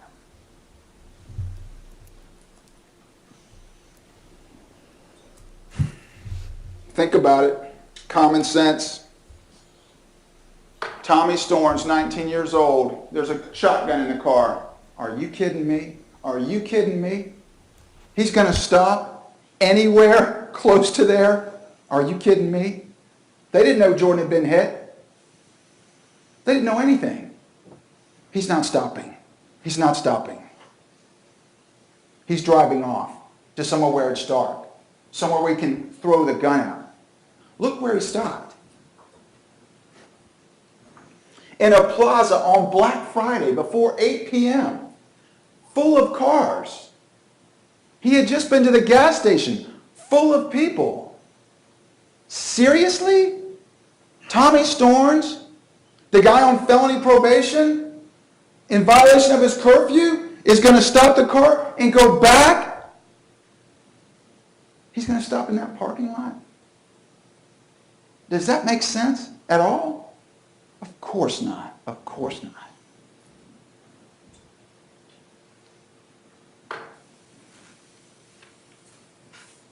Jordan Davis is threatening to kill the defendant, has a firearm, starts to get out of the car, and then says for the first time, we learned, this shit is going down now. Think about it. All of his energy is trained on who? Michael Dunn. He's got a firearm in his hands. He's outside the car. And Michael Dunn is going to reach over, open the glove box, pull out a firearm, take it out of its holster, put a round in the chamber, and have time to shoot. Doesn't happen. If Jordan Davis had a shotgun and was as mad as only the man on trial claims, Jordan Davis would have shot him right there. You really think he would have let him grab a gun after all of that? Does that make any sense? Of course not.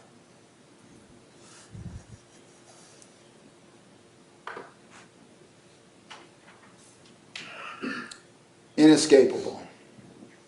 Absolutely inescapable. There's lights, there's people, He's in the first parking space right next to the door, and beloved Rhonda is inside the store. Why on earth, if there was a gun in the other car that had left, was gone up Southside Boulevard, why would he leave? Why would he leave? The same reason that Tommy Storms came back proves to you he shouldn't have left. That was the safe harbor with lighting and people like Andrew Williams and help. Why would he leave if there was a gun in the car and he hadn't done anything wrong?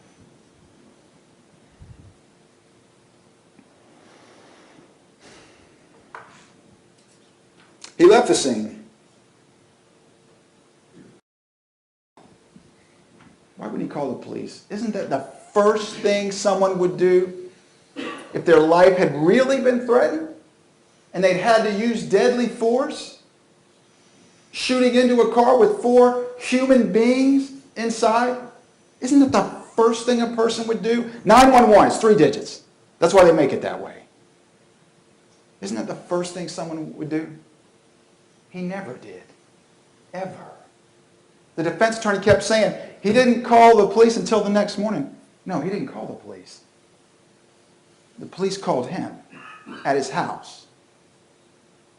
He didn't call Ken Lescalay from the Department of Agriculture. He didn't say, Ken, I need to talk to you when I get home. Yeah. How many cows have you counted today, Ken? 50, huh? Well, I just shot this young black guy.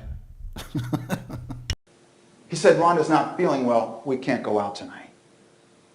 He didn't call the police ever. Does that make sense? Members of the jury, this isn't a complicated case. And while the state of Florida versus Michael Dunn may go down as a horrific case, it'll never go down as a close one. Not only evidence that you have before you, real life evidence. All these exhibits and all that testimony, 27 people on behalf of the state of Florida. 204 exhibits.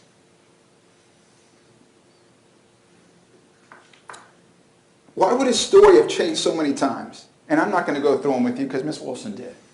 But why would it change? Why would it change what Jordan Davis had said? Why would any of those things change? Why would it change between the music was on when I pulled up to the music wasn't on when I pulled up? Think about it.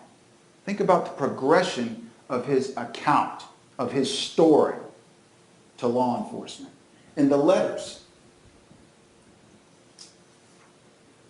Compare the interview to the letters. It changes constantly.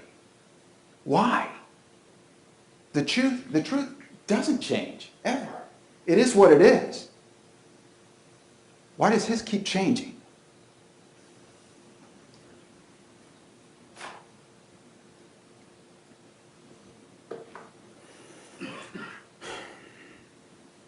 He wants to complain about the doctor who got down here and showed you, didn't tell you, she showed you how it happened. How his leg was up when he was leaning over. She showed you a picture of his liver. Because there was an angle through it. Like the bullet went through his chest. And the dowel rods came through the door. They didn't go through the door to the outside of the car. They went through the door to the inside of the car, where Jordan Davis was. She took you through every single gunshot.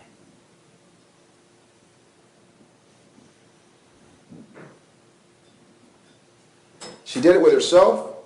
She did it with the mannequin. She did it with the photographs. And she is the expert.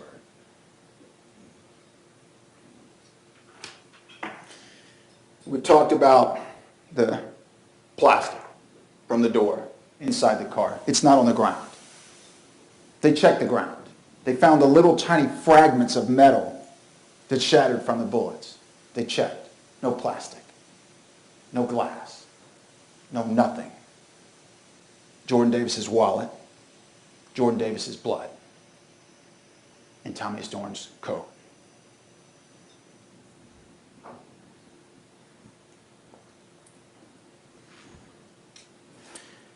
He's hysterical. He's enraged. He's getting out of the car. The cars are so close that you can't open the door. Yet there's no damage to the defendant's car. None. None. Think about that. He wouldn't have banged the door, this enraged, psychotic kid with a shotgun when he got out. If the door was open and the car was backing up, it wouldn't have made a line all the way across that door. And think about this for a second. Think about this. Jordan Davis is sitting down.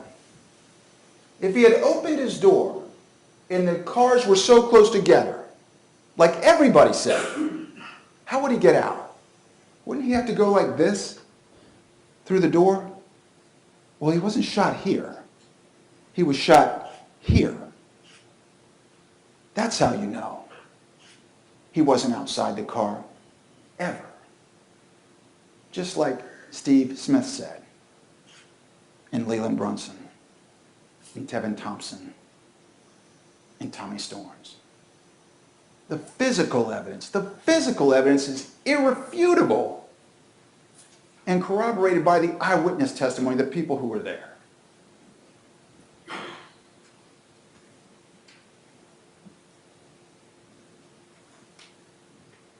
He was afraid of retaliation, so he parked out front. And he left his gun in the car. And he took Charlie outside. He wouldn't have called the police ever if he was really afraid, if he was sitting by the window looking down, waiting for every car to drive by because it's the red SUV, who, by the way, didn't follow him, who stayed at the scene. Does that make sense to you? Does it? Of course not. The defense attorney mentioned that he wants to talk about interest in the case. Sean Atkins got some game time, lost some game time. Chris LeBlanc got his little misdemeanor warrant put back on the calendar for a driving while license suspended. Tommy Storms didn't get violated because he was out with a friend when the friend was shot and killed. He forgot somebody. Who has the ultimate interest in the outcome of this case? Who? Is it Mark Musser? Is it Andrew Kipple? Is it any state witness? Of course not. That's the only person in this courtroom with an interest in the outcome of this case. And the only person whose story keeps changing.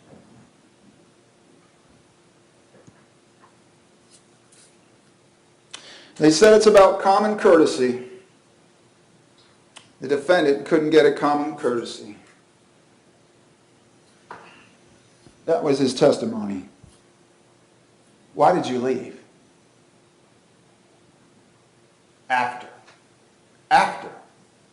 you learned at 1 o'clock that the boy inside the car was dead. He wasn't just hit, he was dead. Didn't matter to me. Self-defense is self-defense. Didn't matter to me. Let me suggest to you, it mattered to somebody. Is that not a common courtesy? When a person shoots into a car of other people and learns that somebody's dead, maybe make a phone call. Maybe. And they want to talk about common courtesy. That's the way he left Jordan Davis, who, as Miss Wolfson said, had no chance. No chance. A waking nightmare, the defendant said. How many times did he say it yesterday? He couldn't stop saying it. It was a waking nightmare. Well, how about a real nightmare? How about Leland Brunson reaching over and real blood appeared on his hands.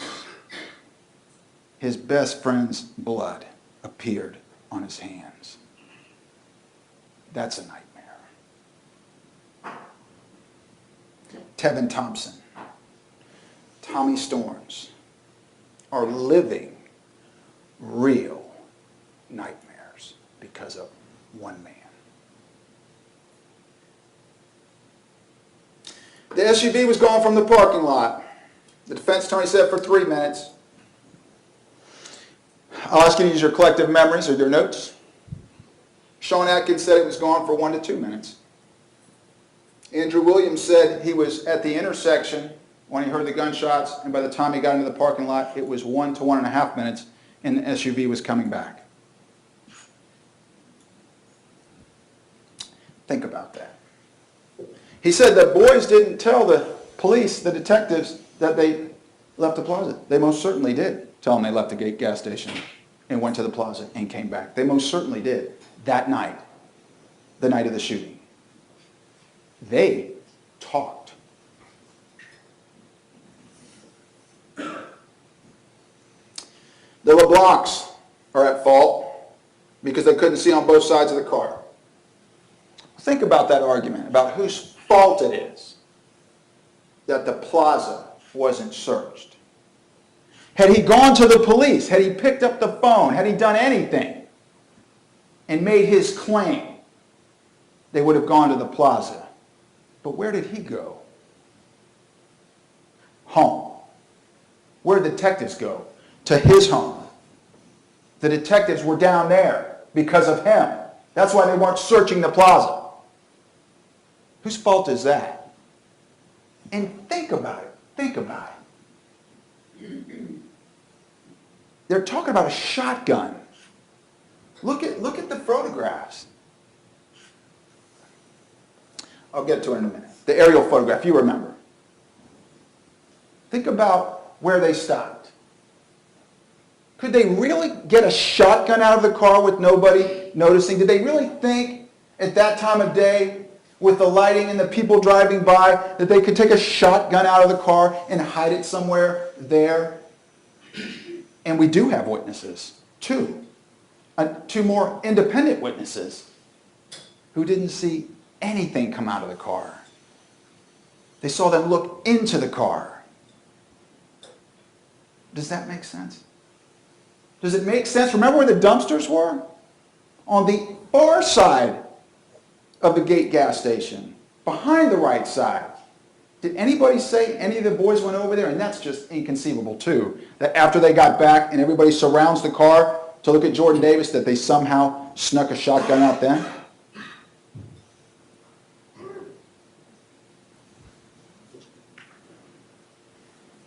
Gangsters. That's a telling word, label, that he used to describe the people, gangsters.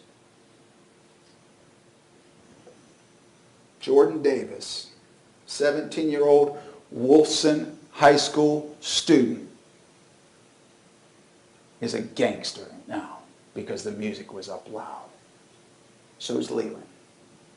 So's Tevin Thompson. Yeah, but they were playing gangster rap. Hello, it's in the name. So's Thomas Storms, because the music was loud. Now they're gangsters.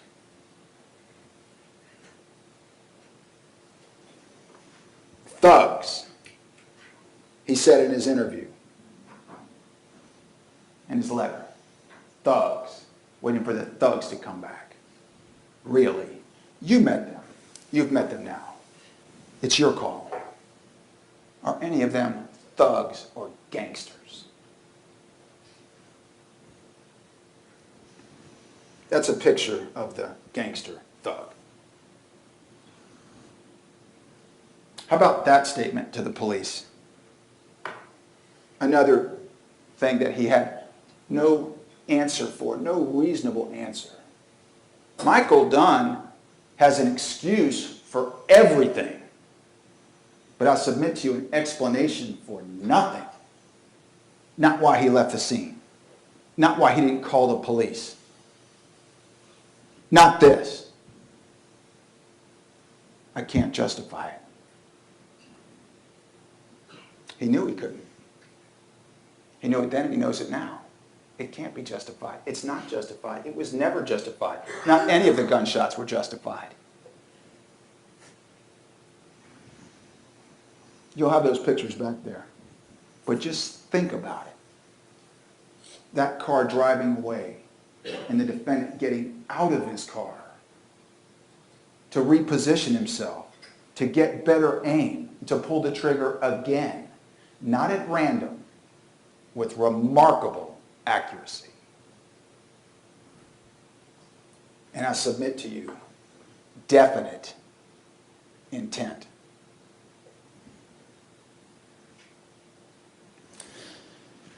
That's the photograph I was talking about. The phantom stick or the gun. Those are the two areas that the gun disappeared from. The defense attorney said, well, the cousin came up there. Was there any testimony about a cousin being at the scene, coming up to the scene? Or was it Tommy Storn's aunt who owned the car to sign the consent form to search the car? Tommy Storn's cousin never came to the scene.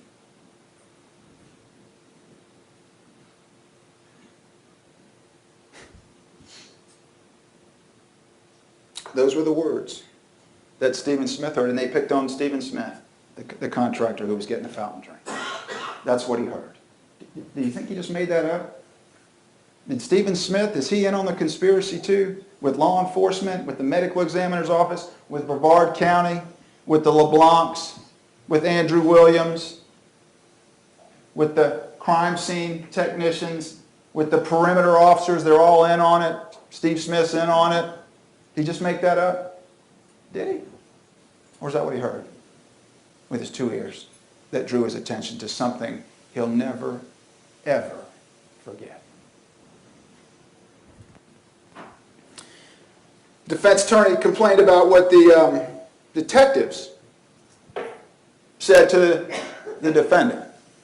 Well, let me assure you of one thing. What the detectives say about the law is not the law. The law comes from His honor, and only His honor, and you all have it. That's what you work from.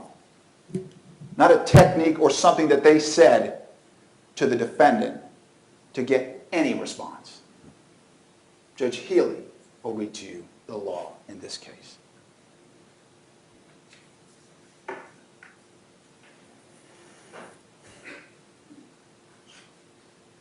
He talked about the inconsistencies, picking on, attacking someone else other than his client, the state witnesses. And we talked about that. It's not like TV. It's not. And y'all know that now. In real life, there are inconsistencies. If those three young men had come in here and given you the exact same account, then I would submit to you, be careful. That didn't happen. In real life, people don't remember everything exactly the same. But what did they remember? That was corroborated by the physical evidence. That was corroborated by the other witnesses. That were corroborated by his actions and his inactions and his consistently, constant, self-serving statements.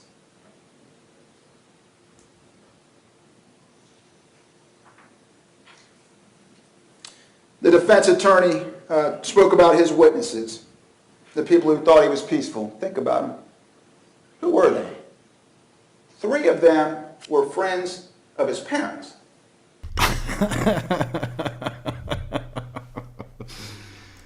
His witnesses. Who were they? 3 of them with friends of his parents. One of them was his friend from years ago. They used to work together years ago in Jacksonville, the strange town. Were any of them with him that night? No. Had any of them had any... Why did you shoot this young boy? Well, I was in a strange town. I was in a strange town where I used to live. And strange things happen in a strange town. any extended contact with him prior to November 23rd, 2012? No. Had any of them ever been in his head when he heard that kind of music in that situation? No.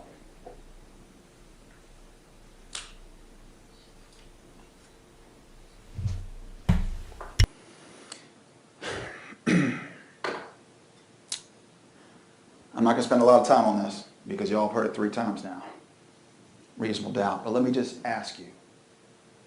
When Judge Healy reads you that instruction, think about it. And if any of you get back there and start saying, it's possible this happened, maybe this could have happened, I could force myself to believe that. That's not the law. Bring that person back. Use that definition as guardrails for your deliberations. And the reason it's beyond a reasonable doubt is because justice doesn't require perfection. It requires the truth. And do you not now have that after all of the testimony and evidence in this case and your common sense? It was the very last question Ms. Corey asked you last week. And now you know why. It was the most important one. Will you all use your common sense? The suggestion was made that we raise our voices. In fact, I don't actually think I've heard him use the phrase puzzle pieces, which seems to be actually interwoven into most closing arguments or interrogations. We just got to put the puzzle pieces together. That Davis, for his family, for the 3 other young men who are victims. We're not asking for your sympathy. And don't misunderstand the prosecution of the case. Your verdicts in this case will not bring Jordan Davis back to life. Your verdicts won't change the past, but they will forever define it in our town. What is that?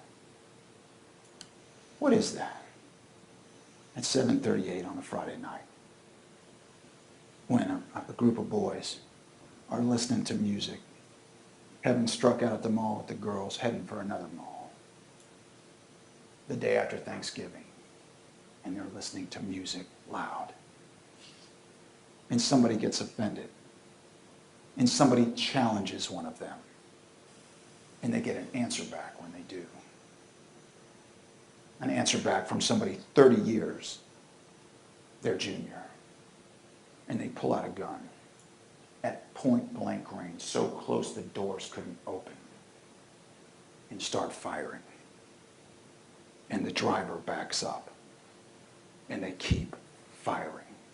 And the driver pulls off. And then he ordered pizza. And then he ordered, and he got really fiddly about the order. He said he didn't want bell peppers, but he didn't want to pay extra for mushrooms. Then finally we agreed that he give up on one of the meat toppings and we'd give him mushrooms. And they keep firing. What is that?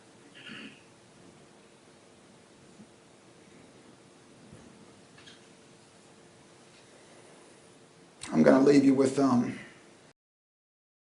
What is that?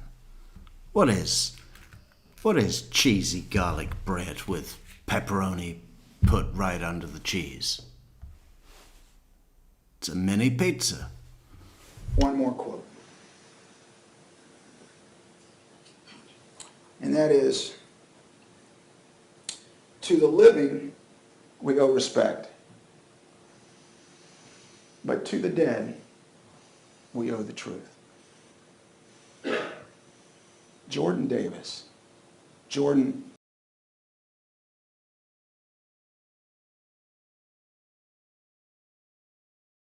Should we make that the strapline? I mean, or should we go with, what is it? No, hang on. To the living, we owe respect. But to the dead, we owe the truth. True Crime Metrix. No, I think we're going to go with Kelly's thank you for putting me to sleep at night, ... and waking up a lot of thoughts. Actually, it doesn't sound so great now. But there was a moment in time where it did. And that's the time I want to remember. Russell Davis, 17, forever. As they had done so many times, the two young men were side by side.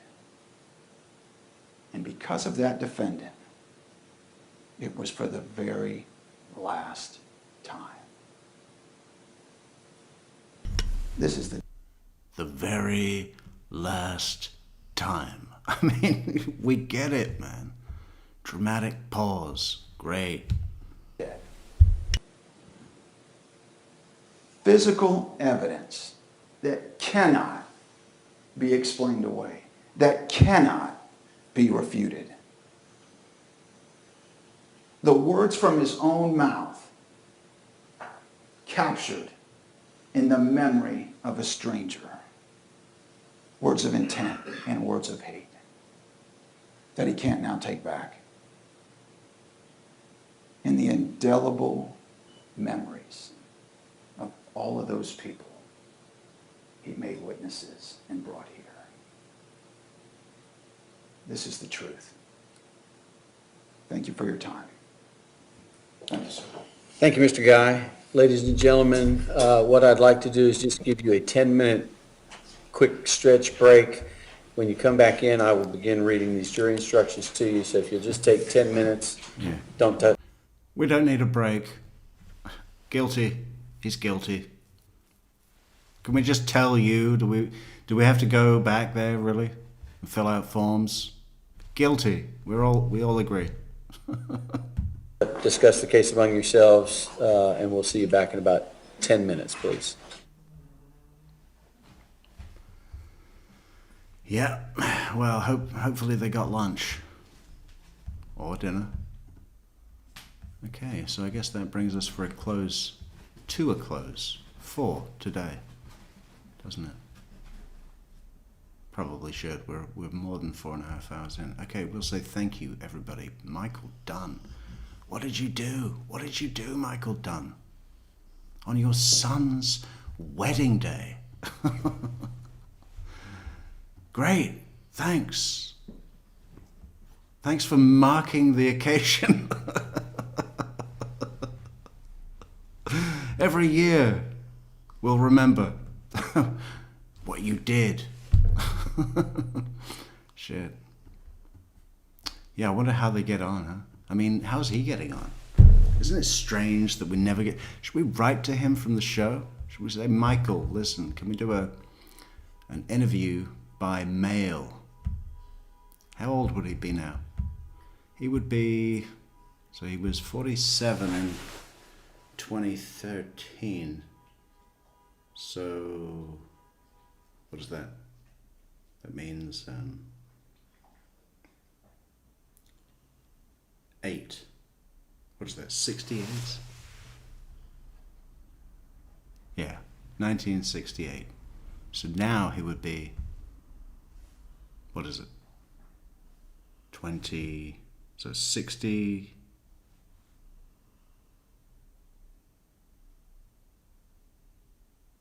So in 2028 he would be 60. So now he's 59.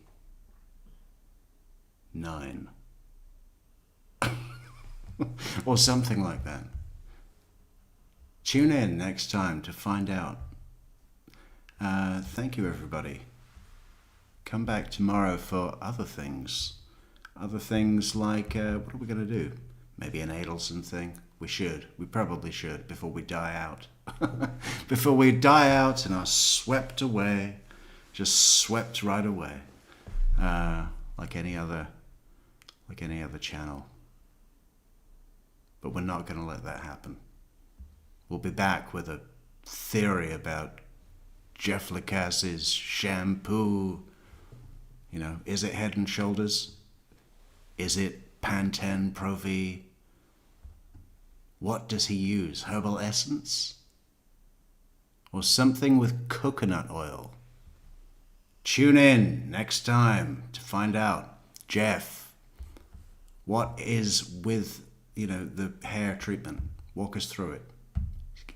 He's probably got a routine like Patrick Bateman at the beginning of American Psycho, right? Every day. What is it? I apply a mask.